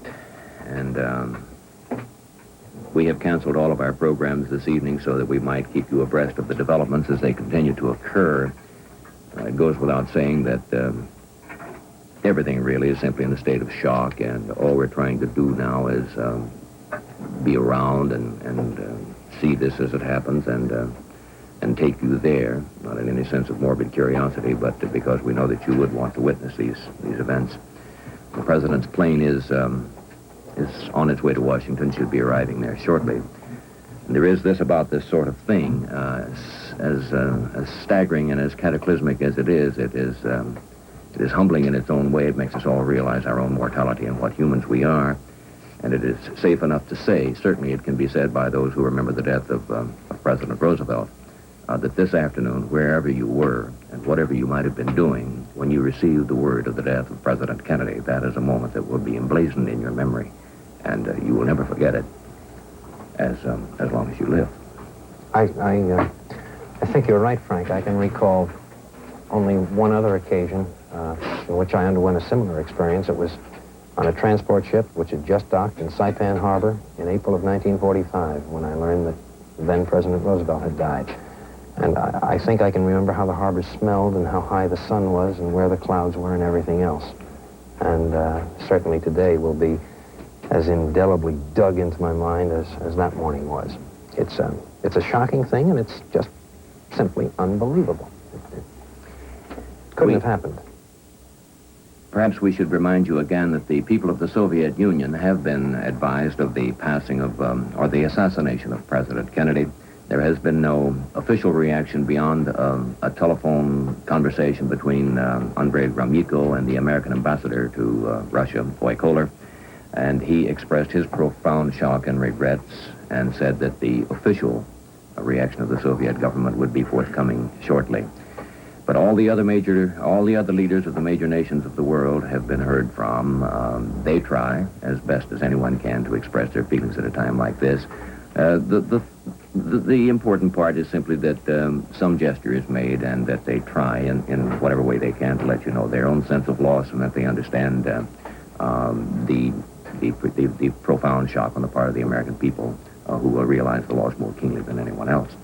George Meany, who is president of the AFL-CIO, has sent a telegram to President Lyndon Johnson pledging him the full support of the nation's biggest labor organization. Meany also sent a telegram of condolences to Mrs. Kennedy.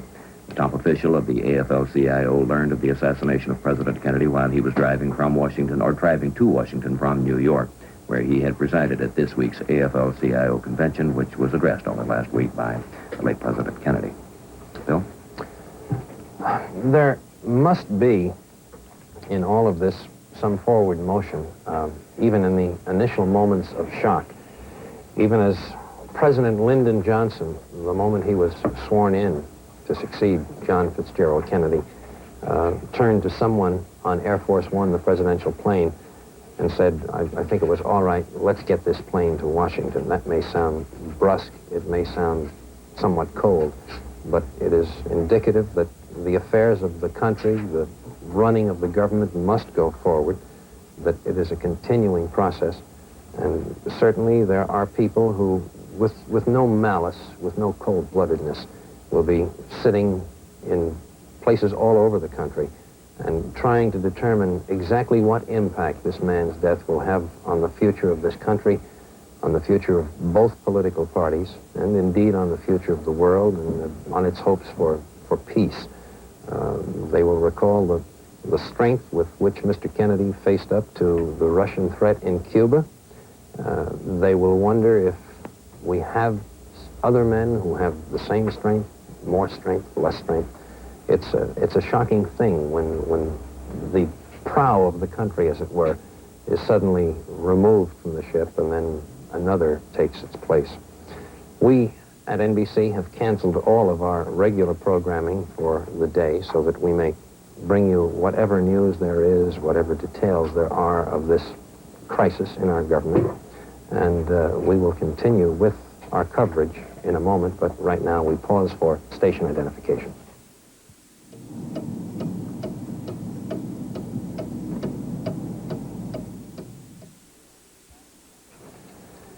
We are back now, basing our operation here at NBC in New York, bringing you the reports from all over the country, indeed from all over the world, on this momentous day when we have lost a president and had another one installed.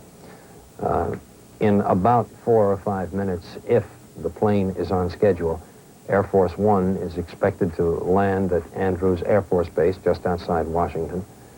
On the plane will be the body of President Kennedy, will be President Lyndon Johnson, Mrs. Kennedy. President Johnson is expected to have something to say at the airport to the American people. There has been no public quotation from him as yet. Understandably, even as the rest of the nation, Mr. Johnson is trying to assemble his thoughts, trying to accustom himself to what has happened to the country and to him. He will officially move into the actions of being president later this evening. He will meet at the White House with Secretary of Defense Robert McNamara, Presidential Advisor McGeorge Bundy, who was so very close to President Kennedy, will also meet with Mr. Johnson. And following that meeting, there will be a meeting with a bipartisan congressional delegation. The leaders from both parties will come to the White House, and undoubtedly it's simply a question of saying there may be political differences between us, but we are all Americans, and we will all work together for what we feel is best for this country. Frank? Just to Andrews Air Force Base in Washington and Robert Abernathy of NBC News. Bob, and I understand the president changed his mind. He's not going to talk. We are at Andrews Air Force Base waiting for the plane to arrive here. Several thousand people. You're on the speaker. Several thousand people waiting for the president to arrive at Andrews Air Force Base. We are here. Members of Congress have arrived. The leaders of both the Senate and the House are here. Their wives are with them. Their wives are in tears. You see the great jet arriving now. Here it is. It's come here. It's the great plane, the United States of America, that is rolling up to the concourse here. And here is the plane now. Made the flight back from Dallas. Plane coming in here at Andrews Air Force Base, just outside Washington. The presidential jet, momentarily, the lights went out here at the Air Force Base. The hundreds of reporters couldn't see anything. Now the lights are back on.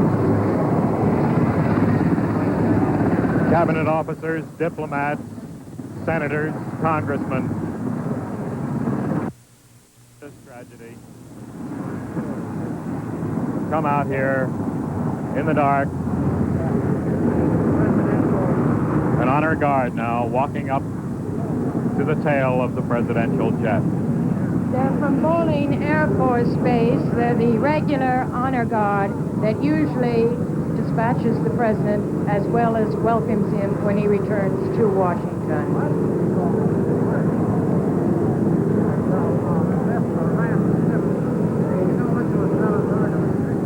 An Army helicopter has just landed. It's making a great deal of noise.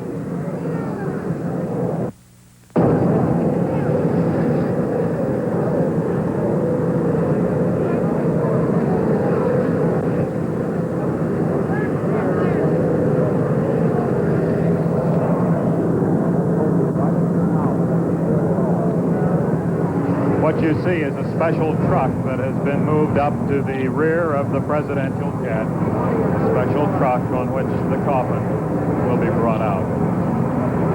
A helicopter is standing by just near the presidential jet to take the coffin away. The men are now struggling with the casket. It appears to be the casket, struggling to get it out of the plane.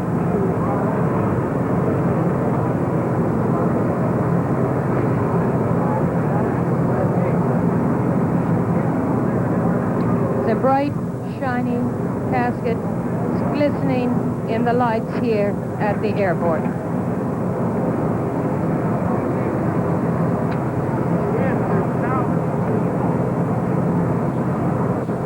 Casket is a dark brown in color, slightly reddish. It looks as if it's bronze.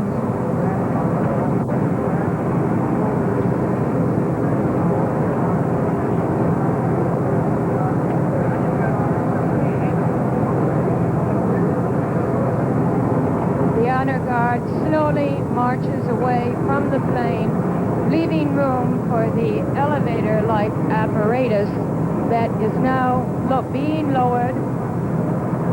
Seems to have gotten stuck.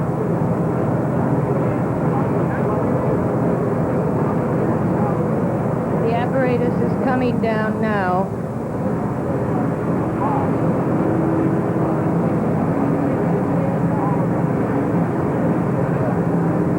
Navy ambulance is being drawn up just near the truck, which lowered the casket from the plane. It is our understanding here that the body will be flown by helicopter from here, possibly to Bethesda Naval Hospital. Other senators have reported that the body will be taken by helicopter straight to the White House. There is some difference of opinion as to the exact plans.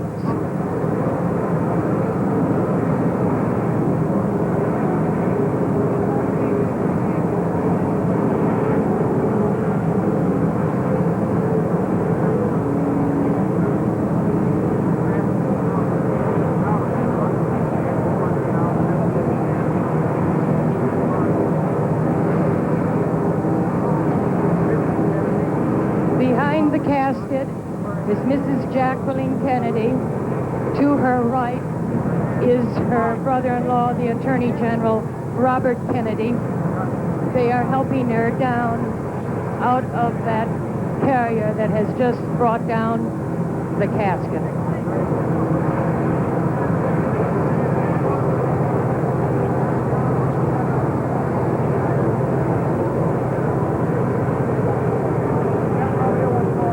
Kennedy is apparently getting into the ambulance, the Navy ambulance, with the casket.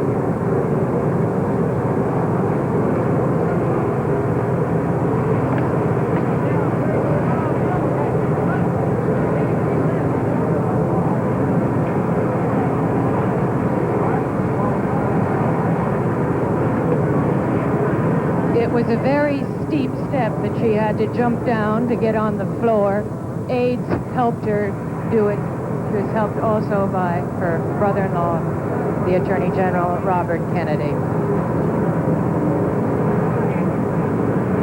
President Lyndon Johnson and Lady Bird Johnson are standing just near the door in the rear of the presidential jet, waiting. Mrs. Lyndon Johnson is holding the new president's hand. And the Navy ambulance moves off with the casket.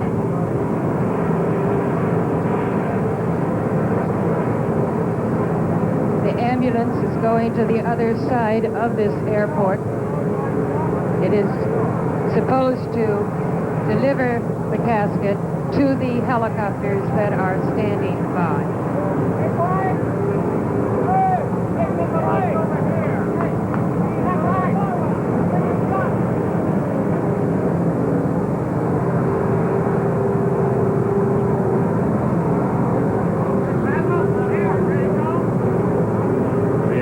Moving past the Guard of Honor, a cordon of soldiers, airmen lining the field here, and behind them thousands of young airmen from Andrews Air Force Base who have come here up to the fence to see. The Secret Service man comes down the steps of the airplane. Now, new President Lyndon Baines Johnson with his wife, Lady Bird. They're coming down the steps. They are followed by Johnson aides, including Mrs. Carpenter, Mr. Bill Moyers, former Congressman Homer Thornberry,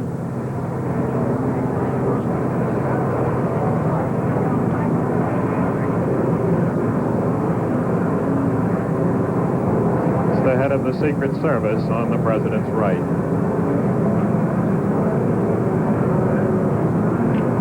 Secretary McNamara and other officials greeting the new president. As he moves now in the direction of an Army helicopter. That was Secretary McNamara, I think, who just leaned over and affectionately kissed Mrs. Johnson.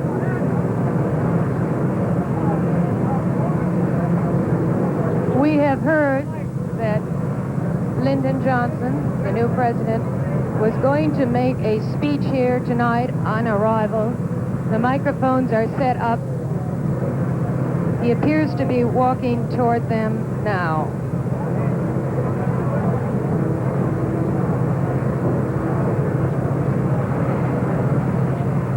These microphones are just about 4 feet back from an encased area for the press.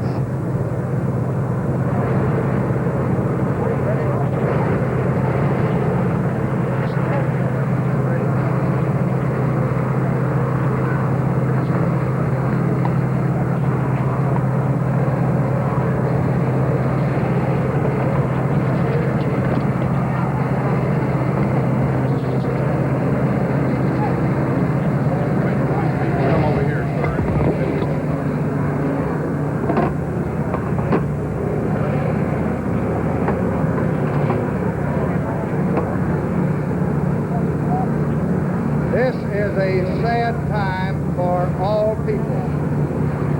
We have suffered a loss that cannot be weighed. For me, it is a deep personal tragedy. I know that the world shares the sorrow that Mrs. Kennedy and her family bear. I will do my best. That is all I can do. I ask for your help and God's.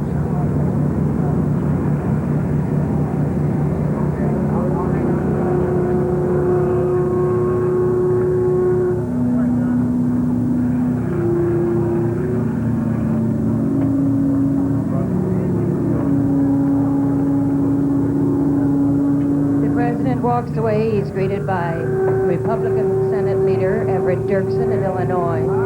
Hubert Humphrey, the Democratic whip of the Senate, also talking to him. President Johnson has called a meeting of the leaders of both parties, both houses of Congress, to meet with him at the White House tonight at 7:15. Senator Dirksen said earlier this evening that he thought the plans of Congress would depend on precisely when the funeral is.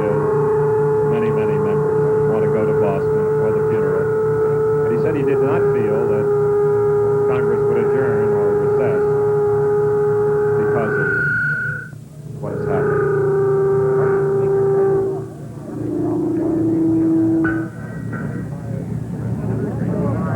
The President is still talking with leaders of the Senate. Mrs. Maureen Mansfield is there with Senator Mansfield, the Democratic Senate leader. Mrs. Mansfield was weeping before, as were many of the women who came out here to the airport. The Office of Protocol tells us that almost every embassy in town called the State Department today to find out the plans so that they could be here when the plane arrived at Andrews Air Force Base.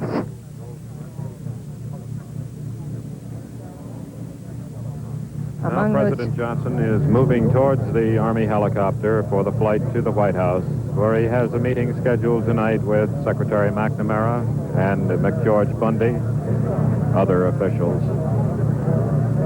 He's shaking hands now with Bill Moyers, one of his aides who was with him during the campaign and who has been with him in most of his activities for the past several years.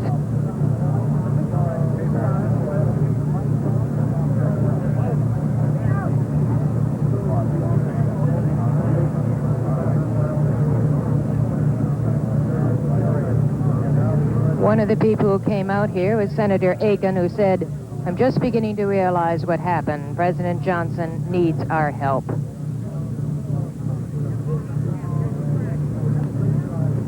Chief of Protocol, Andrew Biddle-Duke, was out here meeting President Lyndon Johnson.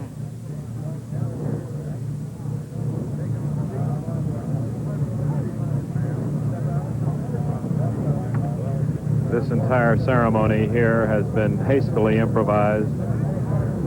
Telephone circuits, all plans put together very quickly. The Secret Service handled all the arrangements of the late president's body and the arrangements for President Lyndon Johnson's arrival. the Air Force Base itself. The Air Force handled all the many other details that were necessary at a time like this.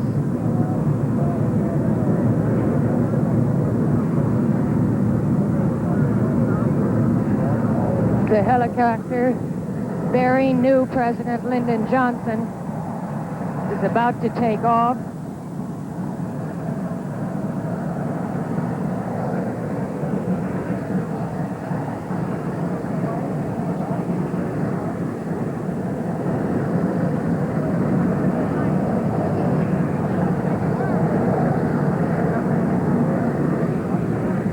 Now the Army helicopter preparing to take off. The rotors beginning. Take off for the short flight from Andrews Air Force Base outside Washington to the south lawn of the White House in downtown Washington.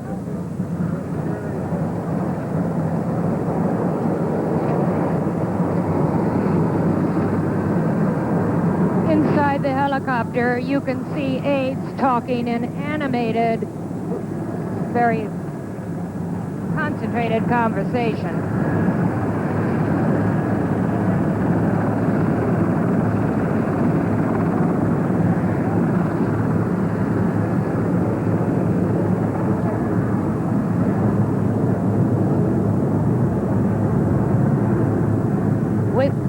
President Lyndon Baines Johnson is his wife, Lady Bird, who is always at his side, has been with him in his long road up the political ladder from the days he started out from Stonewall, Texas.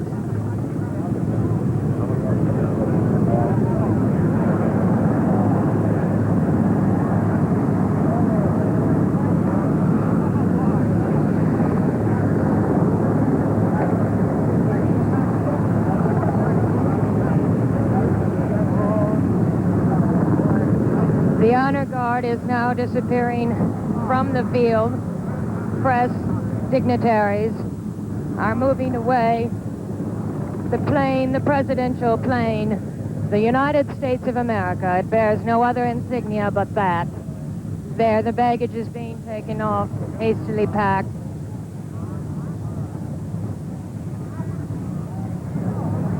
Now the 55-year-old Lyndon Baines Johnson is on his way to the White House, the first time he will enter the White House as president.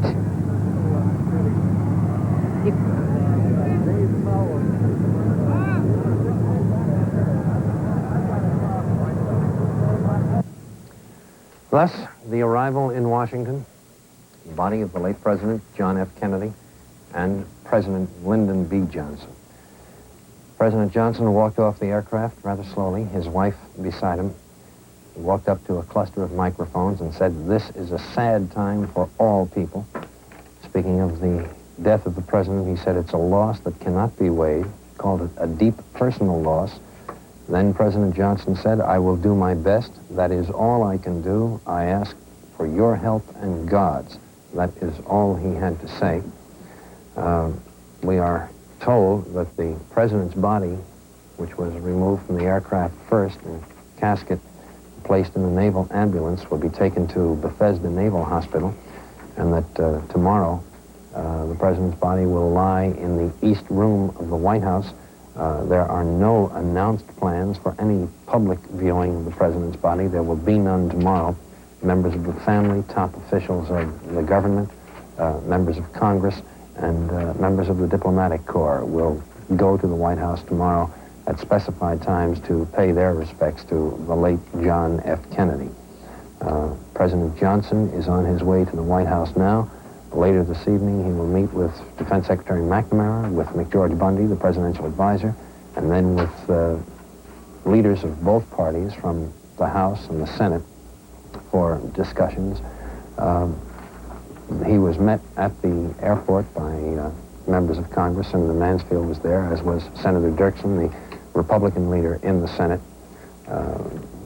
President Johnson looked extremely severe, extremely shaken by what he had gone through, as did his wife, Mrs. Johnson, standing by his side as he spoke his first public words as President of the United States, the 36th President. He had been sworn in only about 2.5 to 3 hours earlier by a federal judge in the executive suite of the aircraft in which he arrived at Andrews Air Force Base, in the executive suite of Air Force One, sworn in with his wife and Mrs. Kennedy and as many White House aides as could be crowded into that suite looking on as federal judge Sarah Hughes administered the oath of office to Lyndon Baines Johnson. And so, events which started swiftly, completely unexpectedly and shockingly in Dallas only a matter of about 5 hours ago have gone virtually full circle. The president and the late president are, in a sense, back home, back in the nation's capital. The business of running and governing this nation will go on. Frank? The helicopter is now on its way to the White House. This recent innovation in United States procedures involving the chief executive is carrying the new president of the United States from Andrews Air Force Base to the White House, where he will now fill out the remainder of John F. Kennedy's term. The term will expire January 20th, 1964. There is, at a time like this, a thirst for detail, as everyone wants to know, and reasonably so, every facet of every part of the story, while fully cognizant that no amount of detail will satisfy, because the simple, brutal shock of the incident itself is what is impelling the attention. And coming as it did, and in a remote part of the country, not in the sense of being so terribly far away, but where the normal facilities that are available to White House staff and crew are strained to their utmost. All arrangements, of course, have had to be improvised, and we're not aware of all the details of the incident as yet, nor are we fully informed on what will transpire from this point on. The simple fact is the President of the United States has been shot and assassinated, and the new President of the United States is Lyndon Baines Johnson. The body has been returned to Washington. The new President is in Washington, is on his way to the White House at this moment. He will meet later in the evening with the Democratic leaders of Congress. We can expect that for the next 2 or 3 days, we will be kept abreast of what is happening, and that within hours they will have managed to get themselves in position in Washington where the transition could be made as smoothly as possible. Former Vice President Richard Nixon is among those who have made some comment on the president's death today. Mr. Nixon said, "The assassination of the president is a terrible tragedy for the nation. Mrs. Nixon and I have sent a personal message expressing our deepest sympathy to the members of the family in this hour of sorrow." This is a statement from former Vice President Richard Nixon. There's this, too, Frank. It's announced that the United States Navy ships and land stations throughout the world will fire salutes in tribute to President Kennedy every half hour between 8 a.m. and sunset tomorrow. I imagine that would be local time, wherever the ships and stations are. Of course, the President was in the Navy during World War II. Flags on all ships and stations will be flown at half-staff for 30 days, the Navy announcement said. It's rather ironic and strange that this man should have endured so much in World War II, should have come so close to losing his life in the famous incident involving his PT boat, then should come home and lose his life in Dallas, Texas in a completely unbelievable fashion. The new President of the United States is approaching his residence, the White House. A report from there from NBC's Robert Goralski at the White House. The first of the helicopters from Andrews Air Force Base has just landed here on the south lawn of the White House. It's about a 7-minute trip from Andrews Air Force Base to the White House. Vice President Johnson, President Johnson, I'm sure that many of us have made that mistake and will repeat it many times. President Johnson will shortly emerge from the helicopter to the White House. Immediately after he enters the executive mansion, he will have a meeting with Secretary of Defense Robert McNamara and other presidential advisors McGeorge Bundy. The President is about to step off the helicopter now. President Lyndon Johnson appearing at the White House for the first time. There is Mrs. Johnson and the President stepping down from the helicopter. Walking across the south lawn of the White House to the south portico, the President is now talking to his special Secret Service man. Previously, as the head of the Vice Presidential Detail. Vice President Johnson will meet with Secretary of Defense McNamara and McGeorge Bundy almost immediately. That is Secretary of Defense McNamara now talking to Mrs. Johnson.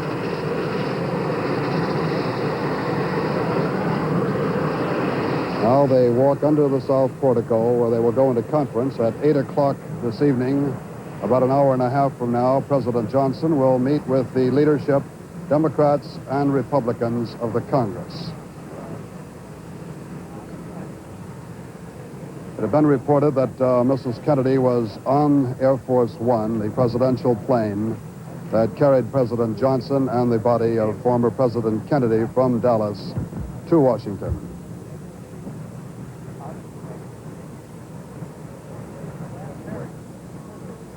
It's not yet known exactly what Vice President Johnson will do in moving to change the personnel at the White House. Undoubtedly, he will keep many of the personnel who served under Mr. Kennedy. There are many changes that will take place, perhaps in the congressional line of action.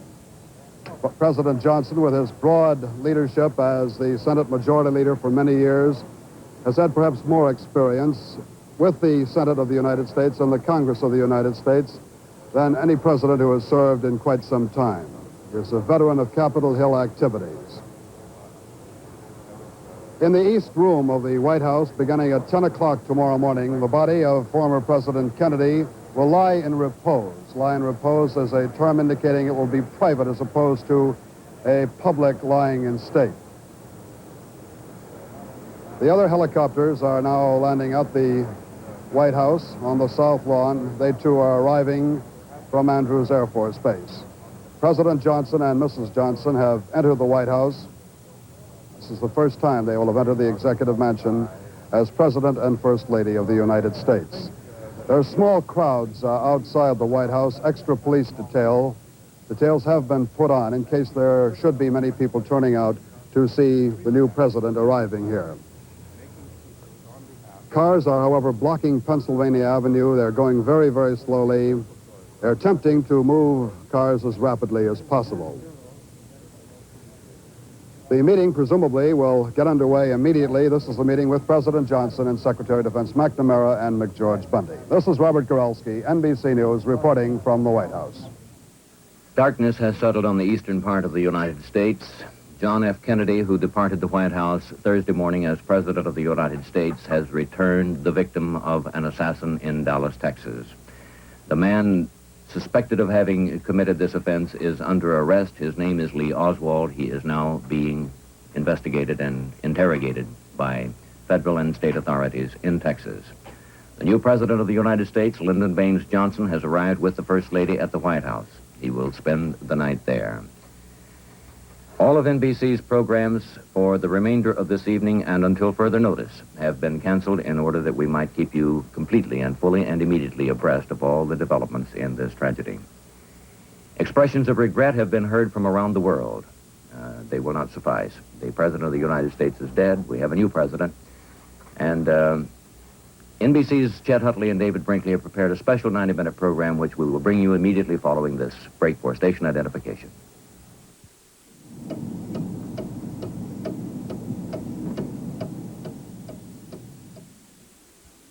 The shots that rang out in Dallas on November 22nd, 1963 really were shots heard around the world. By this time on that day, most Americans home from work and school were transfixed in front of their television sets. I myself, having been told that I would be going to Dallas, went instead to Washington on a plane NBC had chartered. Dozens of us went from New York to remain through the funeral. Television, which had played so large a part in the career of JFK, turned this national tragedy into a personal experience that all could share. It created a unifying bond that all could feel. It gave a new dimension to grief. Americans sat in collective mourning. In a sense, the historic nature of this epic television ordeal made the viewers more than just spectators. Each was somehow a participant in the drama. It was an unprecedented spectacle as together Americans shared the bitterness, the anger, the anguish, shame, and confusion. John F. Kennedy was dead. He was now the stuff of legend, and all that he could do for his country was somehow suspended in time between history and myth. Nothing did more to nourish the myth than the continuing television coverage that weekend. What follows is the way America reacted on the night John Kennedy died, as broadcast by NBC News. And it is, by the way, at times like this, that a news organization finds out how good it is, whether it can do the hard jobs, the grim ones. For the next hour and a half, we're featuring select portions of NBC's coverage from the remainder of that mind-numbing day 25 years ago. The evening's coverage began with the Huntley-Brinkley Report. None of us will ever forget where he was and how he felt when the news was announced. In New York City, for a handful of people, the place was the sidewalk beside the open door of NBC News reporter Gabe Pressman's automobile, listening to the loudspeaker, the car radio. They had known for some minutes that the president was gravely wounded. Then came the instant when the worst was confirmed. A flash from Dallas. Two priests who were with President Kennedy say he is dead of bullet wounds. This is the latest information we have from Dallas. We are, of course, standing by to give you all available information as it comes to us. I will repeat with the greatest regret this flash. Two priests who were with President Kennedy say he has died of bullet wounds. Find it hard to believe. On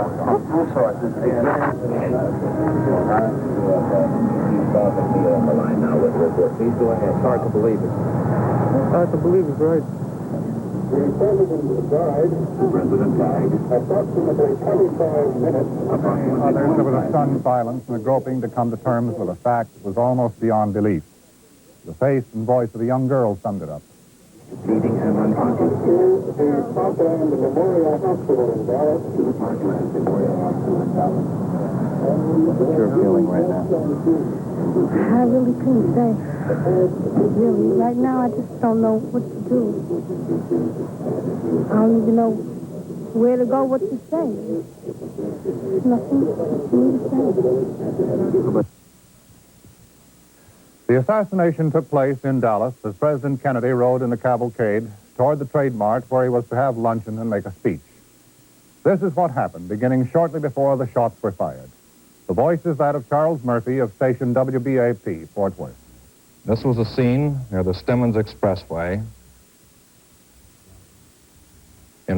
This is in front of City Hall in downtown Dallas, a mile east of the shooting scene. Heavy crowds lined the downtown street to view the presidential party. As in all of the Texas stops, there were many teenagers attracted there by the First Lady and the President.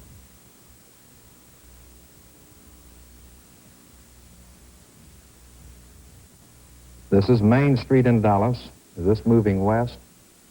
This is moving west toward the fatal moment.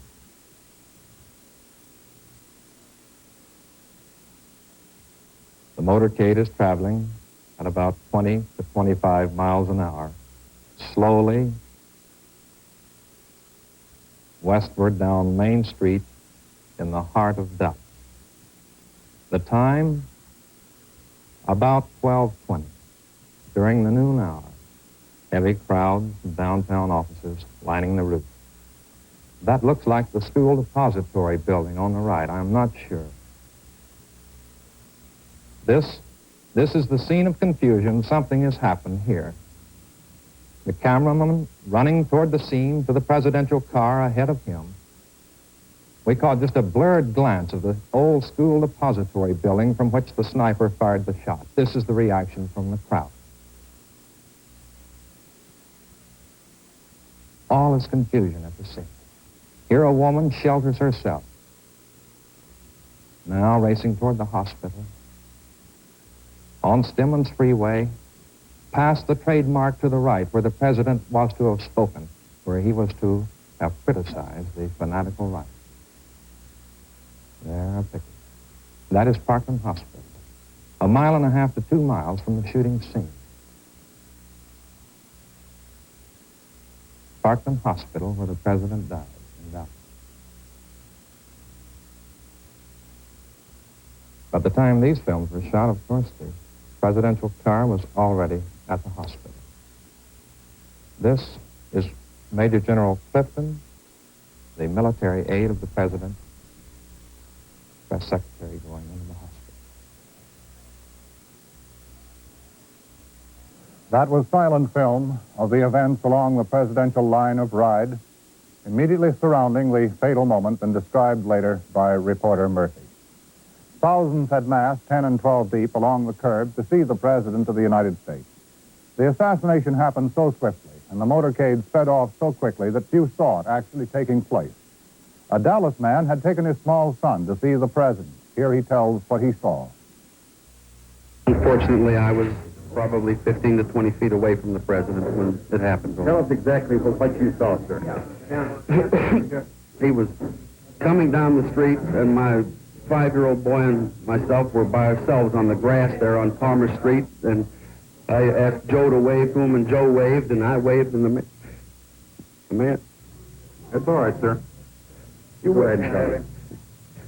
As he was waving back, the shot rang out, and he slumped down in the seat, and his wife reached up toward him, and as he was slumping down, and the second shot went off, and it just knocked him down from the seat. Two shots. Did you see the man who did this? No, sir, I did not see the man who did it. All I did was look in the man's face when he was shot there and saw that expression on his face and grabbed himself and slide. And the second one, whenever it went, why, I'm positive it had hit him. I hope it didn't, but I'm positive it had hit him, and he went all the way down in the car. Then they speeded up, and I didn't know what was going on, so I just grabbed the boy and fell on him in the hopes that there wasn't a maniac around. I'm sorry. I can't help you more, but I won't forget it. Yes. It's a logical assumption that hatred, far left, far right, political, religious, economic, or paranoid, moved the person or persons who today committed this combined act of murder and national sabotage. There is in this country, and there has been for too long, an ominous and sickening popularity of hatred. The body of the President lying at this moment in Washington is the thundering testimonial of what hatred comes to and the revolting excesses it perpetrates. Hatred is self-generating, contagious. It feeds upon itself and explodes into violence. It is no inexplicable phenomenon that there are pockets of hatred in our country, areas and communities where the disease is permitted or encouraged or given status by those who can and do influence others. You and I have heard in recent months someone say, those Kennedys ought to be shot. A well-known national magazine recently carried an article saying Chief Justice Warren should be hanged.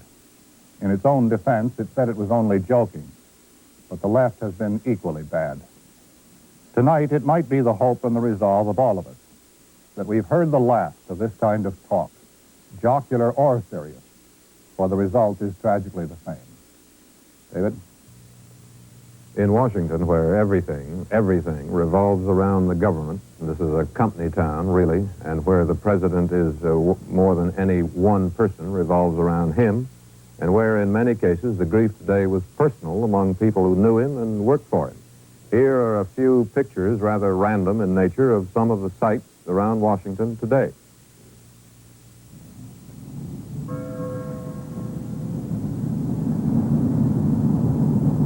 Flags on embassies as well as on all other public buildings at half-staff. That, incidentally, is the Russian embassy. This is Lafayette Park, immediately across Pennsylvania Avenue from the White House, where as soon as the first news came out, people began to gather and stand, as they often do. Just stand.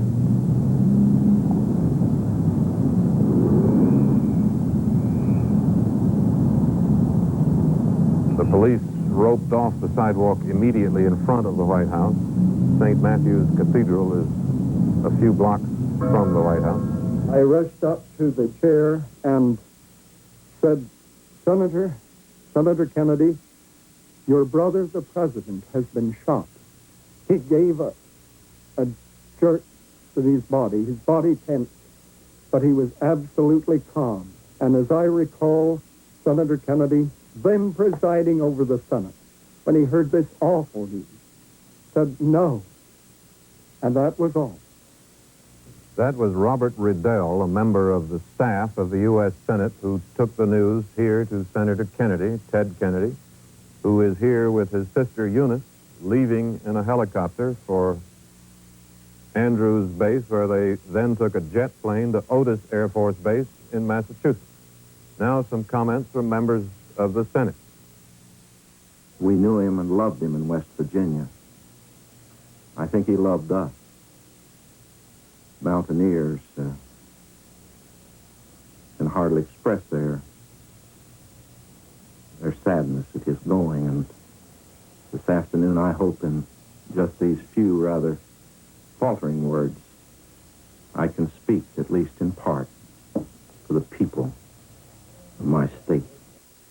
This good, this decent, this kindly man, this harassed man who had so much on his shoulders and received from some people so little in the way of support in return, this man has now gone to his reward. There are some things that are simply incredible and leave one absolutely speechless. This is one of them.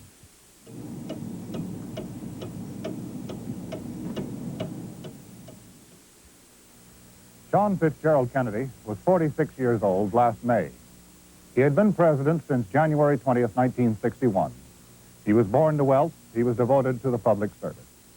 The administration of John F. Kennedy began with these inaugural words.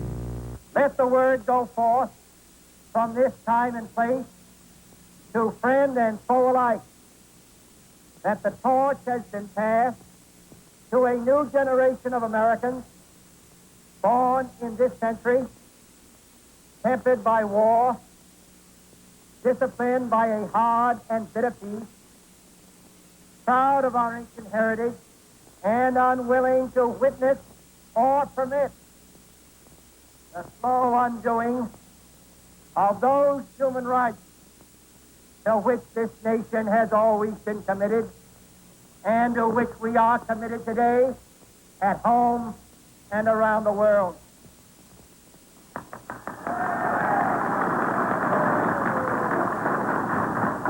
Let every nation know, whether it wishes us well or ill, that we shall pay any price, bear any burden, meet any hardship, support any friend, oppose any foe, to assure the survival and the success of liberty.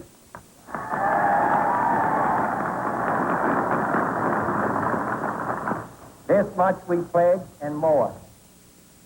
To those old allies whose cultural and spiritual origins we share, we pledge the loyalty of faithful friends. United, there is little we cannot do in a host of cooperative ventures. Divided, there is little we can do, for we dare not meet a powerful challenge at odds and split asunder. To those new states whom we welcome to the ranks of the free, we pledge our word that one form of colonial control shall not have passed away, merely to be replaced by a far more iron tyranny.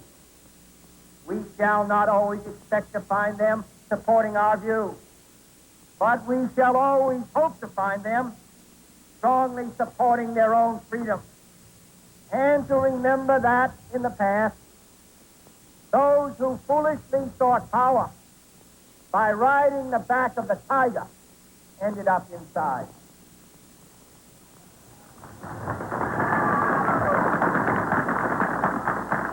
To those people in the huts and villages of half the globe struggling to break the bonds of mass misery, we pledge our best efforts to help them help themselves for whatever period is required, not because the communists may be doing it, not because we seek their votes, but because it is right. If a free society cannot help the many who are poor, it cannot save the few who are rich.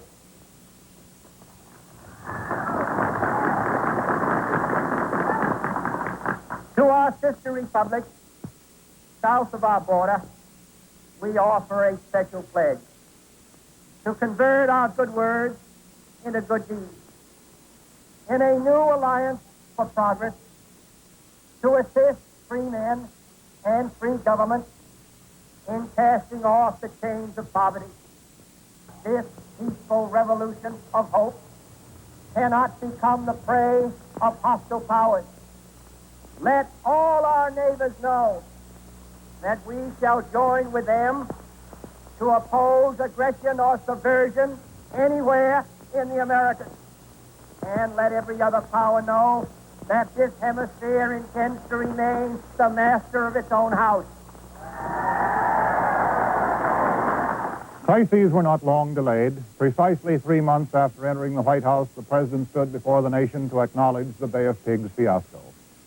There followed the first trip to Europe and an inconclusive meeting with Khrushchev in Vienna.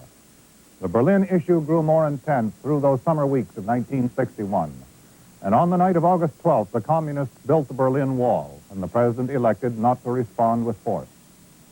A few days later, on August 16th, the Alliance for Progress was announced in the White House before a gathering of Latin American diplomats. In December, the president paid a visit to Latin America. 1962 is the year of trial. In April, the president faced off with the steel industry and a sizable section of the American business community. That autumn, a Negro youth by the name of James Meredith attempted to enter the University of Mississippi, and it required the action of the president to get him in and keep him there safely. In October, President Kennedy issued notice on Premier Khrushchev to remove his missiles and other big weapons from Cuba. The president led us to look for a few hours squarely at the possibility of nuclear war with these words. My fellow citizens, let no one doubt that this is a difficult and dangerous effort on which we have set out. No one can foresee precisely what course it will take, or what costs or casualties will be incurred. Many months of sacrifice and self-discipline lie ahead, months in which both our patience and our will be tested, months in which many threats and denunciations will keep us aware of our dangers. But the greatest danger of all would be to do nothing. The path we have chosen for the present is full of hazards, as all paths are.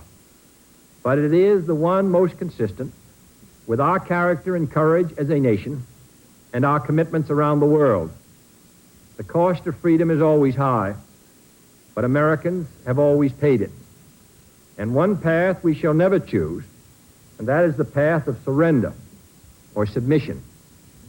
Our goal is not the victory of might, but the vindication of right. Not peace at the expense of freedom, but both peace and freedom here in this hemisphere, and we hope around the world. God willing, that goal will be achieved. Thank you, and good night. We are confronted primarily with a moral issue. It is as old as the Scriptures and is as clear as the American Constitution. The heart of the question is whether all Americans are to be afforded equal rights and equal opportunities, whether we are going to treat our fellow Americans as we want to be treated.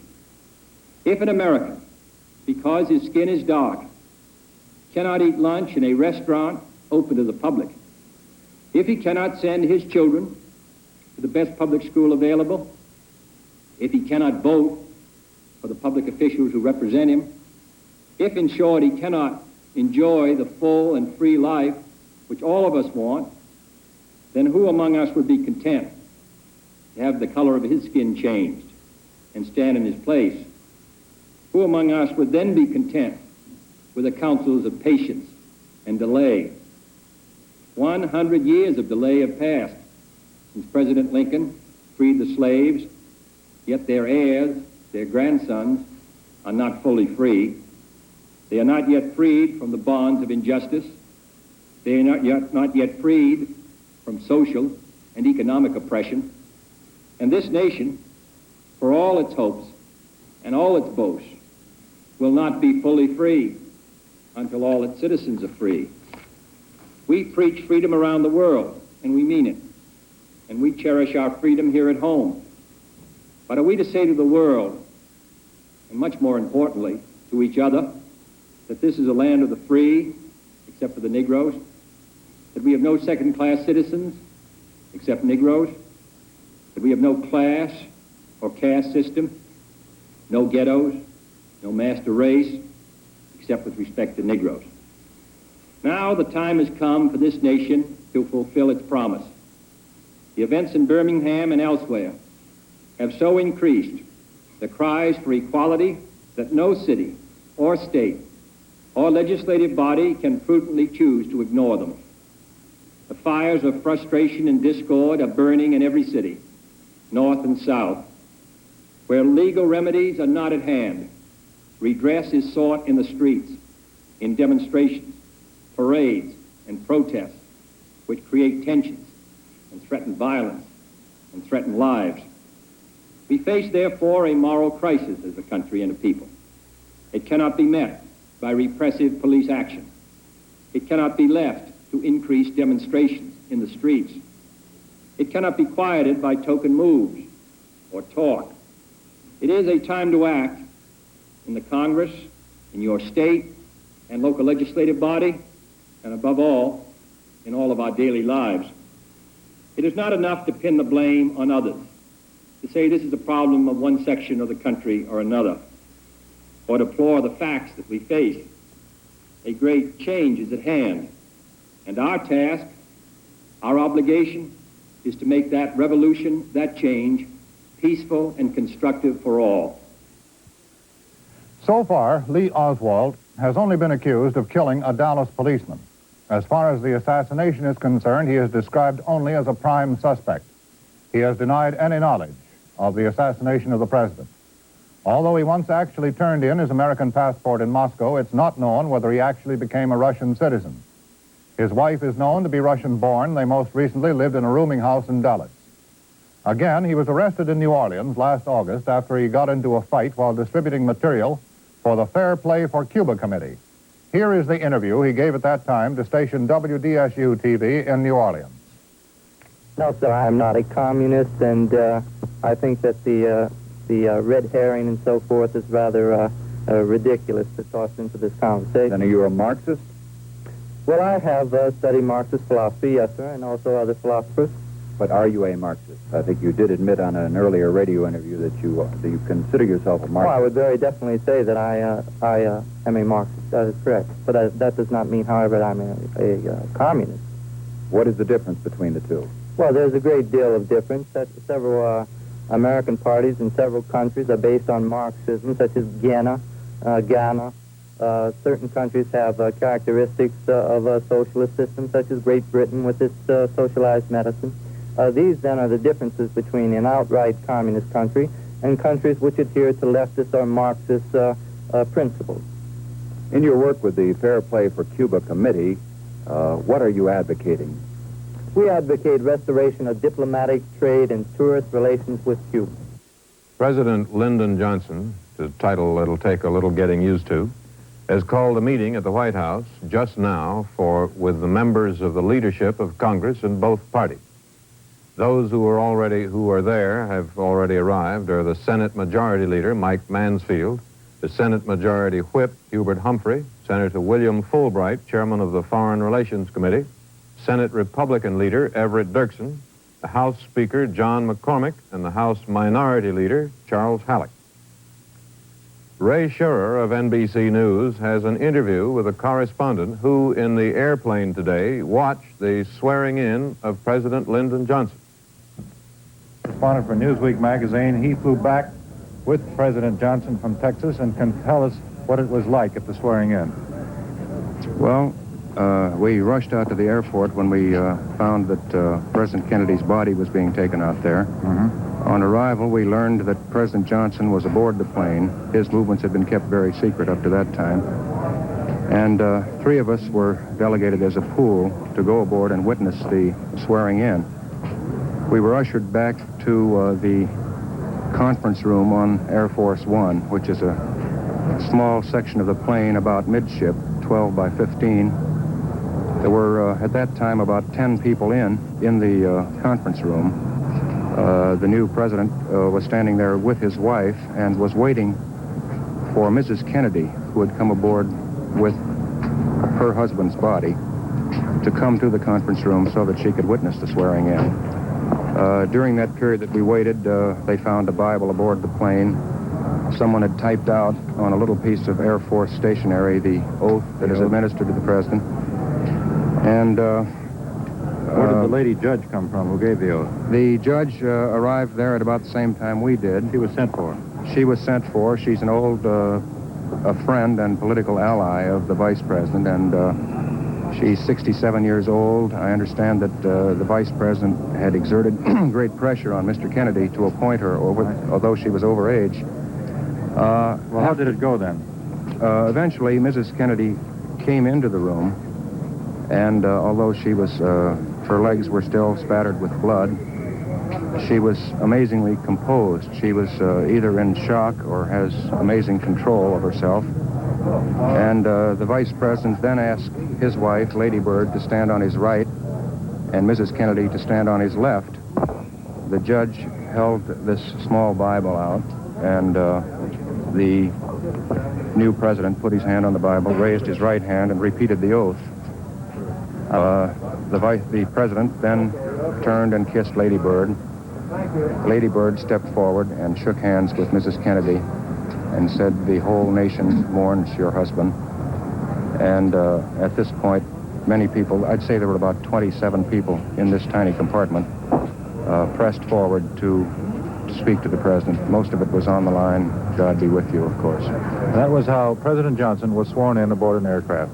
You've been listening to Charles Roberts, White House correspondent for Newsweek magazine.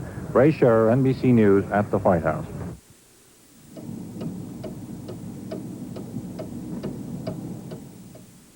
We do have this further word from Dallas. The prime suspect being held in connection with the assassination of President Kennedy is Lee H. Oswald. As you are perhaps aware, a Dallas policeman was killed a short time after the president was assassinated in a gun struggle with Oswald, and Oswald has been formally charged with that murder. However, no charges, so far as we know, have yet been lodged against him in connection with the assassination of President Kennedy. We have a report from Dallas bearing on this suspect, Oswald. It says the gunman who slew the President of the United States was a calculating man, that he had to be. For the shots that killed the President and wounded Texas Governor John Connally came from a pre-selected spot with a clear view of the motorcade. And there was evidence that the gunman sat and calmly gnawed fried chicken, waiting for the moment to kill. Police have one suspect, a man with ties to the shooting, but Lee H. Oswald, who is 24 years old, after 2 hours of questioning, more than that by now, is still clinging to his story that he did not do it. The fatal shots came from a floor of the Texas School Book Depository building. It was at a 45-degree angle about 100 yards away. Police know at least that much. They found the rifle partly hidden behind some books. It was a bolt-action model. We still do not know exactly what kind of rifle it was. We've had conflicting reports throughout the afternoon, some saying that it was British, others that it was German, even Japanese. They found some spent cartridges and scraps of the chicken meal. Thousands of persons were in the vicinity. The route of the president had been well publicized, and maps in the newspapers were pinpointed with the route that the president's motorcade would follow. 45 minutes after the president was shot, a Dallas policeman was slain, and this led to the arrest of Oswald, who has now been charged with that murder. Oswald was taken from a small theater, and he put up a fight, firing once from a pistol and cutting patrolman N.M. McDonald in a scuffle. Oswald, who is about 5 feet 9 inches tall and weighs about 160 pounds, answered the description of a young man sighted at the book depository building just before the president was shot. He was arrogant as he was brought in for questioning. When he saw a crowd of newsmen, he raised his handcuffed hands in a clenched fist. It is difficult to say exactly how the nation has reacted to what happened today in Dallas, Texas. It is difficult to say how long it will take for the full realization of what happened to really sink in. But there are these random observations made in the New York area today which may prove of interest. Over at St. Patrick's Cathedral, within the hour, I noticed that every available candle in the church was already lighted. There was not one that you could walk in and light in offering of prayers for the soul of President Kennedy. Across the street from the cathedral, one of the Fifth Avenue department stores had lowered the blinds on every single display window on 50th and 49th Streets and on Fifth Avenue, save one. The corner window at 50th and 5th held an oil portrait of President Kennedy and about 6 dozen red roses. That is all.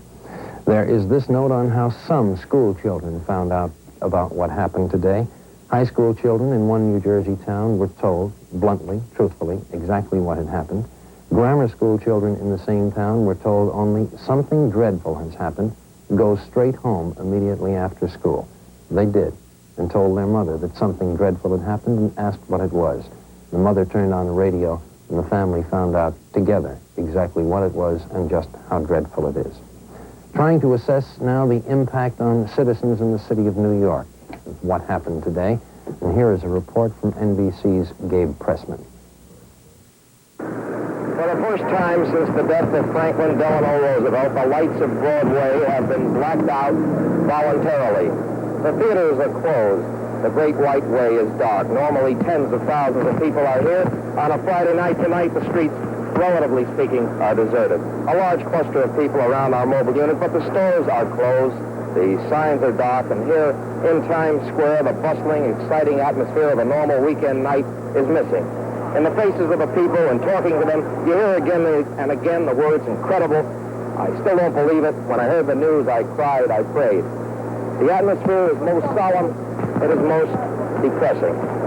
We've seen those sailors here tonight with sweethearts on their arm. We've seen no smiles, no laughter. The cop on the beat here is Patrolman Martin Friedel. Patrolman Friedel, have you ever seen Times Square like this? All the time I've been here, I've never seen it like this. I mean, it's really something. You can sense the remorselessness on the people's faces. You can see it on them, and you can also sense it.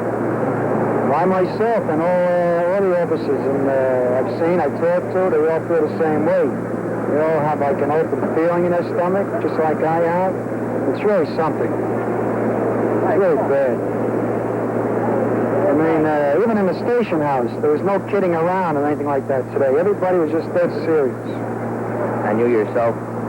Myself, like I said before, I've got an open feeling in my stomach. It's really tragic.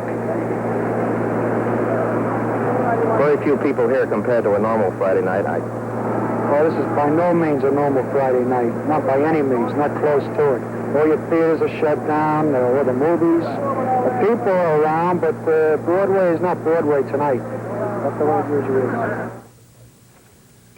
The body of President Kennedy was transported from Andrews Air Force Base to the hospital in Bethesda by a Navy ambulance. And closeted in grief behind drawn curtains were the president's widow, along with a group of his closest friends and associates. The route traveled from Andrews Air Force Base in nearby Maryland to Bethesda Naval Hospital, where the body will be held overnight.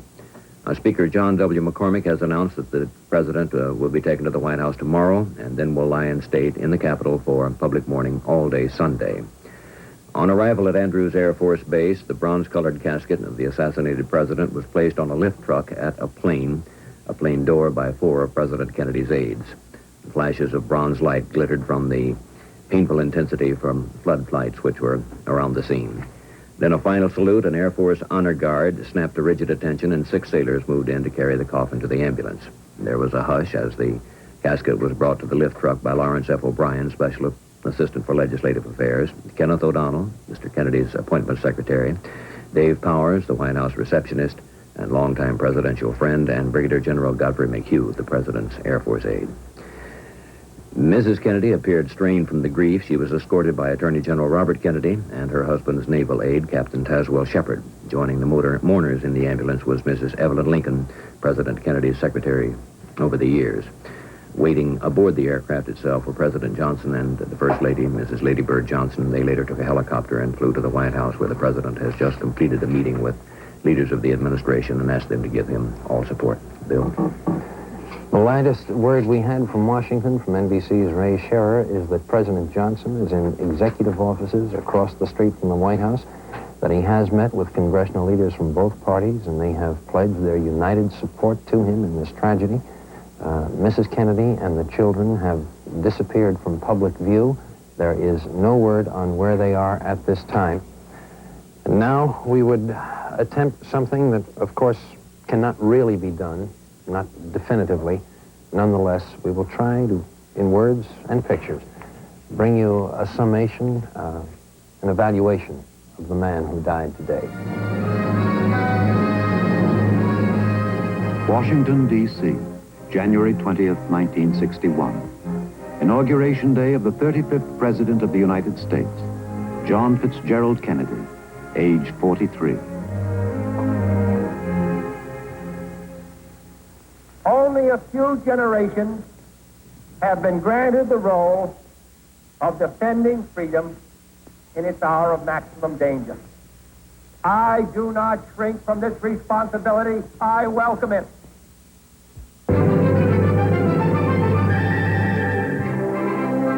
That responsibility and its cares came thick and fast. But this was a festive day for Mr. Kennedy and his young wife. They had just had their second child, John Jr., and the president was not yet 44 years old. Experience in the House and the Senate were his preparation for the presidency. In a sense, though, his training had begun long, long years before he entered the House at 1600 Pennsylvania Avenue, the youngest man ever elected president, the exponent of the new frontier, partisan of a new, young look at a tangled world. John Fitzgerald Kennedy was the second of 9 children in the family of financier Joseph P. Kennedy. He was a lightweight, but he battled at football. He was schooled at Choate, then went to Princeton and Harvard. Before he'd finished college, he accompanied his father to England, where the elder Kennedy was appointed ambassador to the court of St. James. From this experience and his Harvard studies came his first book, published in 1940, Why England Slept, a study of the unpreparedness that helped lead to World War II. In that war, John Fitzgerald Kennedy commanded a PT boat in the Pacific. A Japanese destroyer rammed and sank it, but he kept his crew alive to be rescued after 5 days on a tiny island. His elder brother, Joseph Kennedy Jr., was not so lucky, killed in action over Germany. Joseph Kennedy Sr. had wanted his eldest son to be president. With his death, the task devolved on John Fitzgerald. The war set the stage for his political career. Mr. Kennedy's first battle in the political arena won him a congressional seat in 1947. From there, he moved on to the Senate, where he was one of the earliest to take the field against Teamster czar James Hoffa. While he was campaigning for the Senate, he met Jacqueline Bouvier, who later became his wife. Their courtship and marriage were delayed because of the press of politics, but as soon as his public work permitted, they were married. The ceremony was performed on September 12, 1953, at St. Mary's Church in Newport, Rhode Island. The ceremony performed by the Most Reverend Richard Cushing, now Richard Cardinal Cushing. Their wedding was considered one of the year's social highlights. Back in the Senate, Mr. Kennedy was faced with another problem. A war-incurred back injury began to give him trouble. He entered Manhattan's Hospital for Special Surgery in October 1954 and underwent a double fusion of spinal discs. After his recovery, Mrs. Kennedy said the day he threw away his crutches was one of the happiest in her life. Mr. Kennedy refused to let illness or his personal life interfere with his career. And in 1960, he went to the convention seeking nomination for the nation's highest office. The convention in Los Angeles was a knockdown, drag-out affair. Critics felt he was too young, that he lacked experience for the high office he sought. But his strategists overcame all opposition, and he was selected to face Richard Nixon in one of the nation's toughest elections. Mr. Kennedy was never one to duck a tough fight. When the campaign started, he came out full strength with a demand that Nixon debate with him on the key issues of the day. His opponent agreed, and they met in political combat in the world's first televised debate between two presidential candidates. There are some who say these televised meetings gave Mr. Kennedy the edge. There were no holds barred in the campaign that followed. Cuba and other key issues of the day occupied most of the interest. At no time was there any doubt that the election would be one of the closest in the nation's history. This was borne out on Election Day when the voters began going to the polls. Mr. Kennedy and members of his family waited out the election at Hyannisport in Massachusetts while the voters decided whether they wanted to continue the policies of President Eisenhower by electing his vice president or change the administration by sending a Democrat to the White House, the nation's first Roman Catholic president. The returns seesawed, first giving the edge to one side and then to the other. When there seemed to be no doubt that Mr. Kennedy had been elected president, he made this brief statement. Every degree of mind and spirit that I possess will be devoted to the long-range interests of the United States and to the cause of freedom around the world. So now my wife and I prepare for a new administration and for a new baby. Thank you. One of President Kennedy's gravest problems in foreign affairs, and the one that brought the closest confrontation with Soviet Premier Khrushchev, was Cuba. Early in September of 1962, the president warned that Premier Castro's military strength had been bolstered by deliveries of Soviet equipment. The warnings were repeated. On October 22nd, the president cut short a Western campaign trip to make an 18-minute television speech of national urgency. He told the nation a series of offensive missile sites were in preparation in Cuba, and that he had ordered a naval and air arms quarantine of the island. It shall be the policy of this nation to regard any nuclear missile launched from Cuba against any nation in the Western Hemisphere as an attack by the Soviet Union on the United States, requiring a full retaliatory response upon the Soviet Union. Within the next 10 days, and under the threat of nuclear war, developments were fast. The quarantine was imposed. A Soviet ship stopped and searched. Finally, Khrushchev agreed to dismantle the bases under UN inspection. And on November 2nd, the president reported that Soviet missile bases were being dismantled.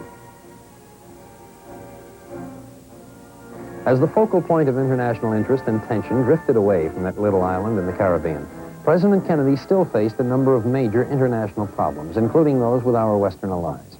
The government of Britain's Prime Minister Macmillan, a staunch ally, was on the wane, and America's traditional friendship with France, although kept up on the surface, was gradually being strained, with President de Gaulle stubbornly clinging to an almost go-it-alone role, seeking to become an independent nuclear power.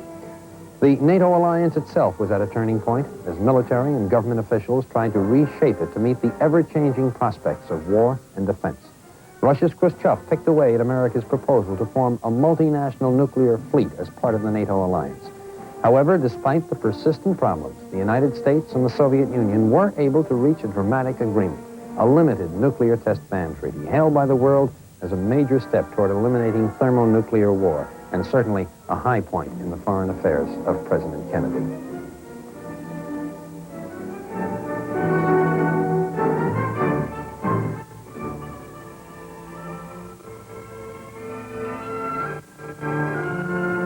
Mr. Kennedy, who sailed from his youth, made boating a chief relaxation. And with Mrs. Kennedy, he made festivities at last year's America's Cup race in Newport a very special occasion. The dinner was given by the Australian ambassador at the Breakers, one of the most famous mansions in Newport. The demands of state heavily curtailed the president's family life. There were times when formal occasions like this one had to provide the rare moments of relaxation with the First Lady. But the president and Mrs. Kennedy hoped for a normal life for 6-year-old Caroline and 3-year-old brother John. Last August, when the Kennedys were vacationing at Hyannisport, the First Lady gave birth to a boy. Tragically, John Bouvier Kennedy lived only a few days. But there were many happy days in Hyannisport where the president and his wife shared all their spare summer moments with the children. There was sailing and horseback riding and quiet private moments. On the domestic front, civil rights was Mr. Kennedy's greatest problem. Long, smoldering Negro resentment flared to impatience. It helped the presidency, but plagued Mr. Kennedy's every move in domestic policies. At one time, he made a direct appeal, such as this on Albany, Georgia. Let me say that I find it wholly inexplicable why the City Council of Albany will not sit down with the citizens of Albany, who may be Negroes, and attempt to secure to them in a peaceful way their rights. The United States government is involved in sitting down at Geneva with the Soviet Union. I can't understand why the government of Albany, the City Council of Albany, cannot do the same for American citizens. Birmingham made the biggest headlines and gave Mr. Kennedy his biggest problems. Water hoses became a symbol of the passions aroused by the civil rights movement. Many of these passions were directed against Mr. Kennedy, and they were echoed in the Congress, where the president's support for equal rights and his far-reaching civil rights bill created a solid block of opposition to many of his other programs. Even the historic August March on Washington, to which Mr. Kennedy gave his blessing, failed to break the congressional logjam. And at what turned out to be his final news conference, Mr. Kennedy conceded that his civil rights bill would not pass this year.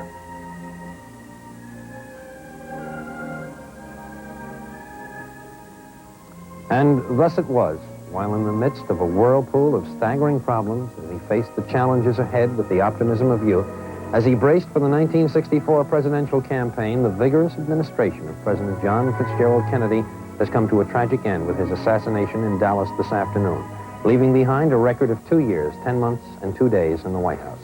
At his inauguration, that chilly, breezy day in January 1961, President Kennedy spoke these words, which will be indelibly etched in millions of American hearts. The energy, the faith, the devotion which we bring to this endeavor will light our country and all who serve it. And the glow from that fire can truly light the world. And so, my fellow Americans, ask not what your country can do for you. Ask what you can do for your country.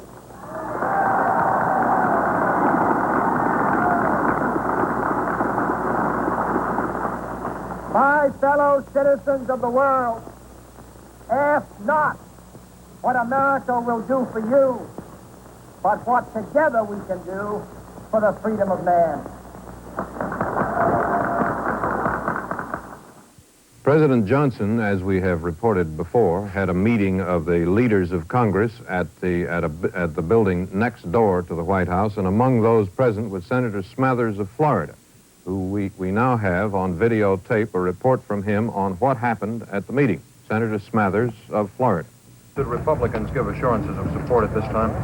I think that every Republican there, of course, he's a patriot and an American before he's a Republican, just as the Democrats are.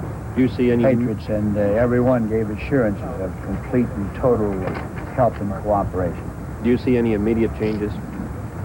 I don't know. I'm sure that this new president, of course, will have his own views, but I think generally speaking, he totally approved of the way the President Kennedy was conducting the affairs of the nation. Senator Smathers, could you describe the mood of President Johnson as you've just seen him? Well, he was as stunned and as shaken as everyone else was, probably in some respects more so, because he was right there when the tragedy occurred.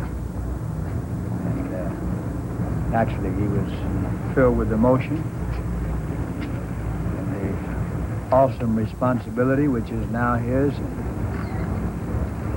But he was certainly a shaken man, as we all are.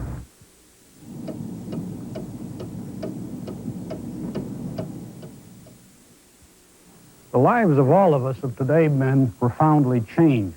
It's not yet possible to say exactly how much or in precisely which particulars, but they have been irrevocably changed. In these circumstances, I hope that I may be allowed a personal reaction, which perhaps will also be the reaction of some others. One's first feeling, of course, was that it was a dream, not real.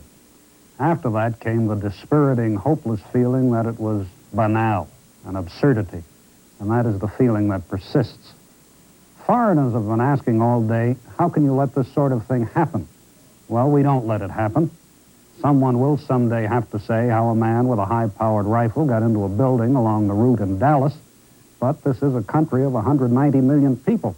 Basically, it's true that if someone wants badly enough to kill the president, provided he's willing to take some risk himself, he has a very good chance of doing it. Such people are happily extremely rare, and we do not know at this moment who killed the president or why. We may say with justice that it was an act of insanity and the rest of us are sane. It has nevertheless brought us face to face with some unpleasant truths about ourselves. The main point that emerges from this day's events is that the United States is still a country of violence. Violence plays a part in our political life, and not only through assassination. We've seen that in the last 3 years and in the years before that. We are, some of us, in the habit of laughing at the Latin American nations for the way in which their governments turn over. A lot of them do turn over. Assassination, however, does not play a large part in their affairs. Latin American governments usually turn over without much killing. To pursue this point further, we are a people who worry a great deal about our image. It must be said that at this time, our image is not a very desirable one. We do not appear today as an adult country. For what happened today is not an isolated incident. There were attempts against President Roosevelt and against President Truman in our own time. 3 presidents before Mr. Kennedy died at the hands of assassins. So we have a nation in which emotions run high and in which conflicts are often stark.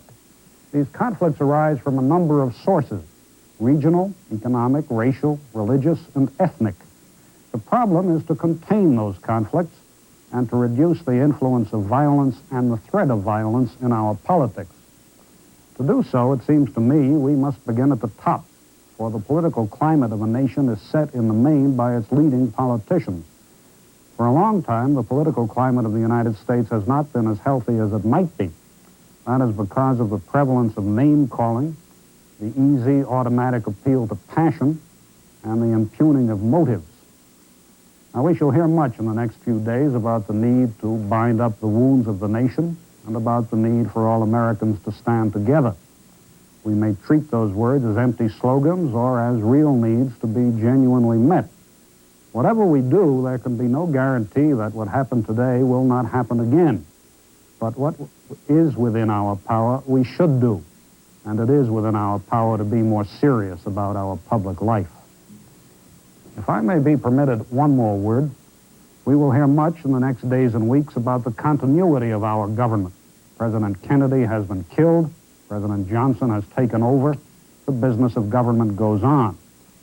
We may draw some satisfaction from the fact that the business of government goes on, but it is not a cause for congratulation. It is what should be expected, even from what we Americans are tonight, a grossly diminished people. All across the United States, people are still, I think, perhaps responding more with disbelief even yet than any other single emotion to the tragedy which occurred today. This is mingled with shock and anger and a genuine puzzlement that this sort of thing can happen in our country at this late stage in our development. One of the places where we have had cameras brought out and mobile units set up is in San Francisco. So for a sampling of the mood in that West Coast city, we now go to station KRON-TV in San Francisco and Jerry Jensen. The atmosphere of gloom and silent despair which has fallen over every part of the United States today is very clearly in evidence here in San Francisco. And any difference in the reaction of the people here on the West Coast is perhaps due to the difference in time. Because of the time difference, people in San Francisco learned of the tragic assassination of President Kennedy even before noon today, so that they have had one half of a whole working day to contemplate this tragedy. A large crowd is now gathered. I'd like to get some reaction from you people. How do you feel about hearing this news? I still can't believe it. I know it happened, but I still can't believe it. Where were you when you first learned of the death? I work here at the Chronicle. I was at my desk. Sir, what are your feelings? I was shocked and almost beyond belief. I was at work when I first heard of it in Richmond, and knew somebody came into the office and mentioned something about it. It's still too much to believe. I'm very saddened by the horrible thing that happened. It's almost impossible still to comprehend the terrible disaster. Thank you. And you, sir? Well, I think this is something that everyone in the country shares the blame for. And I hope that everyone, especially the Southern white moderates, take every possible step they can to see that it never happens again or anything like it. I hope that the moderates, especially in the South, do everything they can to quell this type of fanaticism and stop it. This is going to destroy the South and perhaps the whole country. Sir? Well, sir, I worked for the Chronicle in the printing department as a machinist, and I was very saddened and shocked. Everybody I worked with was very heartfelt and sad. Mr. Kennedy, who has helped to do so much for our country, uniting for peaceful purposes in banning the bomb and civil actions that Mr. Kennedy was always for, and I feel it's a great loss to the country. Thank you, sir.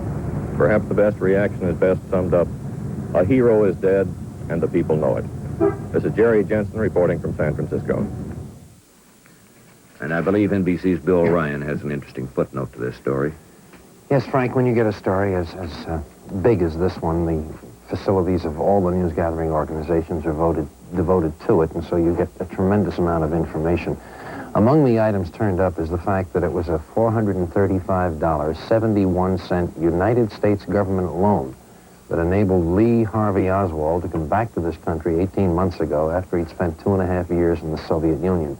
This is the man who was under arrest in Dallas, Texas for the murder of a Dallas policeman today and who may have been the man who fired the shot that took President Kennedy's life.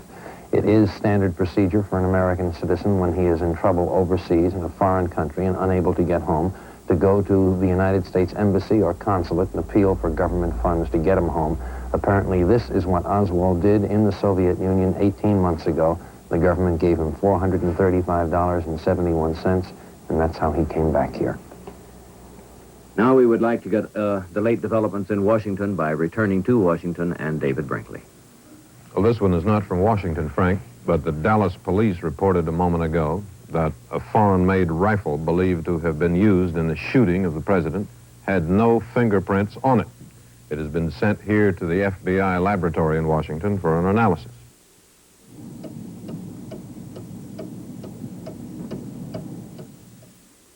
We have some late word on the condition of Governor John Connally of Texas, who was wounded by the sniper who assassinated President Kennedy. The latest report says that he is in stable and satisfactory condition tonight. He apparently has not learned of the president's death yet, however. Dr. Robert W. Shaw said Connally, who underwent surgery for more than an hour, was in better spirits. He said he did not anticipate Connally getting any worse and no further surgery is planned. Shaw, the attending physician, said the governor was apparently struck by just one bullet that traveled through his chest, hit his wrist, and lodged in his thigh. Connally rode in the same car with Kennedy. NBC's Robert McNeil was in Dallas and was almost directly behind the president's car in the first bus of news correspondents when the president was felled by the sniper's bullet. And he is still on duty in the Dallas-Fort Worth area now, so we would like to go to WBAP-TV in Fort Worth, Dallas, and NBC's Robert McNeil. It was one of those days that a reporter finds himself musing about when he's half asleep sometimes in a plane.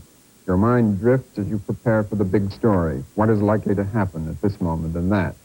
Sometimes your mind drifts to the most extreme thing that could happen, and you hastily dismiss it because the most extreme thing never does happen.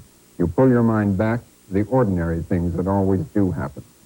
This day began in the rain with the ordinary things for a popular president on a grassroots tour, even if it was ostensibly non-political. For a young president with politics in his blood, a refreshing contact with the source of his power, a delirious crowd outside his Fort Worth hotel. His wife, he told them, wasn't there because she was still organizing herself. It takes her longer, the president said, because she looks better than we do. Take longer. But because you look better than we do.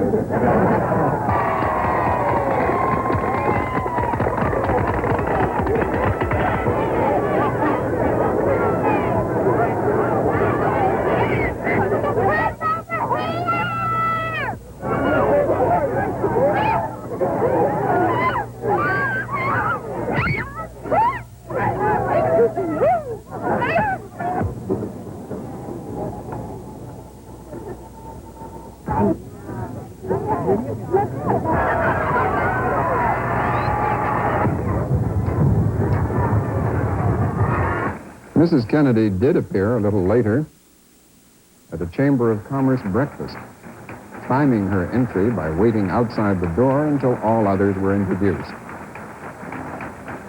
She appeared to thunderous applause, radiant in a pink suit and matching pillbox hat. This caused her husband to think back to a day 2.5 years ago in Paris. Years ago, I said that introduced myself in Paris by saying that I was the man who had accompanied Mrs. Kennedy to Paris. I'm getting that same sensation as I travel around Texas. A new Mrs. Kennedy has emerged this trip, a First Lady no longer shy about the rough and tumble of politics. On arrival in Dallas from Fort Worth, she was true to her new form.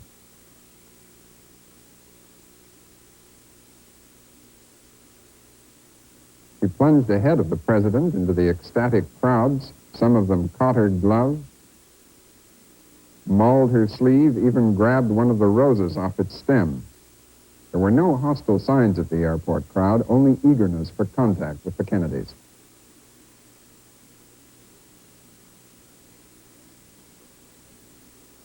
Then into the open limousine for the motorcade through Dallas.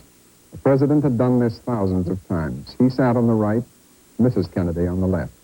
Everywhere the crowds were bigger than expected. Dallas authorities were jittery. Security precautions were the heaviest in the city's history. Dallas was determined that its name, smirched round the world by the attack on UN Ambassador Adlai Stevenson last month, would not be dragged through the mud again. There were heavy police forces all along the route. All possible troublemakers had been searched out and warned. All but one. The downtown streets. In the first press bus, we strained to catch any signs of the hostility the Dallas precautions had led us to expect. But all we saw was a vast and friendly crowd, but many thousands of welcome jack signs. It's approaching 12:30 p.m. Dallas time. The crowds in the tall business district are overfilling the sidewalks. Some throw streamers and torn paper in a miniature ticker tape parade. The reporters look at each other. There have been no incidents. At about 12:32, the motorcade turns a corner into a parkway. The crowds are thinner. NBC cameraman Dave Wigman, in a car ahead of us, takes a passing shot of a building, then 3 shots are heard, like toy explosions. Wigman jumps from his car, running towards the president with his camera running. People scream and lie down, grabbing their children. I leave the motorcade and run after police who appear to be chasing somebody. The motorcade moves off fast. We don't know it, but the president is mortally wounded in the head and throat. His car races for the hospital. The police find no one and return. Looking for a phone, I go into an office. It's on the ground floor of this building, the Texas School Book Depository. It is not more than 4 minutes after the shooting. Minutes after a man on the 5th floor of the same building has abandoned a high-powered rifle and fled. Waves of police move in. A small Negro boy tells them he saw a man with a rifle in a window upstairs. Witnesses come up. They saw the president hit. One of the witnesses took this Polaroid picture at the instant of the shooting. It shows the president slumped down in the car. Just as Mary started to take the picture and the president came right even with us, 2 shots, we looked at him and he was looking at a dog in the middle of the seat. 2 shots rang out and he grabbed his chest and a look of pain on his face and fell across toward Jackie, and she fell over on him and said, "My God, he's shot." And there was an interval, and then 3 or 4 more shots rang out. By that time, the motorcade had sped away. The motorcade reaches Parkland Memorial Hospital. It goes immediately to the emergency entrance. Bleeding profusely and unconscious, the president is lifted onto a stretcher and carried to emergency operating room number 1. Doctors say his condition is grave and moribund, that is, near death on arrival. A senior house physician is in attendance. A professor of neurosurgery and other doctors come immediately. Mrs. Kennedy, untouched by the bullets, is with her husband. Texas Governor John Connally, also seriously wounded, is also in an emergency ward. The doctors try every possible way to save the president. Oxygen is given and anesthetics, a blood transfusion, a tracheotomy, that is, making an opening in the throat to aid breathing. The president's heart stops. External massage was applied to his chest, but no pulse results.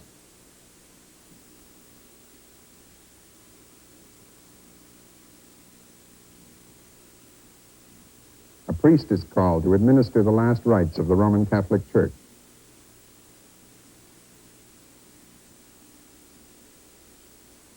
At approximately 1 o'clock, the president is dead. The doctors were working too frantically to revive him to notice the exact moment. The press and public do not know the president is dead for another half hour. The only reports available are that he is gravely wounded. At 1:31 Central Time, White House Assistant Press Secretary Malcolm Kilduff tells the press the president is dead.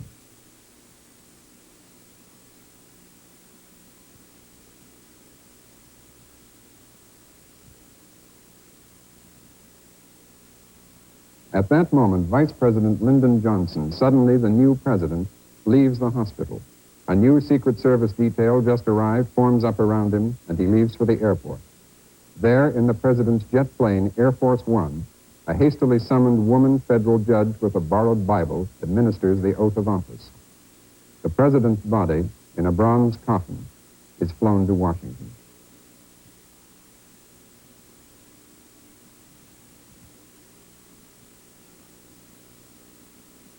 Dallas police moved with great speed after the shooting. The story of the chase, arrest, and questioning of a suspect from NBC's Tom Pettit at police headquarters in Dallas. In Fort Worth, 28 miles west of Dallas, police picked up one suspect who was later cleared and released. The man apprehended was identified by Fort Worth police as 22-year-old Donald House of Ranger, Texas. House was picked up after Dallas police put out a pickup order on his car following the shooting and killing of a Dallas police officer. As he was taken into police headquarters, House shouted, "I didn't do it." And after questioning, he was completely cleared and released. In Dallas, the prime suspect still is being questioned. He is 24-year-old Lee Oswald of Dallas, a former Marine who spent some time in Russia, who at one time had applied for Soviet citizenship. He has been associated with the Fair Play for Cuba Committee. Dallas Homicide Captain Will Fritz has directed the interrogation of this suspect, who police say has been placed in the building from where the bullets were fired at President Kennedy. Oswald has been charged with the murder of police officer J.D. Tippett, who had gone to apprehend Oswald, but he denies killing President Kennedy, says he is being held because he was in Russia. But Dallas Police Chief J.E. Curry says interrogation of Oswald will continue, that he is a very good suspect in the death of President Kennedy. Tom Pettit, NBC News, at Dallas Police Headquarters. Dallas Police Chief Jess Curry has recently reported that his men have found a partial fingerprint on the rifle believed used in the assassination. The weapon will be sent to Washington to ensure proper handling of the print. The city of Dallas, like the country, is still in a state of shock tonight. Texas Governor John Connally is in serious but satisfactory condition in hospital. Everyone, public officials, the police, the newspapers, have been too busy to ask the questions about loopholes in security that inevitably will be asked. As President Eisenhower said today, this is the kind of thing that freedom, compatible with democracy, makes possible. The mayor of Dallas, Earl Cabell, in a statement of the city's remorse, has said that all churches in the city will be open tonight. Dallas feels as any American city would if this had happened not here today, but there. This is Robert McNeil, NBC News, reporting. And we have this late information. Dallas police have taken several paraffin tests on Lee Harvey Oswald, the prime suspect in the assassination of President Kennedy, including, they say, one of Oswald's cheek. They said the cheek test might prove whether he had fired the rifle recently. Results of the test were not announced immediately.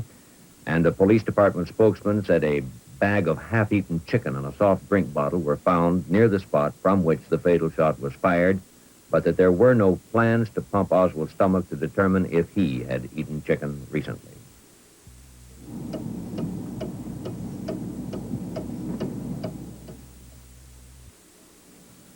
Secretary of State Dean Rusk and other high-ranking American officials were on their way to the Far East when the tragic news was radioed to them in flight. They immediately turned around, made a stop in Honolulu, and took off shortly thereafter for the return flight to Washington. They are expected momentarily at Andrews Air Force Base, so we go to Andrews Air Force Base outside Washington and NBC's Herb Kaplow.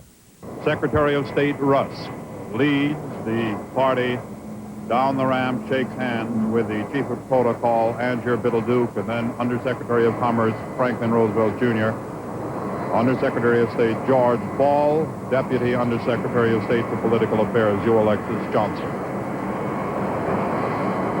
Other members of the Cabinet, Commerce Secretary Hodges, Interior Secretary Udall, Agriculture Secretary Freeman, Treasury Secretary Dillon, Labor Secretary Willard Wirtz. Those of us who have had the high privilege of serving closely with President Kennedy will always cherish the gallantry and the wisdom and the grace with which he carried his awesome and lonely responsibilities. This is a great nation with great strength and much unfinished business. And one of our greatest Americans is now present. President Johnson needs and deserves our fullest support as he takes up these high responsibilities on behalf of all of us Americans. We're about to wind this up for tonight because about all that could happen on one day has. For some final reflection on one of the more horrible days in American history, you find there is a great deal that could be said about the political and other changes we can look forward to now, but I think it would be bad taste to go into that now, and I won't. It has all been shocking, but perhaps one element in the shock was the speed. By the Washington clock, at a little after 1 o'clock this afternoon, President Kennedy was about as alive as any human being ever gets. Young, strong, vigorous, looking forward to, no doubt, 5 more years, he hoped, of leadership in this country and of the Western world. His wife, young, beautiful, looking very happy, was beside him and seeming to be having a wonderful time and leaning across the back seat of the car to say to him, "You can't say Dallas hasn't been friendly to you." And that was a little after 1 o'clock. 5 hours later, at 6 o'clock, Mr. Kennedy had been murdered. Lyndon Johnson was President of the United States. Mrs. Kennedy was a widow, a brave and composed one that nobody could fail to admire. All of them were back in Washington, returning in the same airplane that took them to Texas to an incredible tragedy. And the sheer speed of it was just too fast for the senses. Roosevelt, dead of a stroke, came back here from Warm Springs, Georgia, in a train, the sides of it draped in black crepe. It steamed majestically across the southern landscape toward Washington, taking a little time about it and giving everybody a time to think a bit about what had happened. But not today. There is seldom any time to think anymore, and today there was none. In about 4 hours, we had gone from President Kennedy in Dallas alive to back in Washington dead, and a new president in his place. There is no more news here tonight, and really no more to say, except that what has happened today has been just too much, too ugly, and too fast. Frank? Thank you, Dave. The Dallas police chief, Jesse Curry, announced just a few moments ago that charges of murdering President Kennedy have been filed against Lee Harvey Oswald, a 24-year-old former Marine with a history of connection with left-wing causes. Now we would like to go to WBAP TV and Robert McNeil with some reports on the late developments in connection with Oswald and some of the preparations that had been made at the branch of Vice President Lyndon Johnson for what was expected to be a weekend of campaigning and relaxation. So to WBAP TV and NBC's Robert McNeil. The president's death has left one group of people at least, and especially in stunned confusion. The story from Charles Murphy. No city was more saddened by today's events than Austin, the state's capital and the home of the wounded governor. Austin City Auditorium was to have been the setting tonight for a gala $100 a plate political banquet.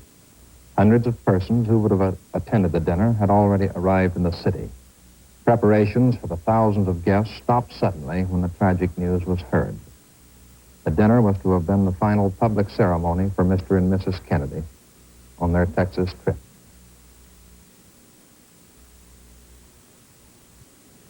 The 24-year-old prisoner who has been under questioning by Dallas police for over 8 hours has just been formally charged with the murder of President Kennedy.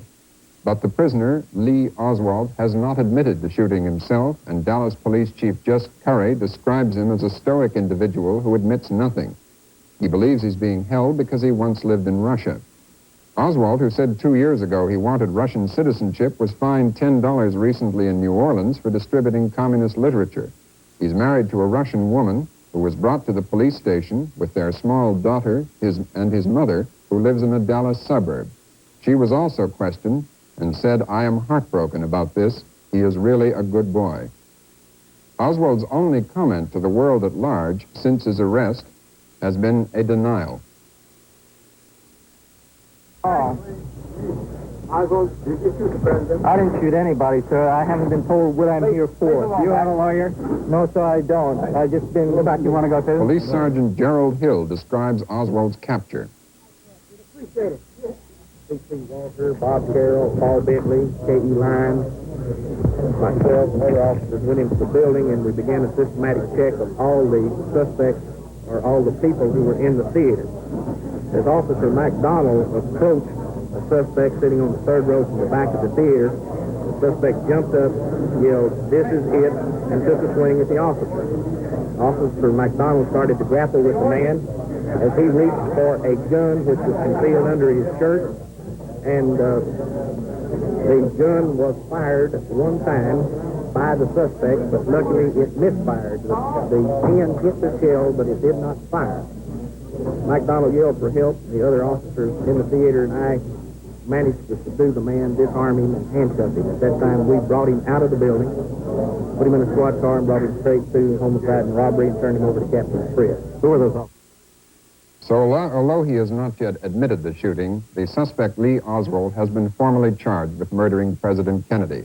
Circumstantial evidence puts him in the room from which the shots were fired. Lab tests are being conducted to prove that he fired the murder rifle. Robert McNeil, NBC News, reporting. Violent death is no stranger to the family of Joseph P. Kennedy. Along with the great wealth and political triumph, many tragedies have come to this Irish-American clan from Boston. Joseph P. Kennedy, Jr., the elder brother of the assassinated president, was lost in action in World War II. A Navy pilot, Kennedy vanished on an air mission from England to occupied Europe in 1944. Now, this was the son who was had originally borne the political hopes of the family, but he did not live to enter that field. Only 1 month later, a son-in-law, the Marquis of Hartington, was killed in action in France. And then in 1948, Lady Hartington, the former Kathleen Kennedy, perished with 3 others in a plane crash in France. For many years, another sister, Rosemary, has been in an institution for the mentally retarded. It was this misfortune that spurred the family's interest in programs for the prevention and treatment of mental retardation. A family foundation named for Joseph P. Kennedy, Jr. has contributed large sums to this cause, and only last month, President Kennedy signed bills providing millions in federal funds to help combat this affliction. The head of the clan, Joseph P. Kennedy, Sr., suffered a stroke in December of 1961 and never has recovered normal speech or the ability to walk. And for the First Lady, the former Jacqueline Bouvier, now Mrs. Kennedy, today's tragedy ended a 10-year marriage marked by many moments of intense personal loss. Twice, miscarriages robbed her of babies, and last August, the son, Patrick Bouvier Kennedy, died 2 days after his premature birth. And today, the loss of her husband. And I am sure that the thoughts and sympathies of all of us are with the First Lady tonight. There is no way of calculating the millions of words that have been uttered in the course of this day in all countries of the world as human beings fumble for words to express their offended senses at what has happened in the United States. I seriously doubt that any words uttered by anyone anywhere have succeeded in expressing what you feel yourself. I would suppose that the answer for that is only to be found in the hearts of each of us. This concludes NBC's coverage for today. We will resume our coverage tomorrow morning at 7 o'clock with the NBC Today Show. The day will continue until 10. At that time, the NBC News team that has manned this desk today will return, and we will continue our coverage until 2:30 tomorrow afternoon. At that time, NBC's local affiliates will continue with their coverage of the events as they continue to unfold. At 5 o'clock, NBC will return to the air tomorrow afternoon and bring you coverage throughout the evening.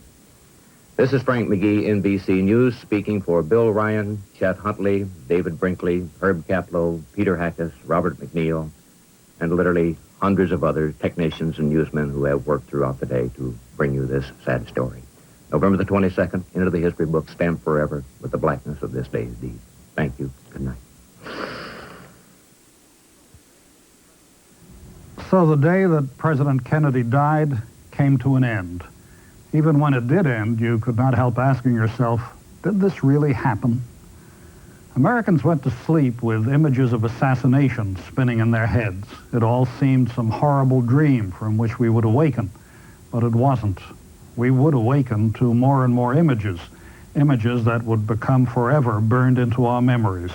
We remember Jacqueline Kennedy, her dress stained with her husband's blood, standing beside LBJ as he took the oath of office.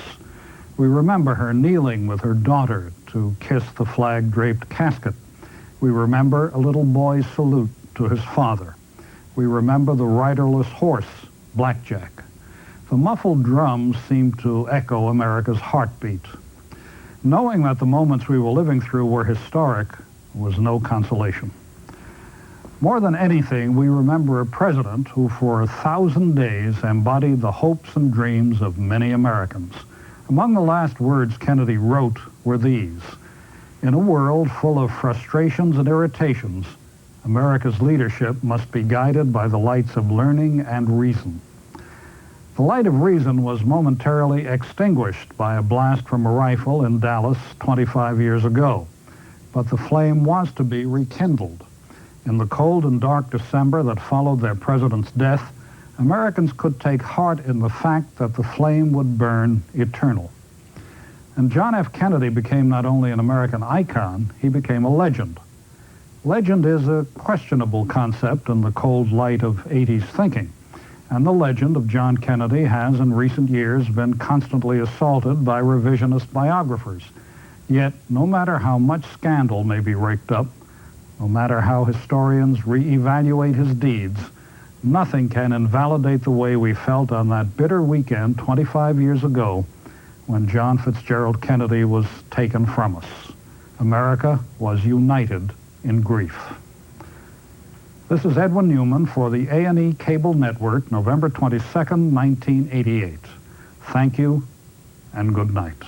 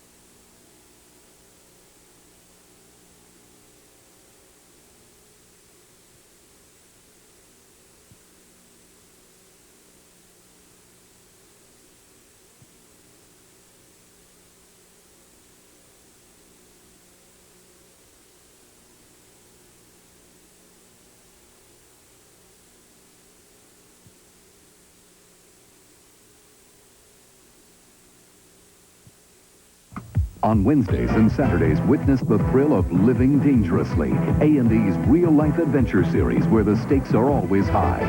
Living dangerous. You're a discriminating viewer, and you need to keep abreast of the finest in comedy, drama, documentaries, and performing arts. The kind of quality programming A&E brings you month after month.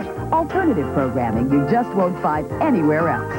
Why not subscribe to the A&E Program Guide, an exciting monthly guide to the wide variety of award-winning entertainment you've come to expect from A&E.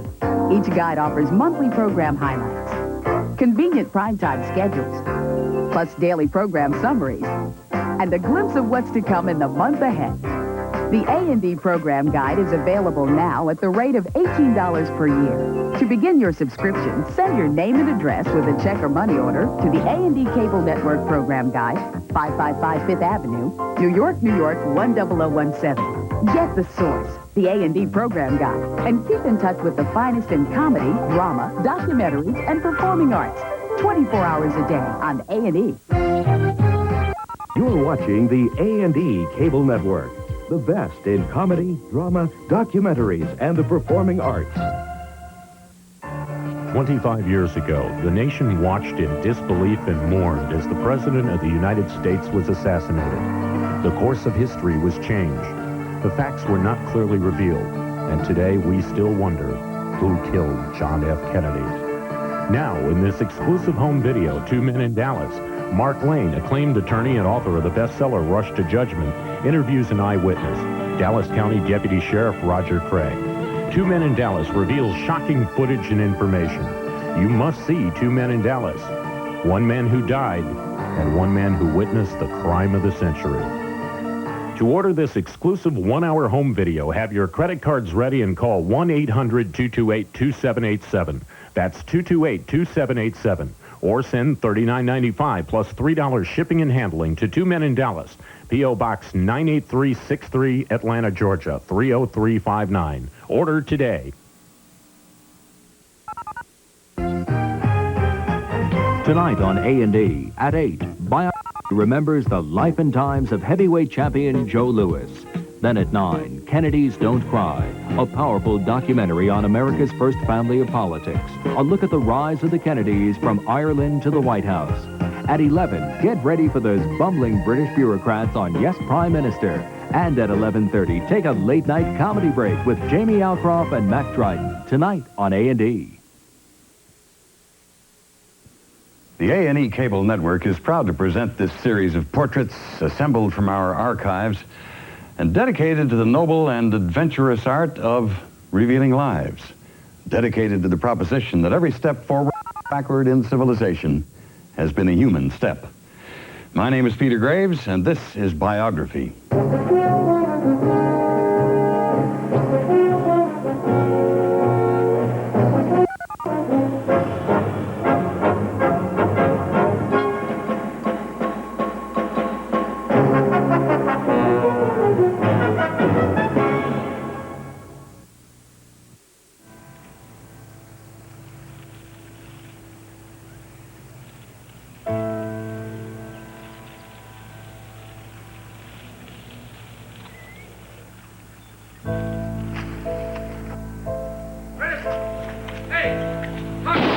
I love what he is, a statue of our times, an example for men of all ages and all colors.